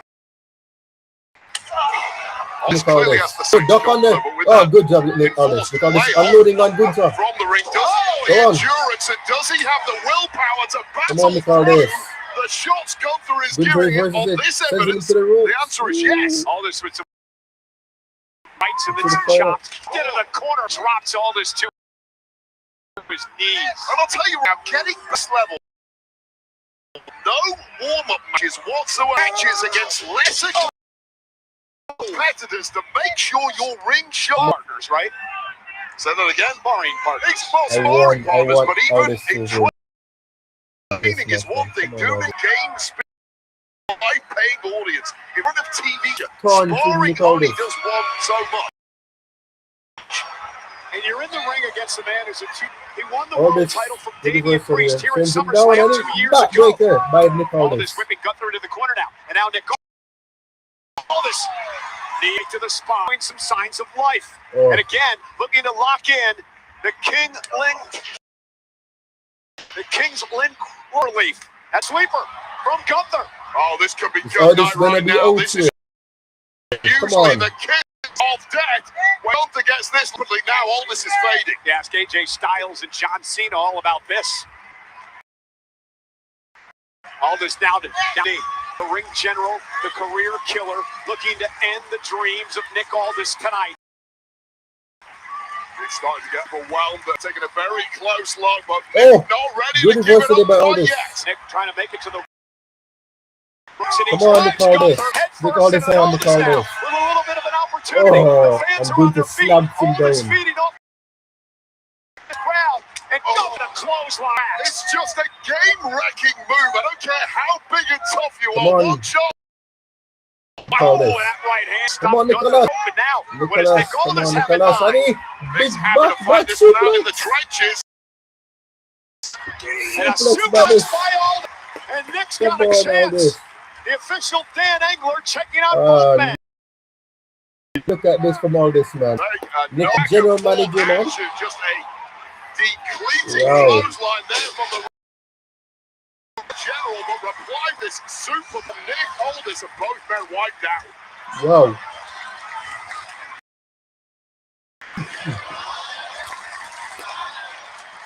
That's Cody said you still got it to the Aldis. Nick Aldis is the crowd here. From Aldis. And Aldis Oh, now drop to the taking chest. control. And Aldis is building.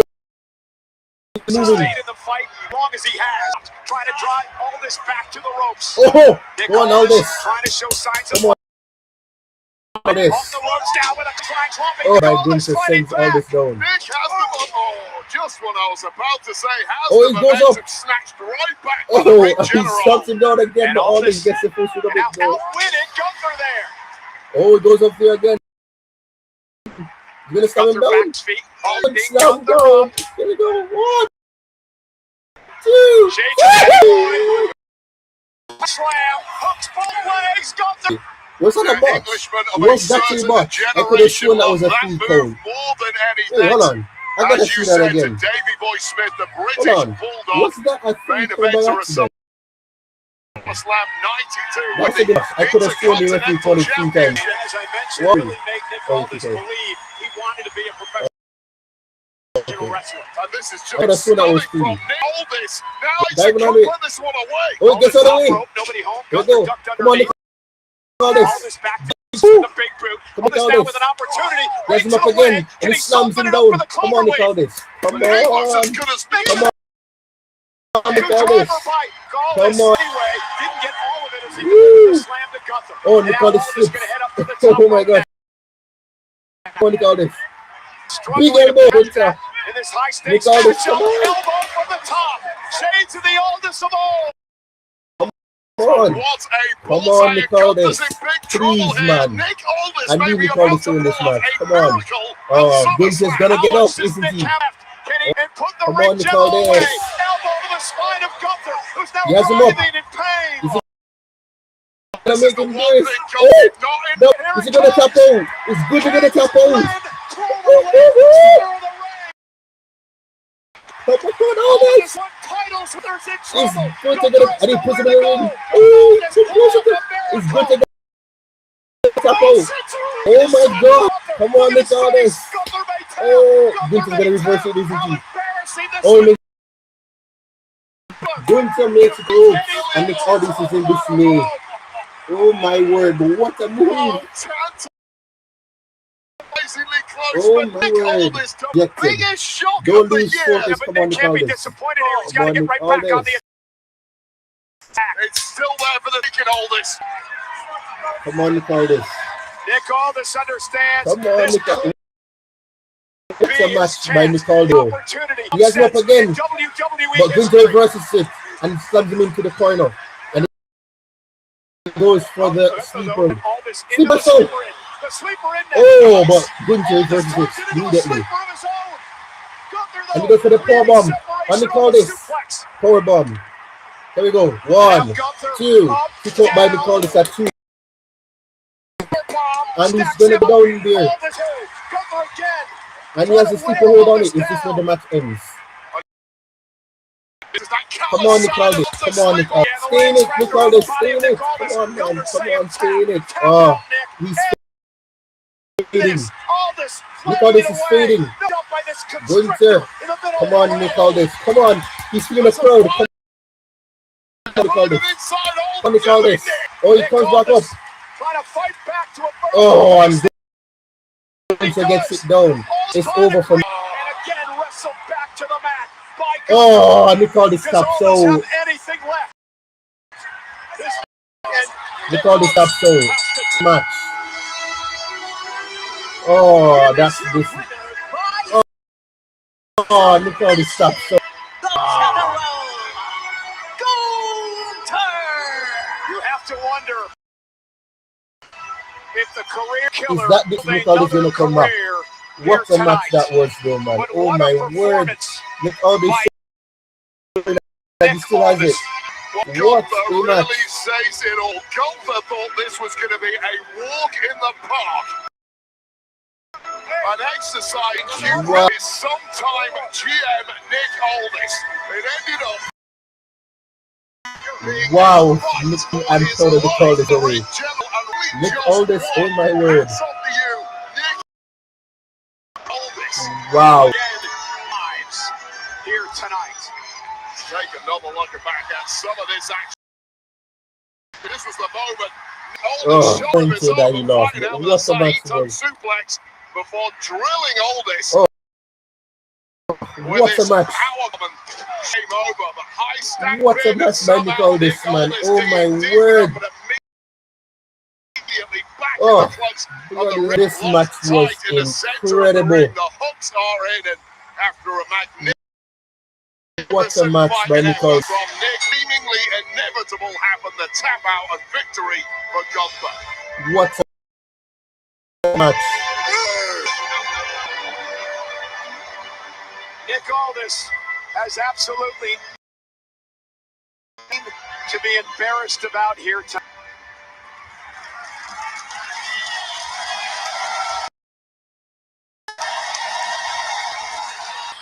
Is this the goodbye? No, Aldis, don't do this. No. This was after that one match. Okay, good. It's for this. No, what's this, bro? No. No, bro. Oh, you're taking the ball. No. Just what? No, bro. You can't retire. A proud young man, Donovan, the son of Nick Aldis, and of course the legendary Mickey James, his beautiful wife. No. You still got it, man, Nick Aldis.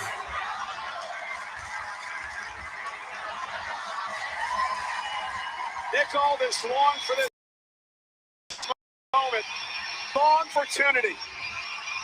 He said, I'm not a victim. Success came to me early, and I fought, and I wasn't ready for WWE. He's finally got him here and run Friday Night Smackdown as his general manager. And now a lifelong dream come through this, to be able to compete inside a ring in WWE.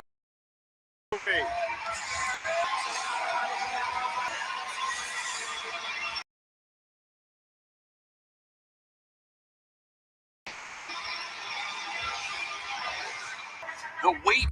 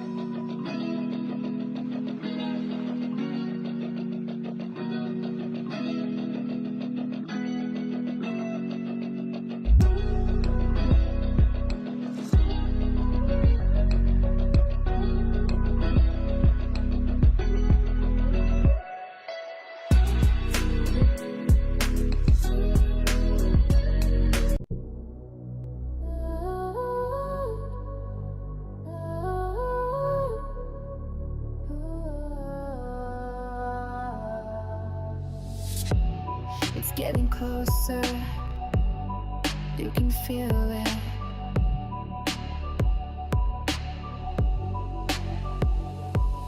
The lights go down, shadows grow, something's coming, feel it slow. In the silence, hear the sound of a storm that's gathering now. Every second ticking loud, energy inside the crowd, holding breath, anticipation, waiting for the confrontation. Fear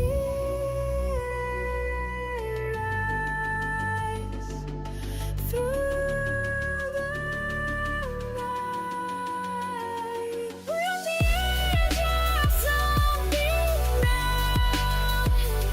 The moment here, don't back down.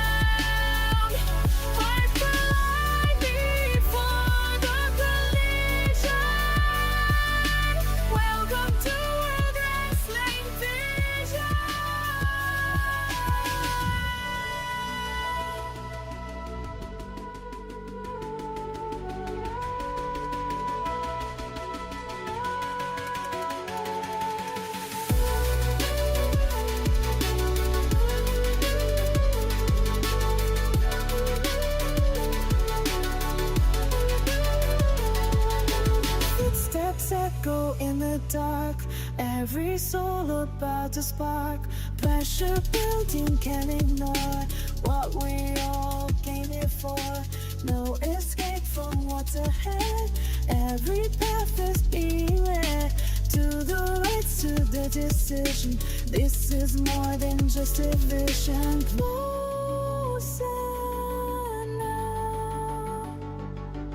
Hear the sound. Feel the ground shaking.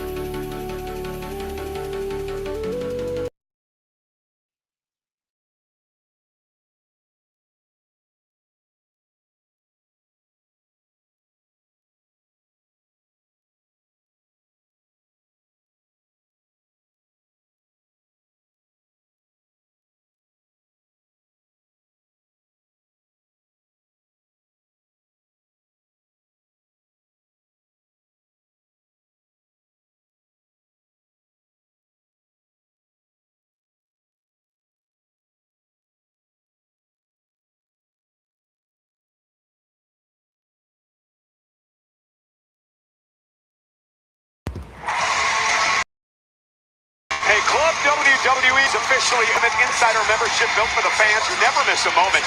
Become a founding member and get access to the member shop or have ticket access, points and tent library you won't find anywhere else. Go to WWE.com/clubwwe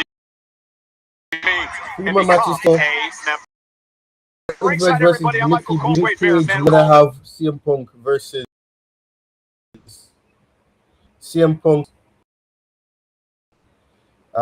Rhodes.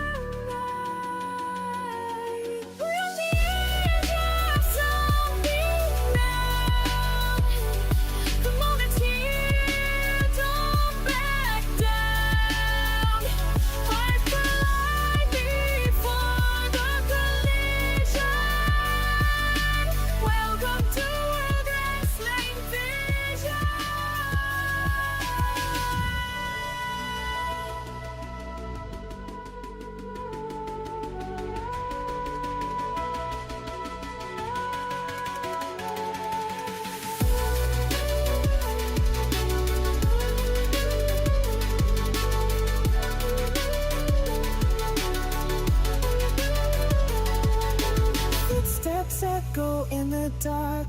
Every soul about to spark. Pressure building, can't ignore what we all came here for. No escape from what's ahead. Every path is being led to the rights, to the decision. This is more than just a vision. Closer now.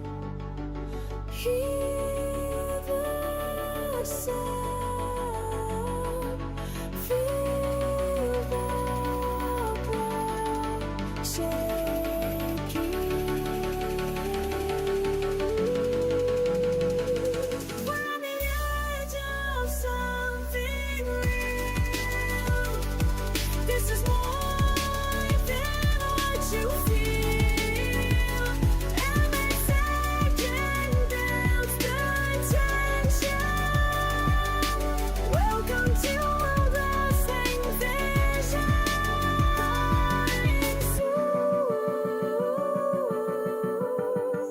Starting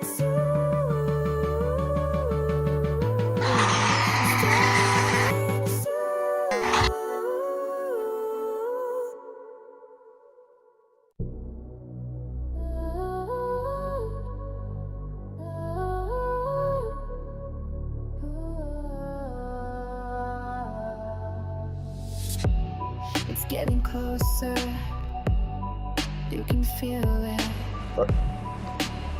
You know, The lights go down, shadows grow. Something's coming, feel it slow. In the silence, hear the sound of a storm that's gathering now. Every second ticking loud.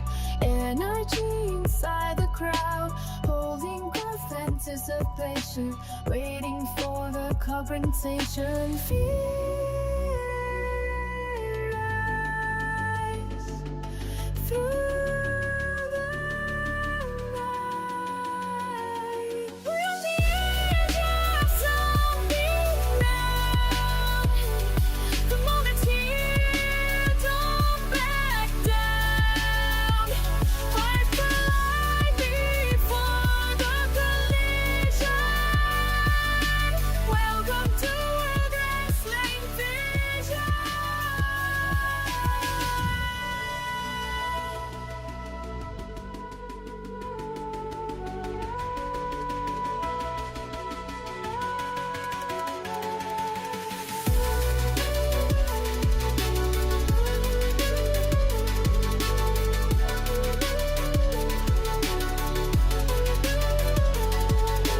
Footsteps echo in, all about to spark. Pressure building, can't ignore what we all came here for. No escape from what's ahead. Every path is being led to the rights, to the decision. This is more than just a vision. Closer now. Hear the sound. Feel the ground shaking.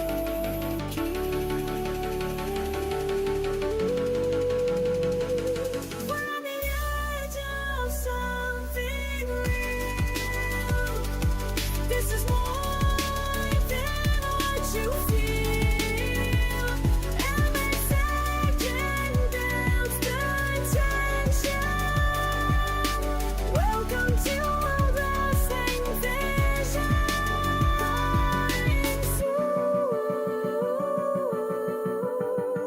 Starting soon. Starting soon.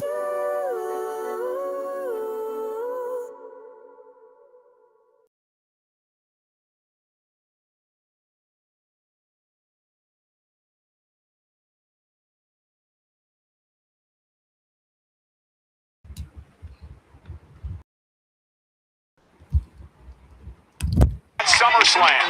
We got a bit of magic back in action here in the women's division, and we're going heavier. Yes kicks being delivered by Brie. It'll be interesting to see how Nikki Bella fares when she makes it into this matchup. Went for the cheap shots. Paige and Nikki drop off the apron. Some cheap shots on their own. You come at us, you better not miss. You miss and you get your face planted straight. And Paige now, that running cross body taking out Laney Reed. Casey Jane goes down next to Nikki Bella in the ring. Brie and Fallon Henley, the legal women in this matchup. Nikki Bella testing up. And off to the floor, but that's Brie Bella, the legal woman, and Fallon. Oh, Here we go. Jane now takes advantage, ripping Brie. And referee, that work cut out for her in this one, as Lady Brie continues the assault now on Brie. Oh, in her face, into the stick. It was so ugly, and I heard Brie just screaming right there. All behind the referee's back. Was on the hang. Now Jason Shane with that cannonball into Brie in the corner. That may effectively make this a 3-on-2 match. Over the division. They get back to the numbers game you were talking about.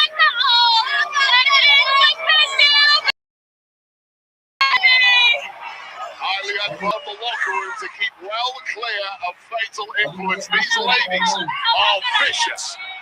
Indeed they are.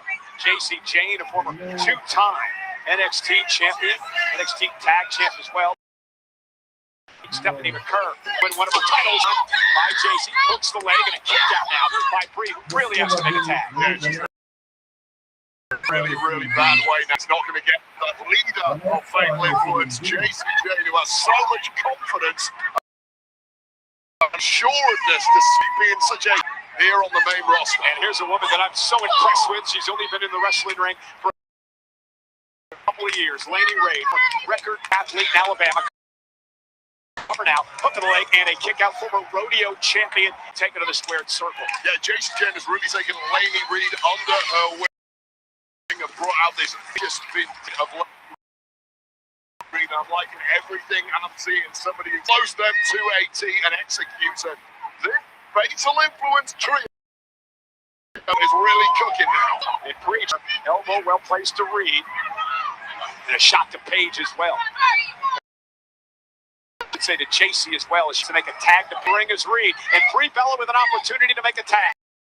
Yeah, that was crucial movement there from Bella, but is there enough left in the tank to make it all to Paige? And that was a small move there by Lainey Reid. A great move by Lainey to get back into the ring and prevent Brie from taking the right angle at the right time. You can tell Fatal Influence, I think, at one point wanted Nikki Bella in the ring. Could be a little ring. They may not want her in right now. She's fresh. Ladies down, and this is a pivotal moment. Here comes Nikki Bella exploding out of the corner. Couple of clotheslines now to Lainey Reid. Nikki bounces Reid's face off her knee. Yeah, I'm not seeing any ring rust whatsoever with Nikki Bella. Looks back to her Hall of Fame best. And sends Henley into JC Jane. Holds it up with a close move, taking out 3 women in one go there. Nikki, a two-time Diva champion, Hall of Famer. Here's the cover now by Nikki Bella. And a kick out. And this is the Nikki Bella we have been missing. Oh, great to help turn the women's division into what it is today. And now looking for the rack attack 2.0. She drops Reid. Goes into the corner to take out Jane. So many branches in the match. Almost had her. Trying to pull a quick one there. Quick thinking from Lainey Reid, but not enough. And a massive forearm smash to the jaw, Cole. Yeah, Nikki Bella. Again, looking for her finishing move. And Henley trying to hang on. Paige catches Reid now with a cannonball off the apron. Meanwhile, Nikki connecting. Here's the cover on Reid. Hook to the leg. He breaks it up. And that had to be pinpoint timing from the leader of Fatal Influence. A pinpoint shot to the jaw. Paige for good. Just complete dominance and cockiness, but do not take your eye off the Bellas. Yeah, Brie with a right. Now trying to track her sister, Nikki, back to her feet. Not quite sure what the Bellas are cooking up here. The plan in hand. Can the plan be pulled off? Uh-oh. Intercepted is Brie. They were going for a double team. Lainey Reid now with a slip underneath. Roll through now. Oh, and a running knee by Lainey Reid. Tag made to the other half of the tag team champions, Fallon Henley. Well, Reid receipt there right to the jaw of Nikki Bella. Oh, we've seen the double team by the tag champs. Cover, hook of the leg, and Paige breaks it up. And that was game over, if not for Paige right there. It's a move they've used several times. It's beat Downton. This one's breaking down in a bad way. Yeah, Fallon Henley right to the neck of Paige. And now Brie back into the ring. Well, that kick to Reid. JC Jane now. Sends Brie. No, Jane sent outside the ring. Just nimble footwork there from Brie Bella. What a move by Fallon Henley.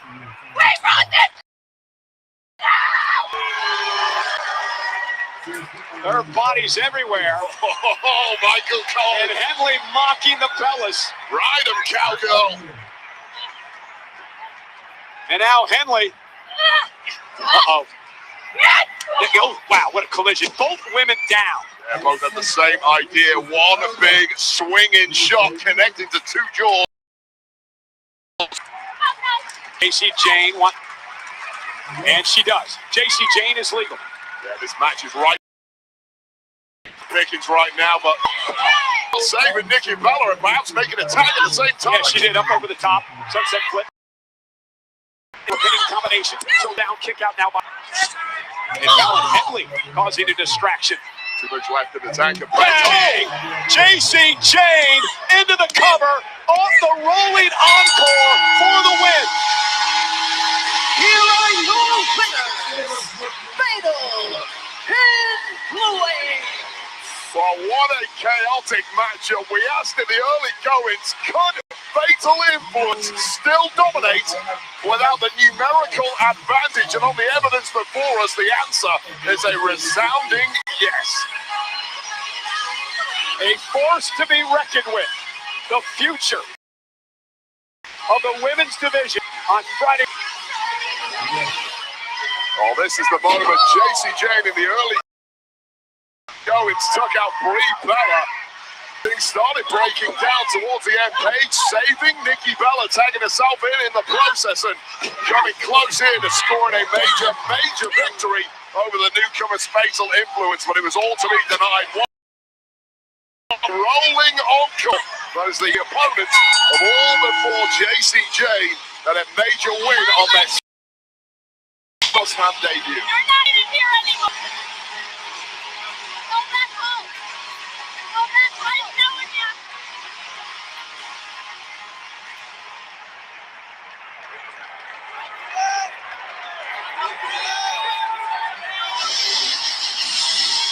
Brie Bella talked a lot about not wanting to go forward at WrestleMania with the injury to her sister. Whooped up. Well, the Bella's taking that loss badly, and all the blame being laid at the feet of Paige. Wait a minute. Paige is the woman. To Brie Bella when her sit WrestleMania. They go on to win the tag team titles together. And Nikki knows damn well that Paige has suffered from serious neck injury. Surgically repaired neck that once ended the career of Paige, and it might be about to get an action rebound.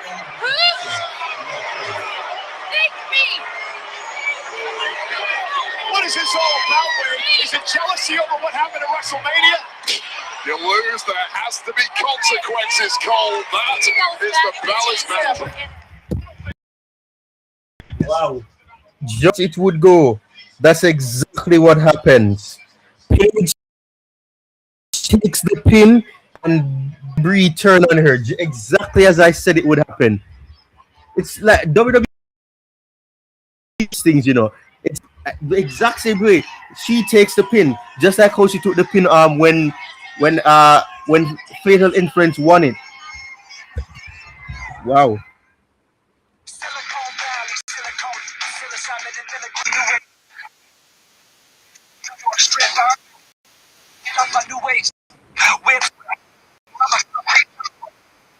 Couldn't call me down, boy. Even with some filler, they couldn't change my lips. Even with some Altoids, I'ma still talk.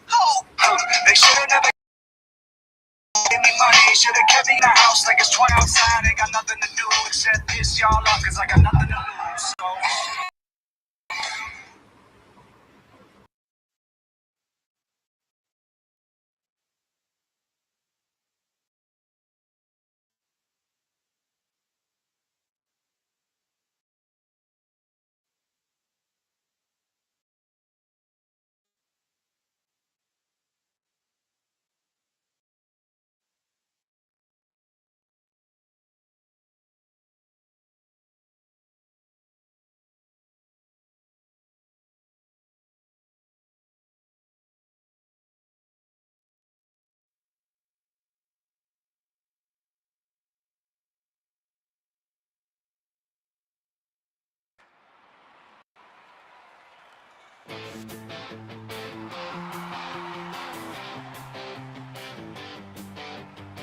Las luces ya comienzan a brillar, se siente el fuego en cada lugar, la multitud no deja de cantar, esta noche nadie va a parar. Máscaras al cielo, corazón de campeón, cada paso retumba dentro de la arena y la pasión, historias que se escriben con sudor y convicción, la gloria está esperando en esta gran celebración. Y cuando suene el rugido de la gente, sabremos que llegó el momento. Lucha, lucha, lucha, sin final, bajo las estrellas de la catedral, somos el orgullo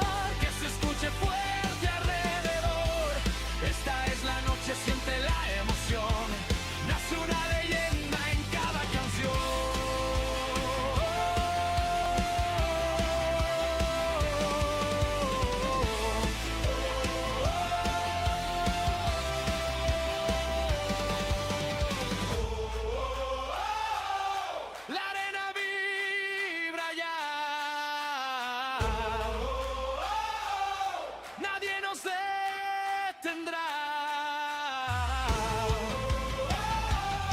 La historia vivirá por siempre, por siempre.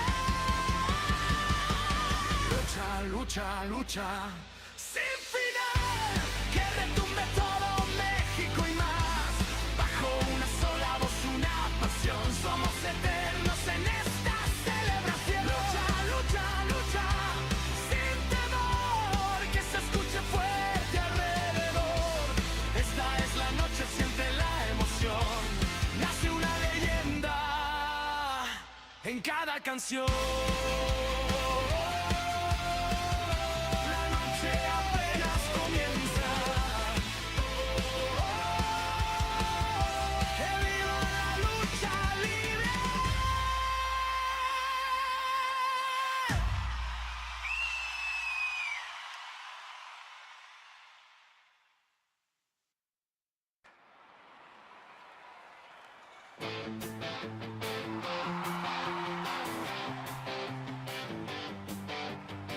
Las luces ya comienzan a brillar, se siente el fuego en cada lugar. Que se escuche hasta el cielo esta pasión. Esta noche escribimos la historia.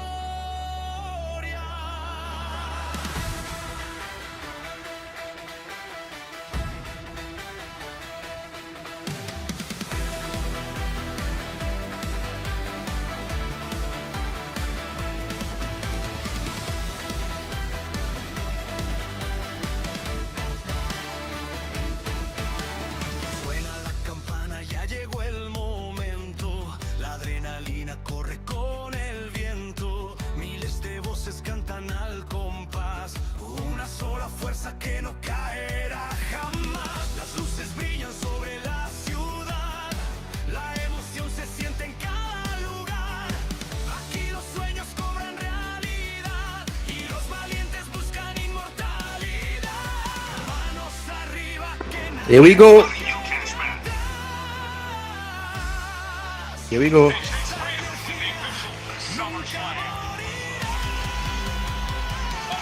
Somos los reyes del ring, luchando por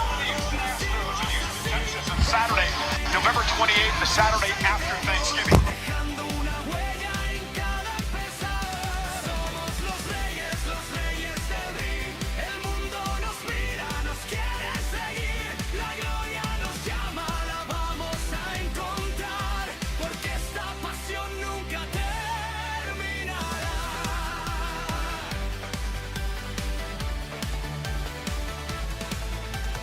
Cada máscara guarda una verdad, historias de lucha y de dignidad, generaciones que vienen detrás, manteniendo viva la identidad. El rugido crece, se siente vibrar, como un trueno que no va a callar. La arena completa se pone a cantar, porque sabe que algo grande va.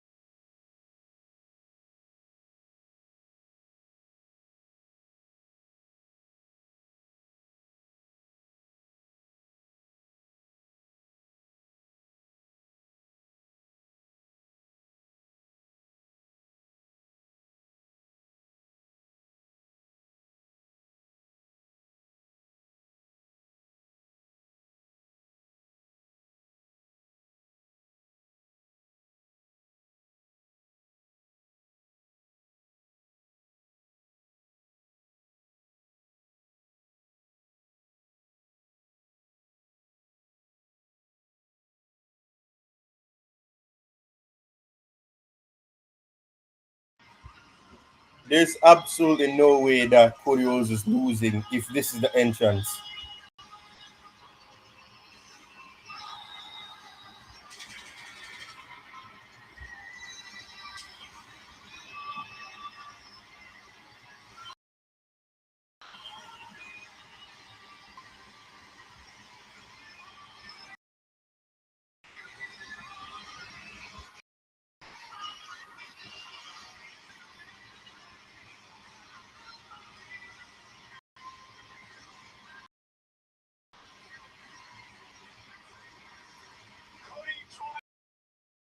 Inspiration from character Free Fire.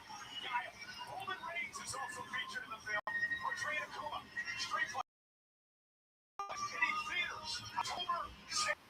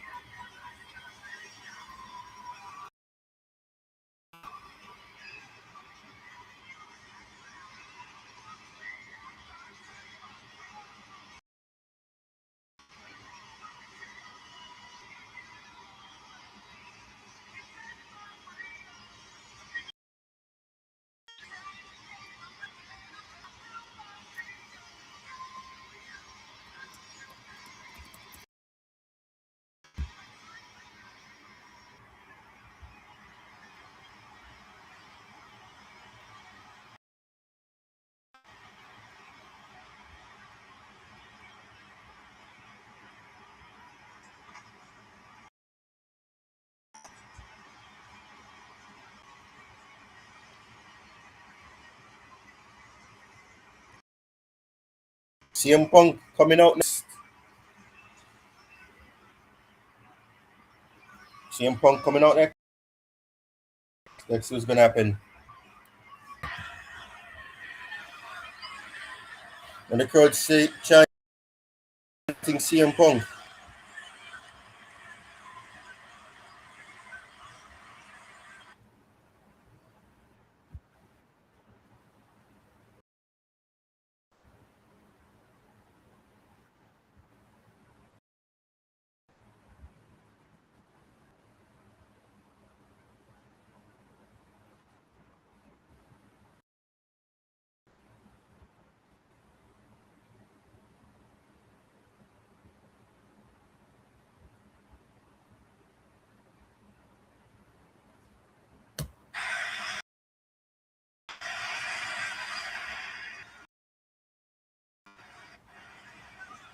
They're gonna commemorate the fact that he's 20 years ago he debuted, innit?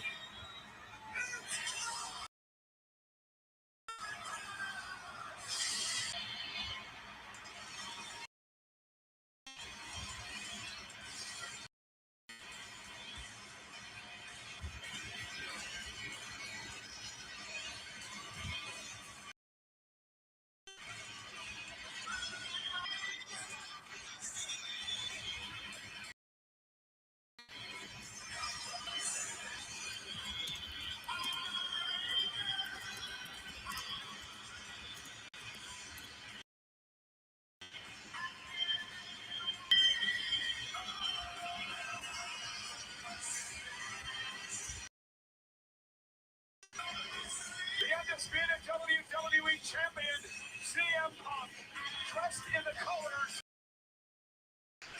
of the NHL's stars, who used to be part of the NHL's Great Norris Division.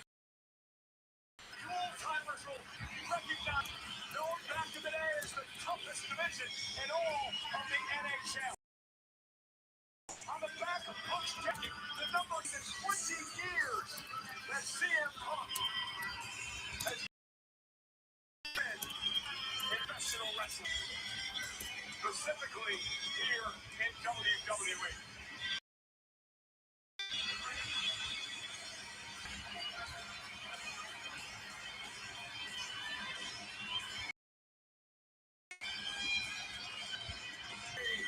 Spicy.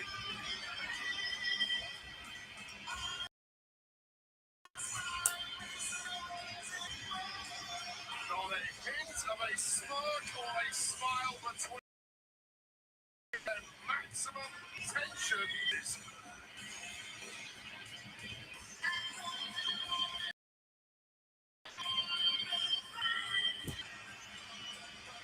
Cult of personality. Here we go. The following contest is scheduled for One fall.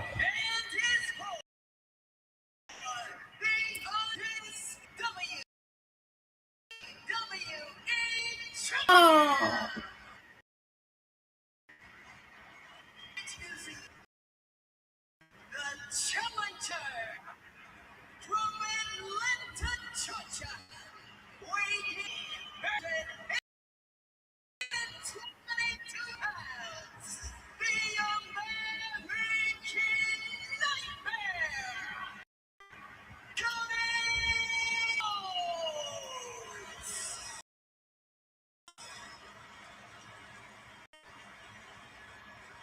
His opponent from Chicago, Illinois, weighing 218 pounds. He is the WWE Champion.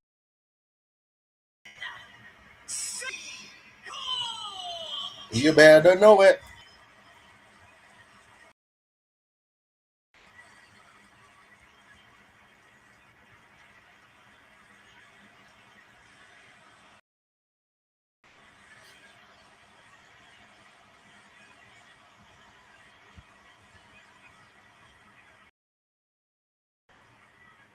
Senior officials will work this matchup tonight.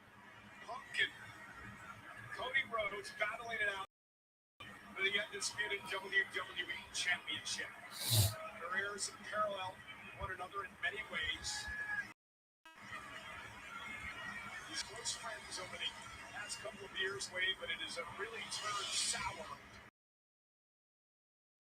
Cody Rhodes, to beat you, I need to win the championship tonight. Yeah, friendship or championship. Friendship has rarely won in this industry, and once again, championship has taken precedence between these two. These two have gone one-on-one in singles matches in their career, but this is by far the one with the highest of stakes. Your first one-on-one match in 18 years. Cody Rhodes here tonight. Neither man resembles who they were back then 18 years ago. Both have gone on such journeys, changed so much physically, professionally, mentally. We got no data on what happens when these two collide. But this is why we watch, Nicole, for these moments. Two of the absolute best throwing down.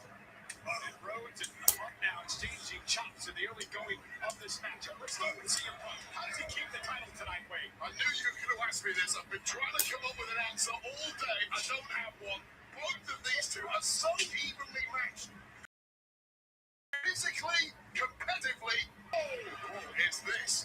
The mind games of CM Punk have unraveled many a competitor, and it may be the key to success against Cody tonight. Here's an issue. You saw Cody Rhodes immediately go to his left arm. Punk realizes he may be hurt, and now Punk is attacking that arm. Yeah, it's a something to happen when you rattle, and then you've got a bullseye like that, Joe. After it, and you know full well, technical knowledge of this game is a bit less focused Trying to fight out this. Switched behind and now into a side pass.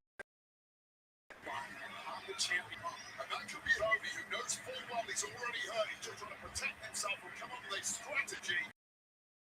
How do I fight the shoulder? Rhodes has been very successful in recent years. Cover and a kick out here at SummerSlam. Another tackle, another cover by Cody. Kick out and now Punk with Cody in position for a GTS. Cody, nice side headline takedown. Now controls Punk. Cody Rhodes here at SummerSlam. Actually, 3 years ago, beat Brock Lesnar at this event. Last year, he beat John Cena. He's been on a well, Cody's been on a for the past 3 or so years. It's an all-time historic run. They well managed. Can he pull it out again? You run out of fortune in these big moments. Tonight could be that. Trying to get a very bad taste out of his mouth here tonight from last year's SummerSlam. The night that he went through to win the minutes later would lose in the ruse of the century when Seth Rollins cashed in.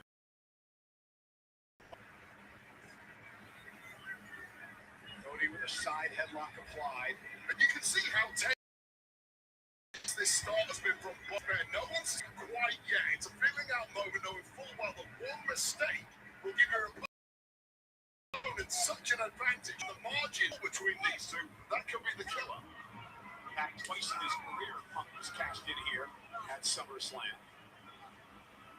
And now, it's just the pace that, as you mentioned, you expected to start this way. 100%. Like everyone plays and hit their biggest moves right from the off. You just cannot do that against an opponent that's dangerous. As Cody or as Punk, you have to play. Punk, who won the championship in early July. Surprise entrant against Sami Zayn on Monday Night Raw in Punk's hometown of Chicago. Something that really sent Sami Zayn off the deep end. He's got an opportunity tomorrow night at SummerSlam. Sunday in a double women's match. Simply no slowing down if you're the champion at this level, regardless of who wins tonight. Be straight and they fight. Slam Sunday, they will know their opponent at the end of the day. Punk with a well-placed kick. The toe of his boot to the inner arm of Rhodes. Continues to wear Cody down, just like a doctor, a surgeon. Precision to the attack on. And you mentioned the 20-plus year career of CM Punk right here in WWE. So many of the live match situations, and he knows full well exactly how to decimate an opponent once they show a little weakness.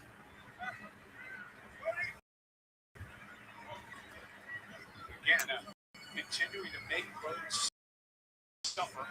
Cody really, he's got to try to get out of there. He sends Punk through the ropes to the floor. Oh, 100% out. That's done some real damage to Cody, and the mental element to that physical element. Cody's got to figure out what part of my moveset can I actually pull off his Punk at this point. Punk. And Cody Rhodes, what's he thinking about here? Cody now. Oh. Suicide there by Cody Rhodes, of course. One move from Punk there, and Cody was eating concrete. Thankfully for him, a nice connection and an upper hand regain. Yeah, Cody back in the ring to break down and submit the champion to win the title. Champion's advantage here tonight. And now Punk driven into the timekeeper's area. Cody wants no part of a count out against CM Punk, wants to win that championship. Needs to happen in the ring. Well, if he wants to call himself QB1, he has to hold the title. It drives Cody Rhodes. Awful call up to Kenny with that flying clothesline. It's given 2 birds with 1 stone for Cody Rhodes. He needs the monkey of his back. That ghost that's haunting him. The fact that despite his time on top, there's he beat everybody. CM Punk. And Punk gonna work his way to the top. Cody Rhodes still fade his left arm and right to work on the arm of Rhodes. Punk is just looking physically so good. Too early, but physically, CM Punk is absolutely on point right now. Perhaps the best. entire career. Yeah, we talked, I think, a lot about the shape that Punk is in. Here's the cover. Best shape that he's ever been in. Because it's not only helped his strength, but his cardiovascular makeup as well. The stamina has improved. And I'll tell you right now, we're a younger competitor, you can get away at times with not being in perfect shape. Up to the point of his career right now, the physique has to be fired the right way in order for him to continue as the best. Especially as you get older. Yeah, 100%. Those are the moments that the body breaks down quickly. Those are the moments. Cody dropped down. Yeah, you want to be the champion of the world. You can't have any weaknesses. And Punk knows that better than anyone. He's got that weight. His left arm. And Punk, wait a minute, Punk's knee. Punk's knee gave out. You pointed that out earlier. It's buckled there as Punk came down hard. I mean, it was a tiny little tweak earlier, and immediately you'd see Punk was trying to hide it from Cody, but there's no hiding that one. I know Cody's noticed he has. Oh, and a running knee. Those men have it balls. And Punk, you have to wonder if that affected him there. Both men now teamed up.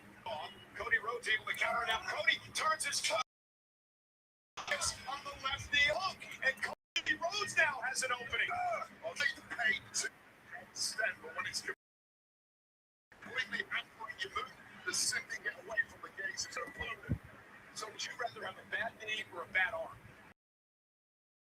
I mean, I would absolutely get bad arm, but when it's gone the bad knee of CM Punk now, you can't even get to your feet, you can't throw a punch, you can't dodge maneuvers, onto bad shoulder. And Cody Rhodes trying to feed off his adrenaline here. Though lifting Rhodes up and again, the knee may did issue. Couldn't put a position for the G. Attacking once again, even Dragon Race takedown by Cody Rhodes. That rattles right to the back. All moves now, man. Up with the question for CM Punk. So are his right speed, what else does he have in his arsenal aside from some technical submissions, which may be the only victory that is in luck. Well, Cody has used the figure 4 in the past.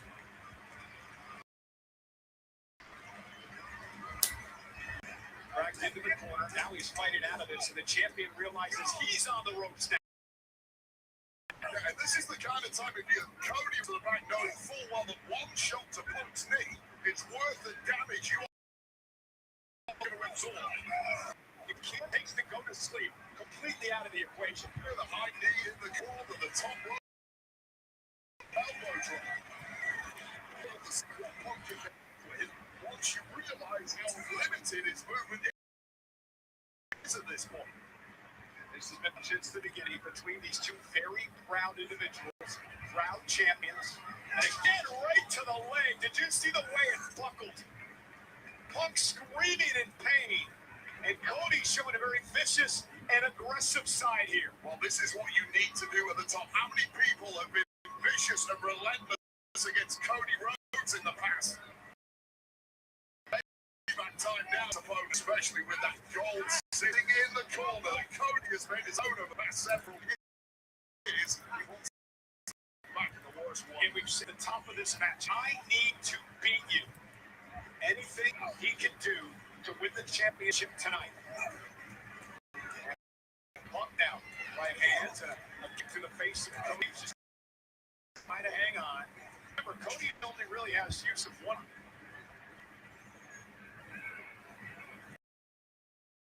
Exhaustion could be getting now. Punk but asleep, but Cody elbows to the face. That was a slow lift thanks to that knee and that leg. Oh, God, nice. Well, I see that coming out.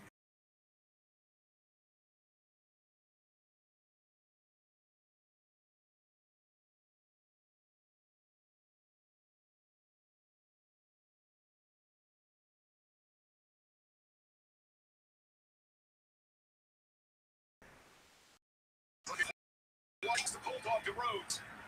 And now Punk back to his feet. Battling Rhodes on one leg at this point. And power slam to Rhodes. Every move is taking a ton out of CM Punk. And again, you want to try and stack offense. To do that, you need to move quickly. And that is not an option at the moment for CM Punk. And now you talked about this. The injured knee perhaps taking the elbow out of play. And Punk, he took a long time trying to make it to the top rope. Yeah, that was 2 or 3 times as long as CM Punk normally takes. Climbing those up so quickly. Get back the attack. And now Cody, top rope, trying to lift the champion up.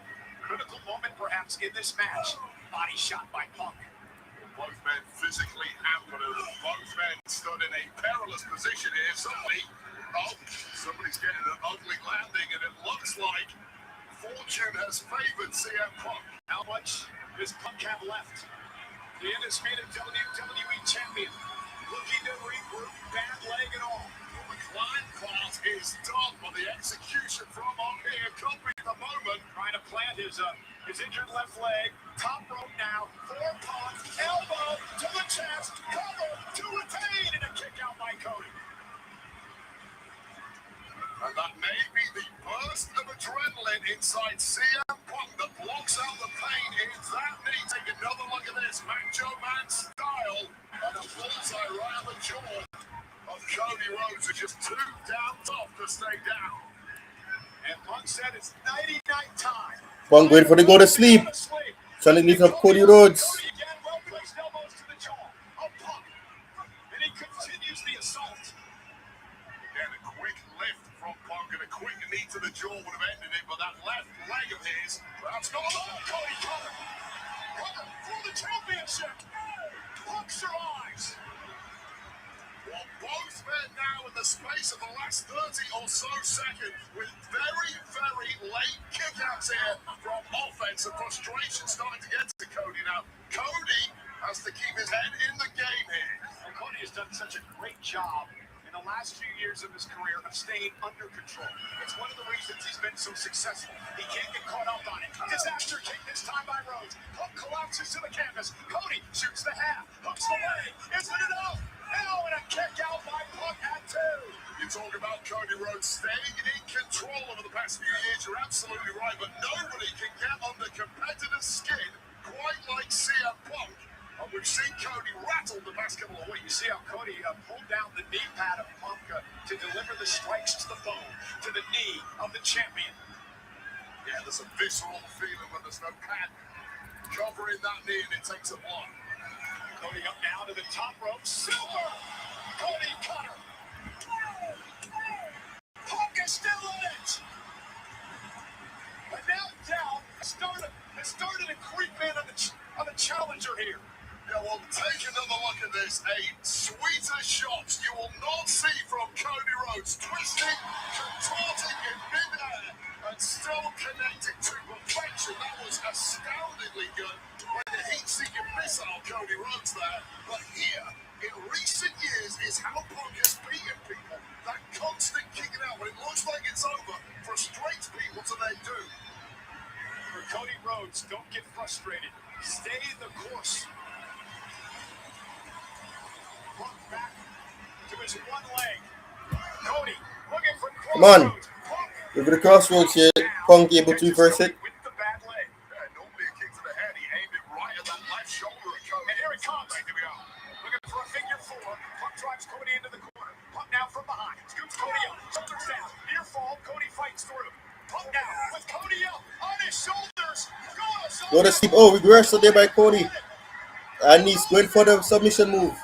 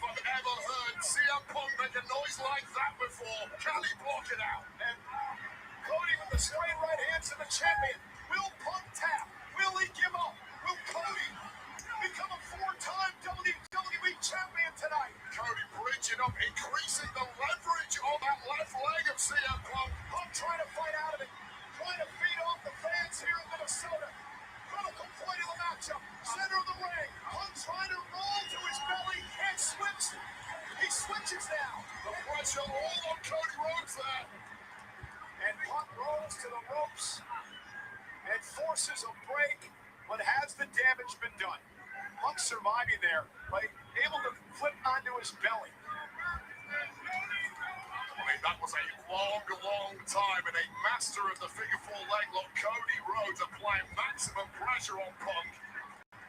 But how stubborn, how bloody minded CM Punk and Cody suffered again. Excuse me.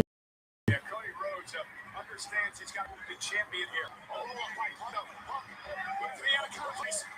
For the Anaconda Vice.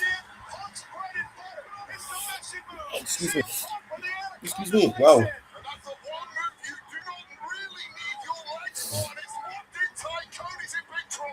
Cody needs to make it to the ropes to force a break, and he Oh. and Punk's got a 5 count to break here. And if Punk had a little more in the tank there, he could have dragged Cody to the middle of the ring before applying the Anaconda Vice, and even a kick from Punk is registering all the weight of his body. what a physical matchup between these two aggressive individuals tonight. Punk with a chop, drops Cody in the corner, and now CM Punk using his good knee to deliver the Cody Rhodes is winning this anyways. There's no way Cody doesn't win this, man. Cody has to win this. So badly hurt, just remember what's at stake. WWE Gold. Your seat above the top of this industry. And Punk believes now it may be time for Cody to go to sleep. Lifting Cody up on his shoulders yet again. And Cody now grabs the top rope. Falls to the mat. And now Cody.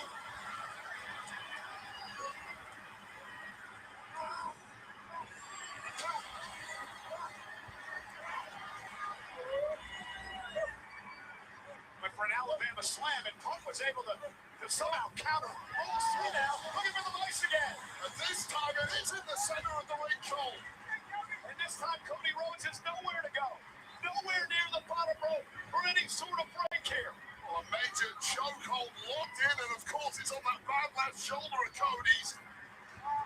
Exacerbating the damage of this hold, and Cody may be fading. And Cody trying to use his legs, and CM Punk shakes that off. Rhodes trying to do anything he can to force some sort of break here. But Punk cannot afford to let go here. He has no choice. And now Punk, jackknife cover on the challenger. Cody bridges out. Wow. Into the crossroads. Cody. 1, 2. Oh. Punk toe.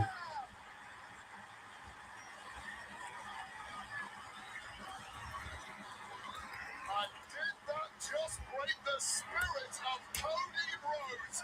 Here is your home run, beautiful reversal into the crossroads. And how many times has this been victorious? But UP1, well, not tonight, not against the champ CM Punk. Show respect by the capacity crowd here at US Bank Stadium in Minnesota for SummerSlam Saturday. Come on. The man who wants the WWE title for a 4th time in his career. Cody Rhodes against the 8-time world champion CM Punk. And CM Punk seems to have no clue where he's at right now. Cannot defend himself. Yeah, but can Cody put him away? I mean, it takes a little something extra when you're in there at this level against the very best like CM Punk. Kind of moves that normally score victory just don't quite get you over the line anymore. And now Cody Rhodes to the top rope. CM Punk trying to hang on. Delivering left hand to Cody. Now a back elbow to Rhodes. And Elbow sends down Cody. Punk looks down at Cody on the ground. Bottom of the ring. Is he what is he doing? Oh! He missed it though. CM Punk missed that. That was a botch. Just about in the nick of time, moved mostly out of the way. I think that knee caught the top of Cody's head, and that might be the only reason Cody Rhodes was able to kick out there. Punk with a moonsault. With one good leg too, and Cody got very lucky scrambling to the side just at the right moment there, but doesn't Punk know it? We're deep in this matchup. Who's going to dig down deep? Who's going to survive? Who has the resilience in the heart and the stamina? Cover by Punk. Rhodes with the arm up again. Two of the absolute best, just too stubborn to lose. That's where we're at right now.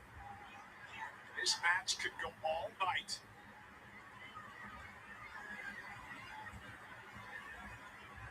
Just a classic battle between two gladiators. Paintbrush backhand by Punk. Punk to go to sleep. Cody able to land on his feet. Punk caught him with an axe handle to the face. Now Punk again with Cody.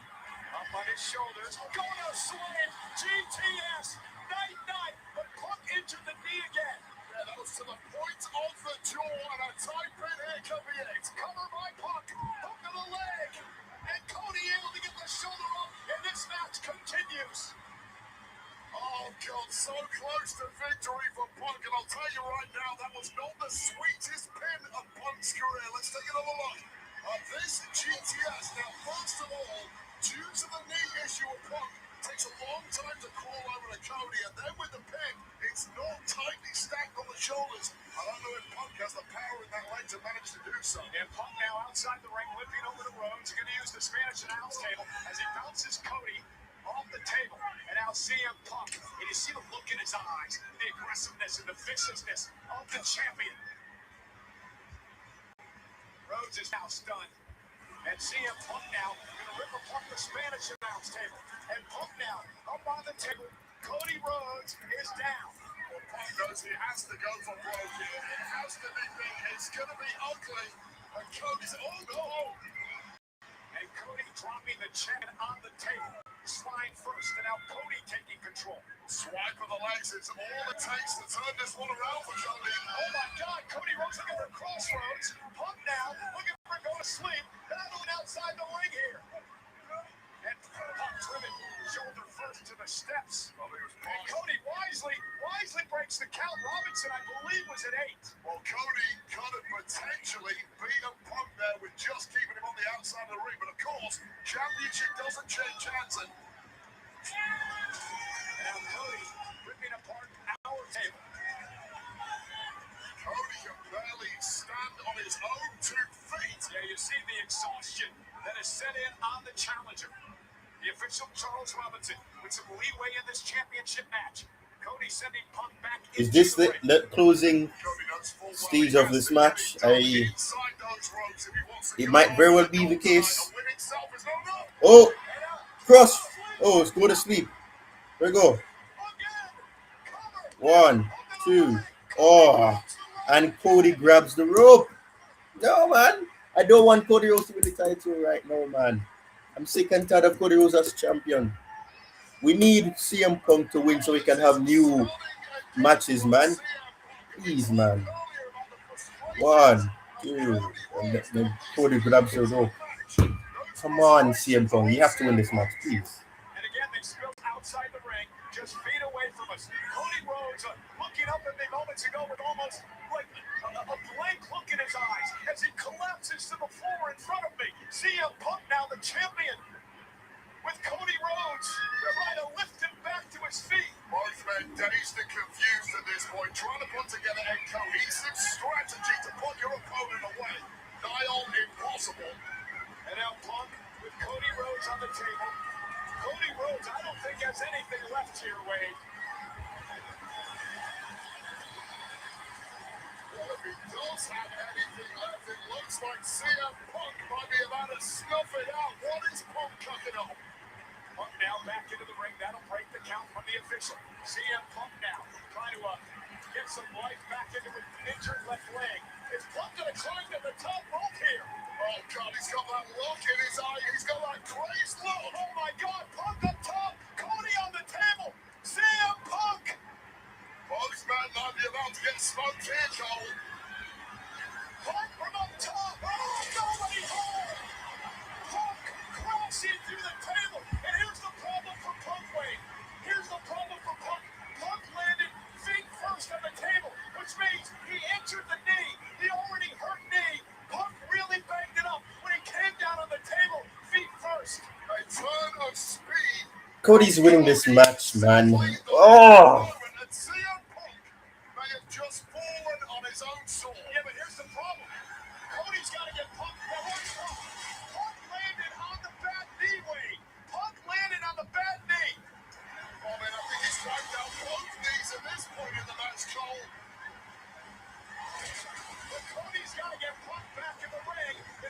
the championship. Complete carnage here. Referee Charles Robinson is counting right now. He's given a lot of leeway in this one. Punk may have the stakes. He may have a fractured patella.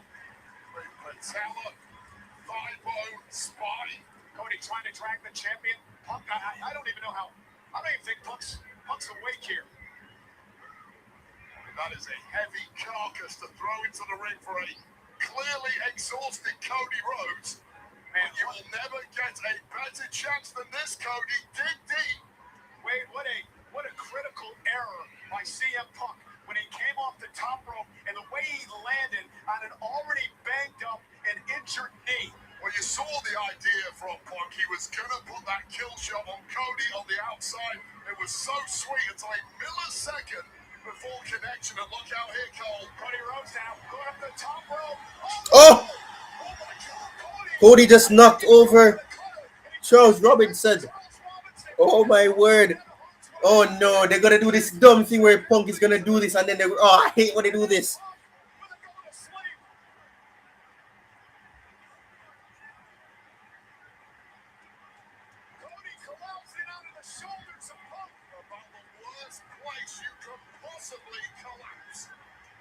Does Punk have anything left in his bad leg to be able to plan for another GTS like he did moments ago? Cody from behind. Crossroads. Good job, Punk. Punk rolls out. Is Drew McIntyre going to screw Cody Rhodes? Is he gonna get screwed? Oh, Randy Orton! Randy Orton! Oh my gosh! RKO! Randy Orton screws Cody Rhodes. Oh my gosh, he's back. He's back. Randy Orton has cost Cody Rhodes. Oh my gosh. We were asking where he was. 3 months he was gone. Oh my word. Cody Rhodes. Come on, CM Punk. What are you doing? Get to the damn ring, you fool. Get into the ring. Come on, man. Get in the ring, CM Punk. What are you waiting for?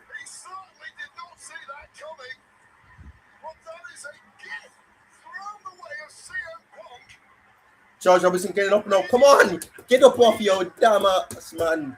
Punk. Ah.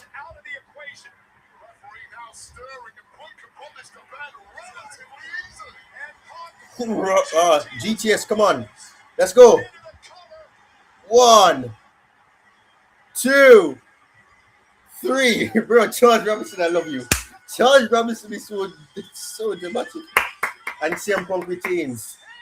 Randy Orton cost Cody Rhodes.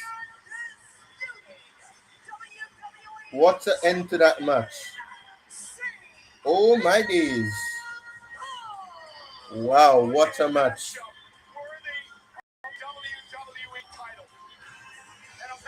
What a match. Wow.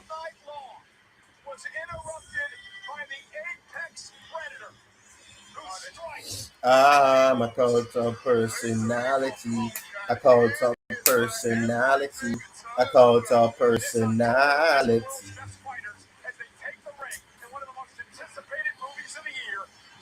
Me and my noble pride. Erect your eye. Me and I will follow you. Only you can set me free.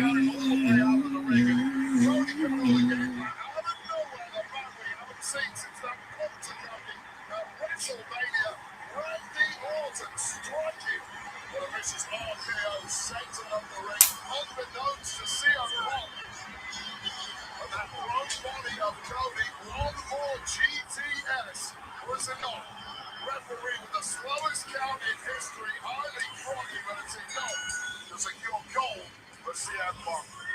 Played a hell of a match between CM Punk and Cody Rhodes tonight. But in the end, CM Punk survives as the WWE champion.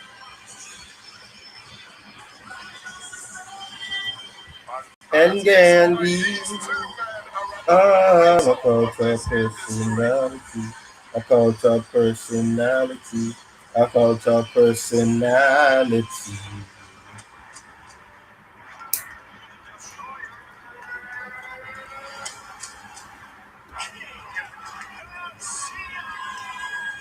Not good enough to beat me. You think this man's gonna beat me? I'll come over there and smack them glasses straight off your face. Lost your mind.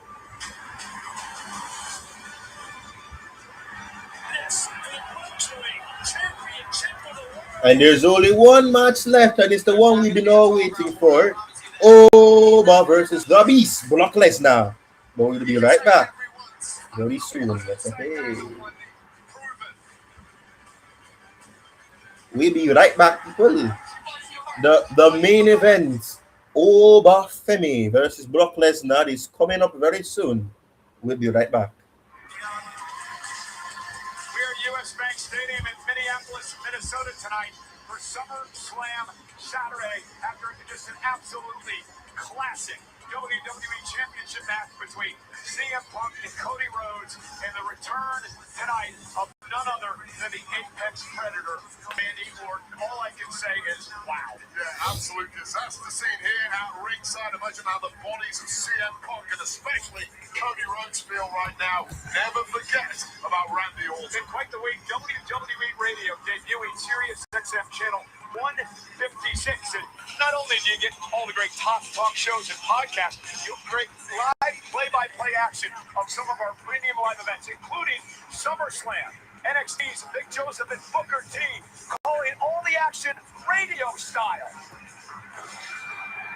And this time, Oblivion came flipping through the air. Again, heel now, right back in the road. She's held up. She's brought down Oblivion by Morgan. Morgan into the cover. Oh, the leg back. Falling back to retain her title. Jimmy in the ring looking for 1D. But Jay doesn't realize it. Jimmy just got wiped out by the Samoan spike from Solo Sikoa. Jay turned around, ran to the top rope, right side, turned around into BMT. Elevated into the cover. And the bloodline is put down. Great job, Big Joseph Booker T. But ladies and gentlemen, we are now set for our main event. The Hell in a Cell. It weighs 5 tons. It's 20 feet tall. It has ended the careers of legends. Well, ladies and gentlemen, here's a look at Crypto.com. They just cut this guy. So crazy.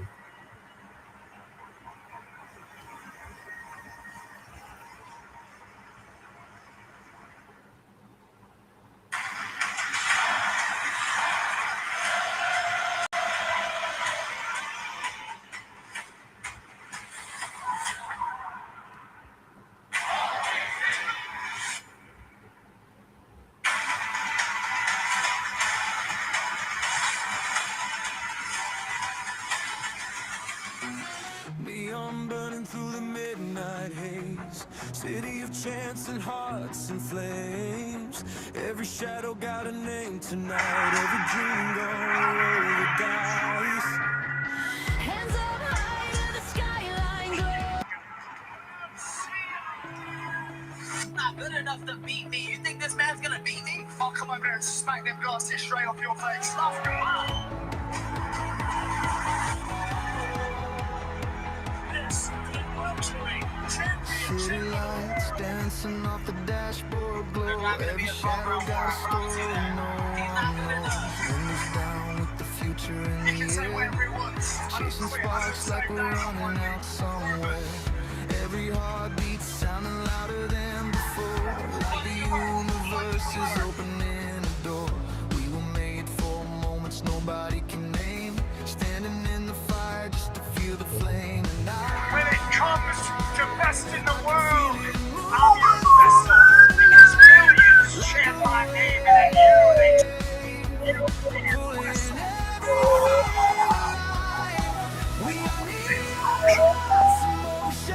burning through the dark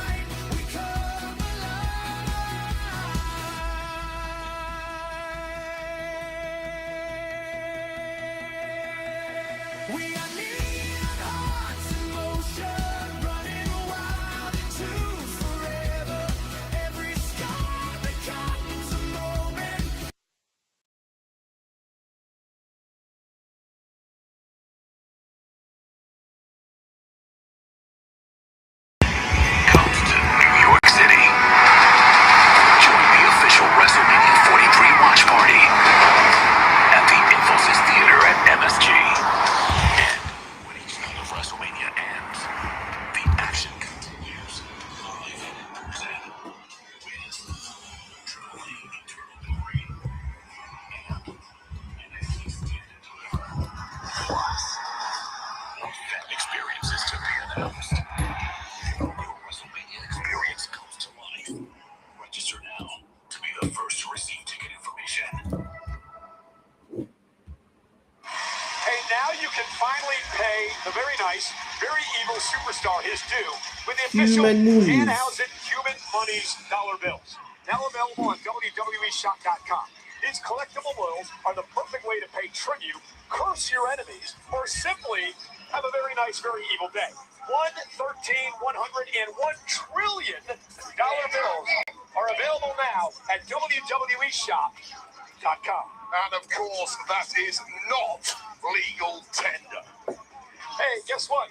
Tomorrow night, SummerSlam Sunday, we get to call the Human Monies on a pole match between Dominic Mysterio and Danhausen. Stolen human monies on a pole that will be going back to their rightful owner, Dirty Dom. And here's the rest of the card. Again, it starts tomorrow, 6 Eastern, 3 Pacific, here on the ESPN app. It's immediately following SummerSlam. We got the post show. Let's head over to Joe Test and the post show team.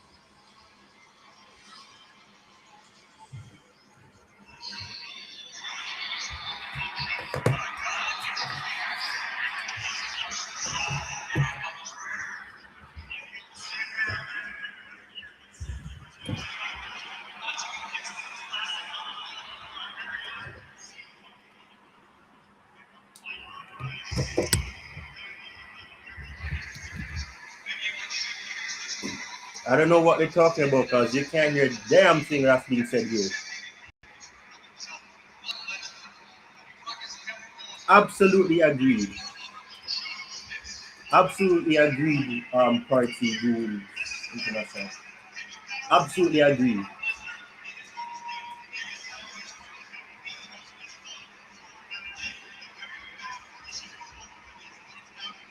Agreed, man, agreed. Absolutely agreed.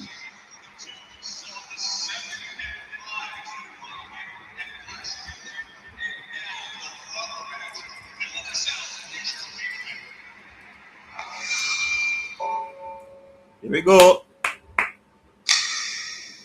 Over Femi versus Brock Lesnar.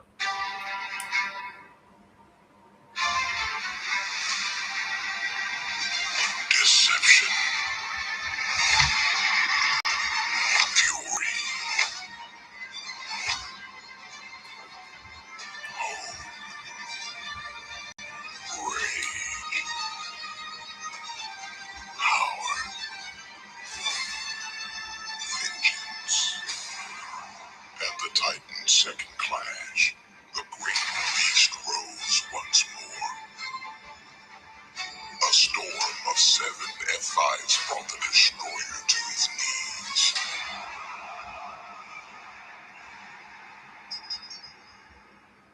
And the conqueror reclaimed his mantle.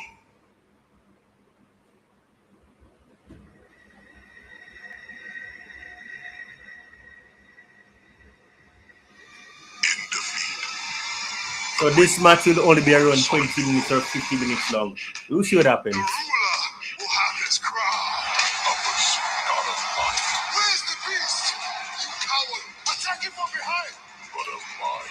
The only thing that I've seen is a big bad bitch to claim the crown. You're 2026 king of the ring! Talk. Shit. Yeah. Get. Hey. Get.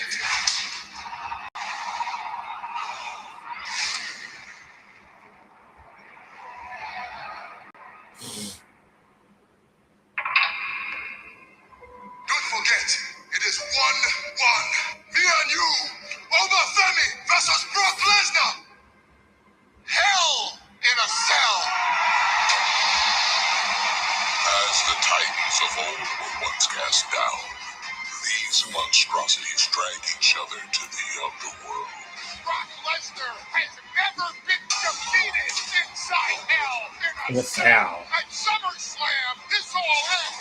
Turning the biggest event of the summer into the hour of judgment. No more games, no more running. You can't run from the ruler. Lock together until there's one victor. You can't run from the brink of war. I'll see you at SummerSlam, bitch. You can't run from over Femi! It is their final descent into the inferno.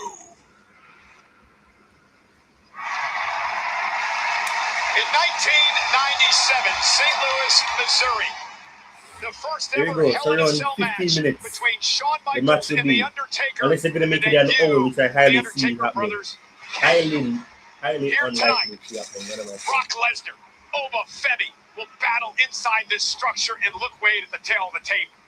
Yeah, they are carbon copies of one another, of course, Oba with a massive experience differential compared to the huge career of Brock Lesnar, but these are two superheroes, supervillains clashing inside Hell in a Cell for our pleasure.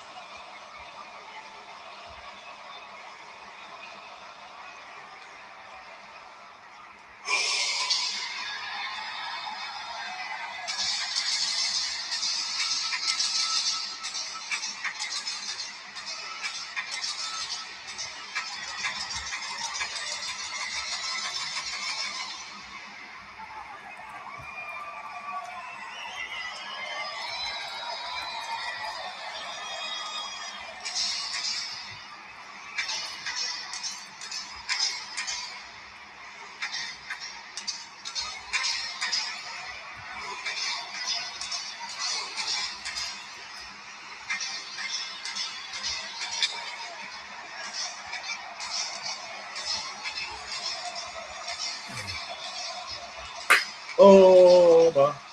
Oba. Oba. Oba. Oba. Oba. Oba. Oba. Oba. Oba. Yeah, let's go. Ooh. Ooh. Ooh. Ooh. Ooh. Ooh.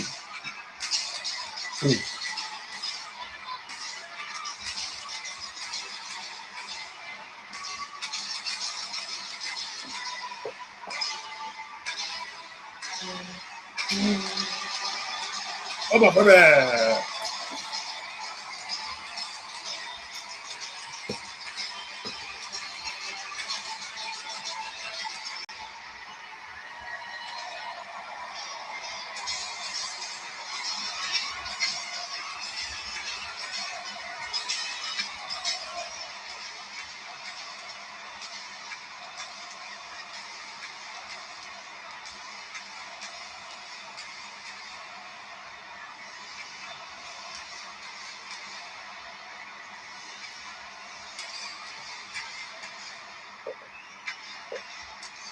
Are there nerves when it comes to the King of the Ring? There can only be nerves when you are stepping into a structure like this. First time at SummerSlam, first time in Hell in a Cell, and oh yeah, the beast incarnate is going to be in there with you. It is nearing 2 a.m. in Nigeria. That is where Oba Femi's father, Nee, the rest of his family are watching here tonight to see if Oba Femi can conquer the beast inside Hell in a Cell. Here comes the Brock. Here comes the beast.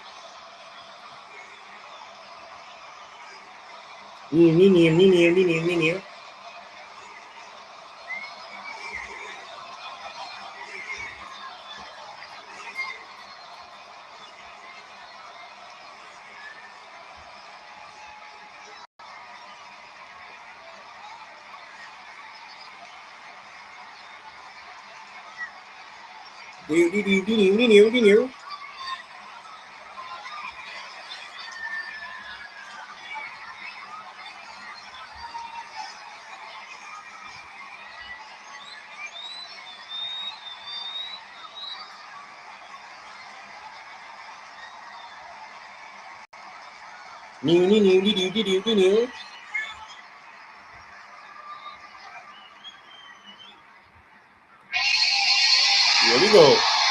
Brock Lesnar. Steal a line from my old broadcast partner, Taz. Wade, here Brock comes the Lesnar. pain. Here comes the pain.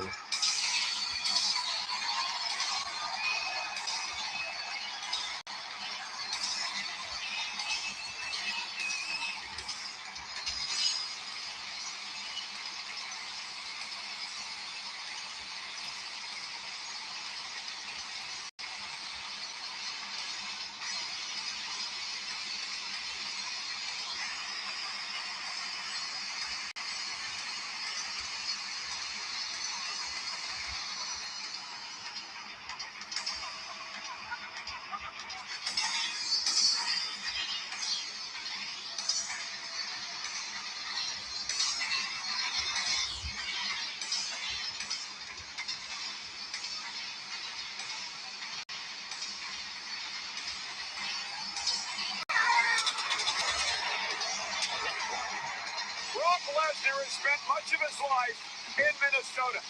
At the University of Minnesota, he won the NCAA Division I Wrestling Championship. He'd go on to win a WWE title at 25 years old. He even tried out for the NFL's Minnesota Vikings here. And tonight, he does battle inside Hell in a Cell in Minneapolis, Minnesota. This is just the second time in the history of SummerSlam we have had a Hell in a Cell match.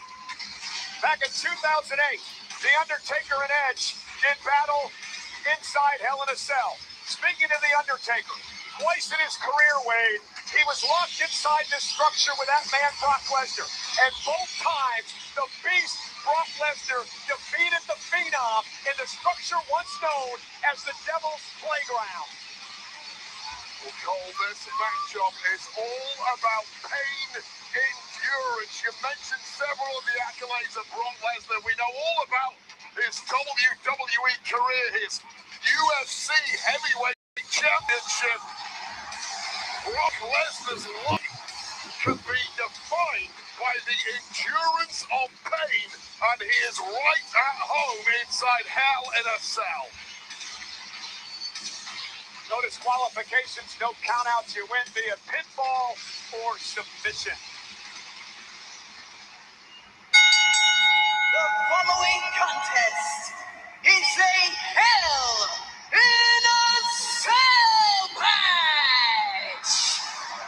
Introducing first, from Lagos, Nigeria, weighing at 302 pounds. The 2026 King of the Ring, Hoopa Femi!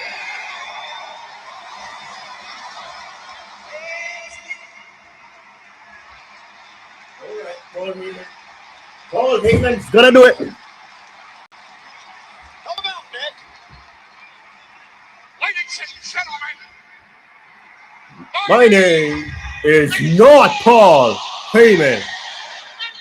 You sing the Beast of the Crocodile, weighing 303 pounds, fighting out of the University of Minnesota.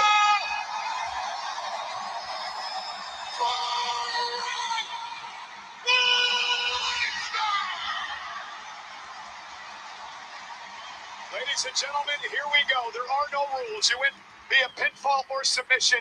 You can use the Hell in a Cell as a weapon. Again, for the first time in his career, Oba Femi will be locked inside this structure.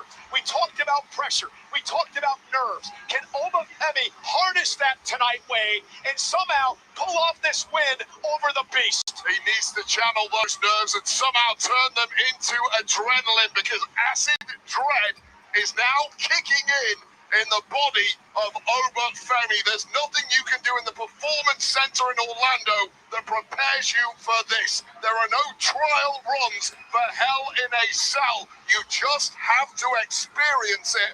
And Oba Femi, good luck. In the Royal Rumble this year, Brock Lesnar eliminated Oba. Oba would beat Brock Lesnar at WrestleMania. Brock would return and clash in Italy to beat Oba Femi. The rubber match of sorts here tonight. Lesnar, Femi, locked inside Hell in a Cell. Senior official Chad Patton is only there. I guess this match is gonna. I guess SummerSlam is gonna be for 3 hours and 30 minutes. Because this match it cannot be less than 30 minutes, man. Surely not.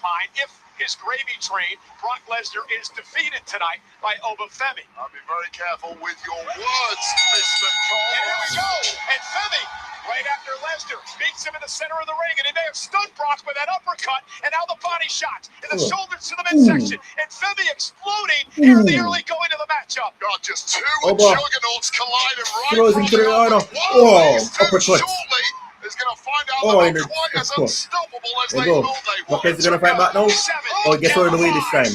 And Brock brings up German suplex. Number one German suplex. Second German suplex. Taking a trip to where, Wade? Suplex City. Yeah. He gets back up again. Oba gets up. Brock Lesnar wasn't expecting that. Oh my word. Oh wow. And Oba sends Brock outside into the... Oh my God. Wow. Nobody has bounced up from Suplex City like that and just shrugged it off. And now Femi bringing the attack to Lesnar. He understands he's got to be aggressive early. He can't sit back. He's got to take the fight to Brock. Oh, you give Brock Lesnar an inch, he takes 1,000,000 miles. You have to fight tooth and nail to just get a foothold in the early going. And now Femi driven right into the step shoulder first by Lesnar. God, the mass of humanity these two share, it is ridiculous. Up close and personal, it's like nothing else. Brock Lesnar has been playing a number of mind games with Femi in recent weeks. I don't think these two are the same species as the rest of us, Cole. Yeah, indeed, is Lesnar now going for a suplex. Oba Femi blocking, and he's going to turn it into one of his own. Brock Lesnar has talked a lot about the importance of the late, great Hall of Famer, Mr. Perfect Kurt Hennig from right here in Minnesota, what Mr. Perfect meant to the early career of Brock Lesnar. As Lesnar is driven out shoulder first into the steel steps. Lesnar was bred for this business. Tremendous amateur wrestler, burst on the scene, youngest WWE champion in history. But for Oba Femi, he's just been doing this way for 4 years. It just comes naturally to some people. We know Brock Lesnar is the ultimate global combat athlete, perhaps the greatest of all time, and will never be replicated. But if anyone's going to come close, Oba Femi has the tool. And Femi, understanding the importance of using weapons in this environment, sets up the table and Lesnar shoulder first into the table. And Oba Femi is dominating right now. And I'm a bit shocked early on at what is taking place here. We'll take another look at the extreme levels of physicality right off the bat. And Oba's done exactly what he had to do here. He's had to use his youthful exuberance, his power, his explosivity to completely swarm Brock and not let Brock use any veteran tactics to overwhelm him. Was Brock expecting this early onslaught? No, he was expecting the nerves to overcome Oba Femi. You saw how long Brock took to come out here. He was letting Oba stand in the ring. Brock hits Oba with the step. Oh, another one knocks Oba Femi down.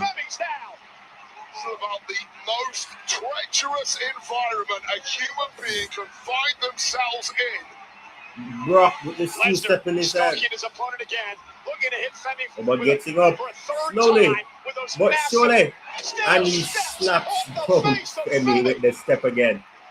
And Brock falls to his knees. Both men devastated already in this one. There really are no escape routes. No shortcuts, no excuses, and nowhere to hide. from a flying steel steps coming directly at your forehead. Now Lesnar will deliver the German suplex again. of this match to Femi. You might notice, I'm not sure if we get a shot of the right side of Lesnar, but the welts have begun to form on Lesnar. The steps in the table, Lesnar's gone through a tremendous amount of punishment. The back as well of Brock Lesnar. Yeah, the welts on the skin are a tell, but the real damage is deeper beneath the surface. The internal damage to the muscles, the internal organs, the skeletal frame. That's what these guys are having to fight through. And guess what? It's not going to get any easier. A fifth German suplex. And after each one, Femi writhing in a bit more pain. A true test for the ruler, the king of the ring tonight. And he steps with the suture on the back. Focusing on the back Brock of Femi. That steel chair echoing through the stadium. Treachery everywhere you look inside. Hell in a cell, and the referee has the easiest job of all. Again, destruction on the mind of Lesnar. So few rules right here. Do you want to give up? Can I count 3? That's about it for the referee. Lesnar was so shocked at the loss to WrestleMania, we thought he had called it a career, only to return and beat Femi at Clash in Italy. And now Brock looking to defeat Oba in a matchup that he's made his own, Hell in a Cell. Another suplex delivered by Brock. So Femi is going to learn a lot about himself right now, just as we're all learning about Femi every time he's on TV. Oba has never been in a position to have to endure this level of pain. We don't know how he's going to react. He doesn't know how he's going to react, but we do know how Brock reacts in that cell, and it's better than anyone else in history, and he's showing us that now. And another suplex delivered to Femi, this time onto the steel chairs. I mean, he's locked inside the ring with a beast, with a 10-time world champion, a 2-time Rumble winner, a king of the ring, a man who beat The Rock at SummerSlam in 2002 to win the WWE title, beat Cena in 2014 to win a world title. And Brock Lesnar just looks right at home inside there. And Lesnar now with Femi up on his shoulders, and Brock looking for his went for an F5. Femi able to counter, now up and down. Wow. Goes Lesnar. Just seriously huge amounts of humanity being thrown around by both men like they are kids' toys. Make no mistake, most of us could not even lift Femi or Brock Lesnar off their feet. And Oba now trying to fight back in this matchup. What a match this has been. Femi to his feet. Brock to his feet as well. Femi beats him with a body shot. And another one by Femi. Yeah, that was a wild swing by Brock, and it was easily blocked by Oba. And Brock may be hurting in a big way here. His endurance might be damaged. And Femi now, uppercut after uppercut. And Femi lifted off his feet by Lesnar. Lesnar picked him out of the air. Femi realized he's in trouble. Brock could not get off the F5. Now Femi again, planting Lesnar. The power of Femi. Is he gonna do this? What's he gonna do here? He's good for it. And just Lesnar across the ring. Femi is unloading here. He's charged up. Is he going for the fall of grace? That'll cement his legacy tonight. It is absolutely absurd to see human beings with this level of strength. Femi now, lifting Brock Lesnar for the fall from grace. Femi's got him in possession. Fall from grace. This is it. 1, 2. Kick out. My God.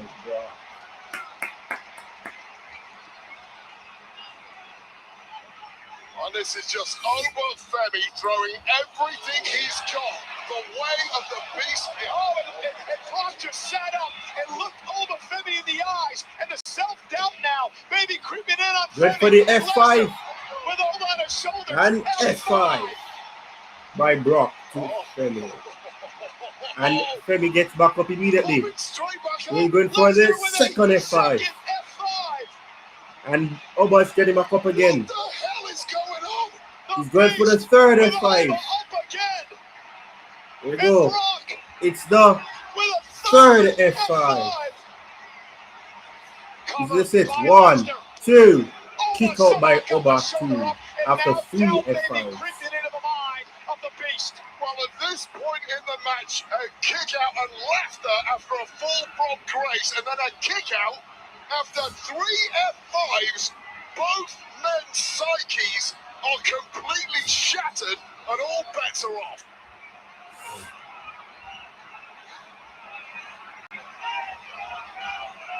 But Brock is back to his feet. He's back to his feet, but this is entirely new territory for the veteran Brock Lesnar. As if Brock isn't dangerous enough to arm himself with a steel chair, bending it over the body of Femi. Ridiculous amounts of violence were not enough to finish the job. What do? You turn up the dial even further. Brock Lesnar knows that better than anyone. What is Brock is ripping the canvas apart. Brock Lesnar ripping the canvas apart. There's a tactic in play here. I'm not sure what it is. And now trying to rip into that protective covering. Oh. And there are the boards. There are the wooden boards that make up the ring. Lesnar is exposing the boards, ripping off that protective covering. Lesnar's out for blood. I mean, that's a thin layer of padding over those boards, but what it does is spread out the impact of a landing that helps reduce injuries. That's gone, that's out the way, and this is a targeted attack by Brock Lesnar. And Brock looking to use the exposed boards. Oh my goodness! Brock Lesnar! Lesnar! Tombstone. Do you realize what we just Undertaker. There you go. 1, 2. Kick out by Femi. Over kicked out! Over kicked out! Over Tombstone! Over Femi is not a human being. How the hell is Femi standing? Lesnar looks like he's seen a ghost.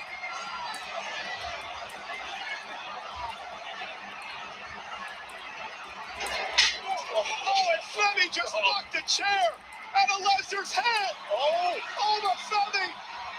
So, we go 1, 2, 3. And Oba Femi wins. Here is your winner, Oba Femi. Oh, wait, if this is the last time we've seen Brock Lesnar in a WWE ring, what a memory he has left us with. And what a memory Oba Femi has given us tonight. I don't know. I don't know if I like that ending. I don't think I enjoyed that ending at all. Don't think I like that ending at all, man. I'm sorry. I don't think I enjoyed that ending at all. That ending does not seem. That ending seems kind of underwhelming, to be honest.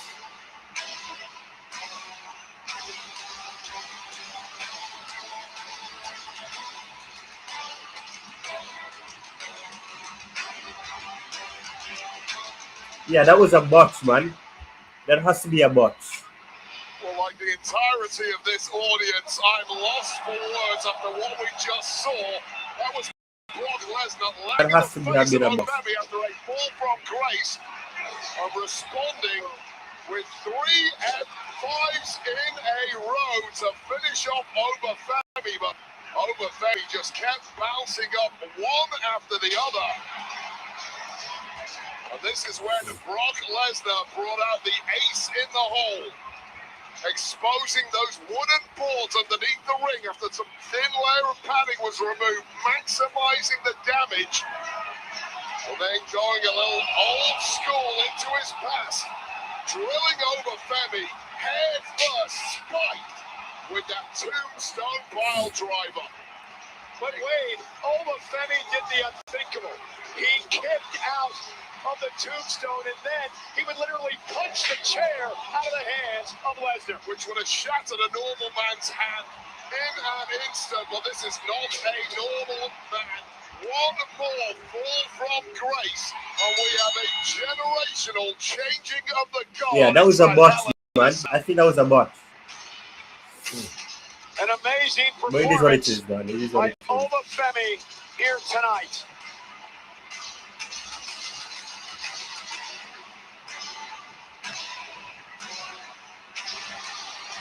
Oba Femi, the ruler.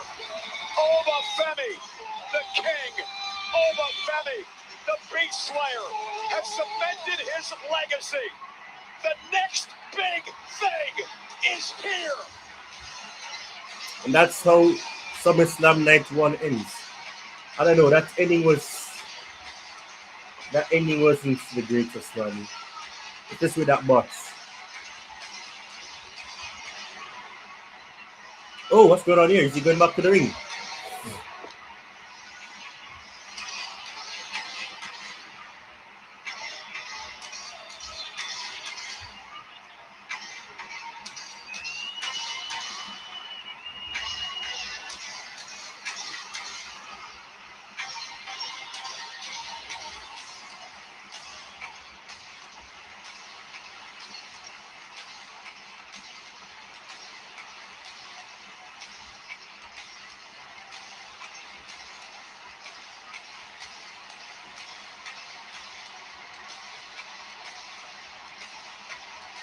Oh!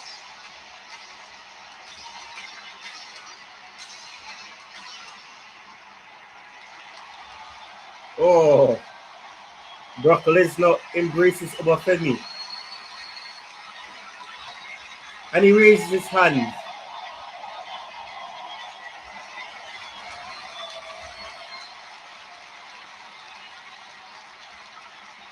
Oh! He's asking for a mic. Brock Lesnar is asking for a mic. Is this it? Minnesota! And the whole wide world watching this shit tonight. Come here, Oba. Here's the future of WWE. Come here, Oba. Congratulations. This is the future, ladies and gentlemen. This is the past. This is the future. A true passing of the torch moment here tonight. Wade, we never thought that we'd ever see another Brock Lesnar again. You are maybe looking in the mirror, but that man's name is not Brock Lesnar.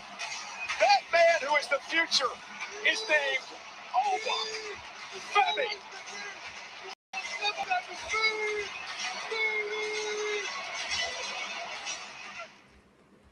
And that's how it ends. Night 1 of SummerSlam has come to an end with Oba Femi saying that Oba Femi is the future.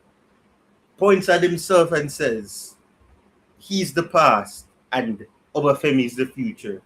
The past, the future. And then he walks out, pats Oba Femi on the back, and he walks out of the ring. And of course, Oba Femi, who looks visibly emotional about that, climbs up to the top of the rope and says, me, I'm the future, me. What an end to night 1 of SummerSlam. I didn't like the ending of the match. It looked like there was a massive botch. It looked like Oba Femi was supposed to place Brock Lesnar with that fall from grace onto the board so it would be more impactful. And of course, with Brock Lesnar looking behind him, it shows that it should have been slightly a bit further forward from Oba Femi for that drop. But Oba Femi wins 2-1. Oba Femi wins. And that's the end. And we have the next one coming tomorrow, night 2. We'll see if I'll do a watch long for that one. But night 1 is in the books. Thank you for everybody that has tuned in. Thank you for those who have liked the stream, among other things. Thank you guys so much for watching. And I'll see you guys in the next one. Peace.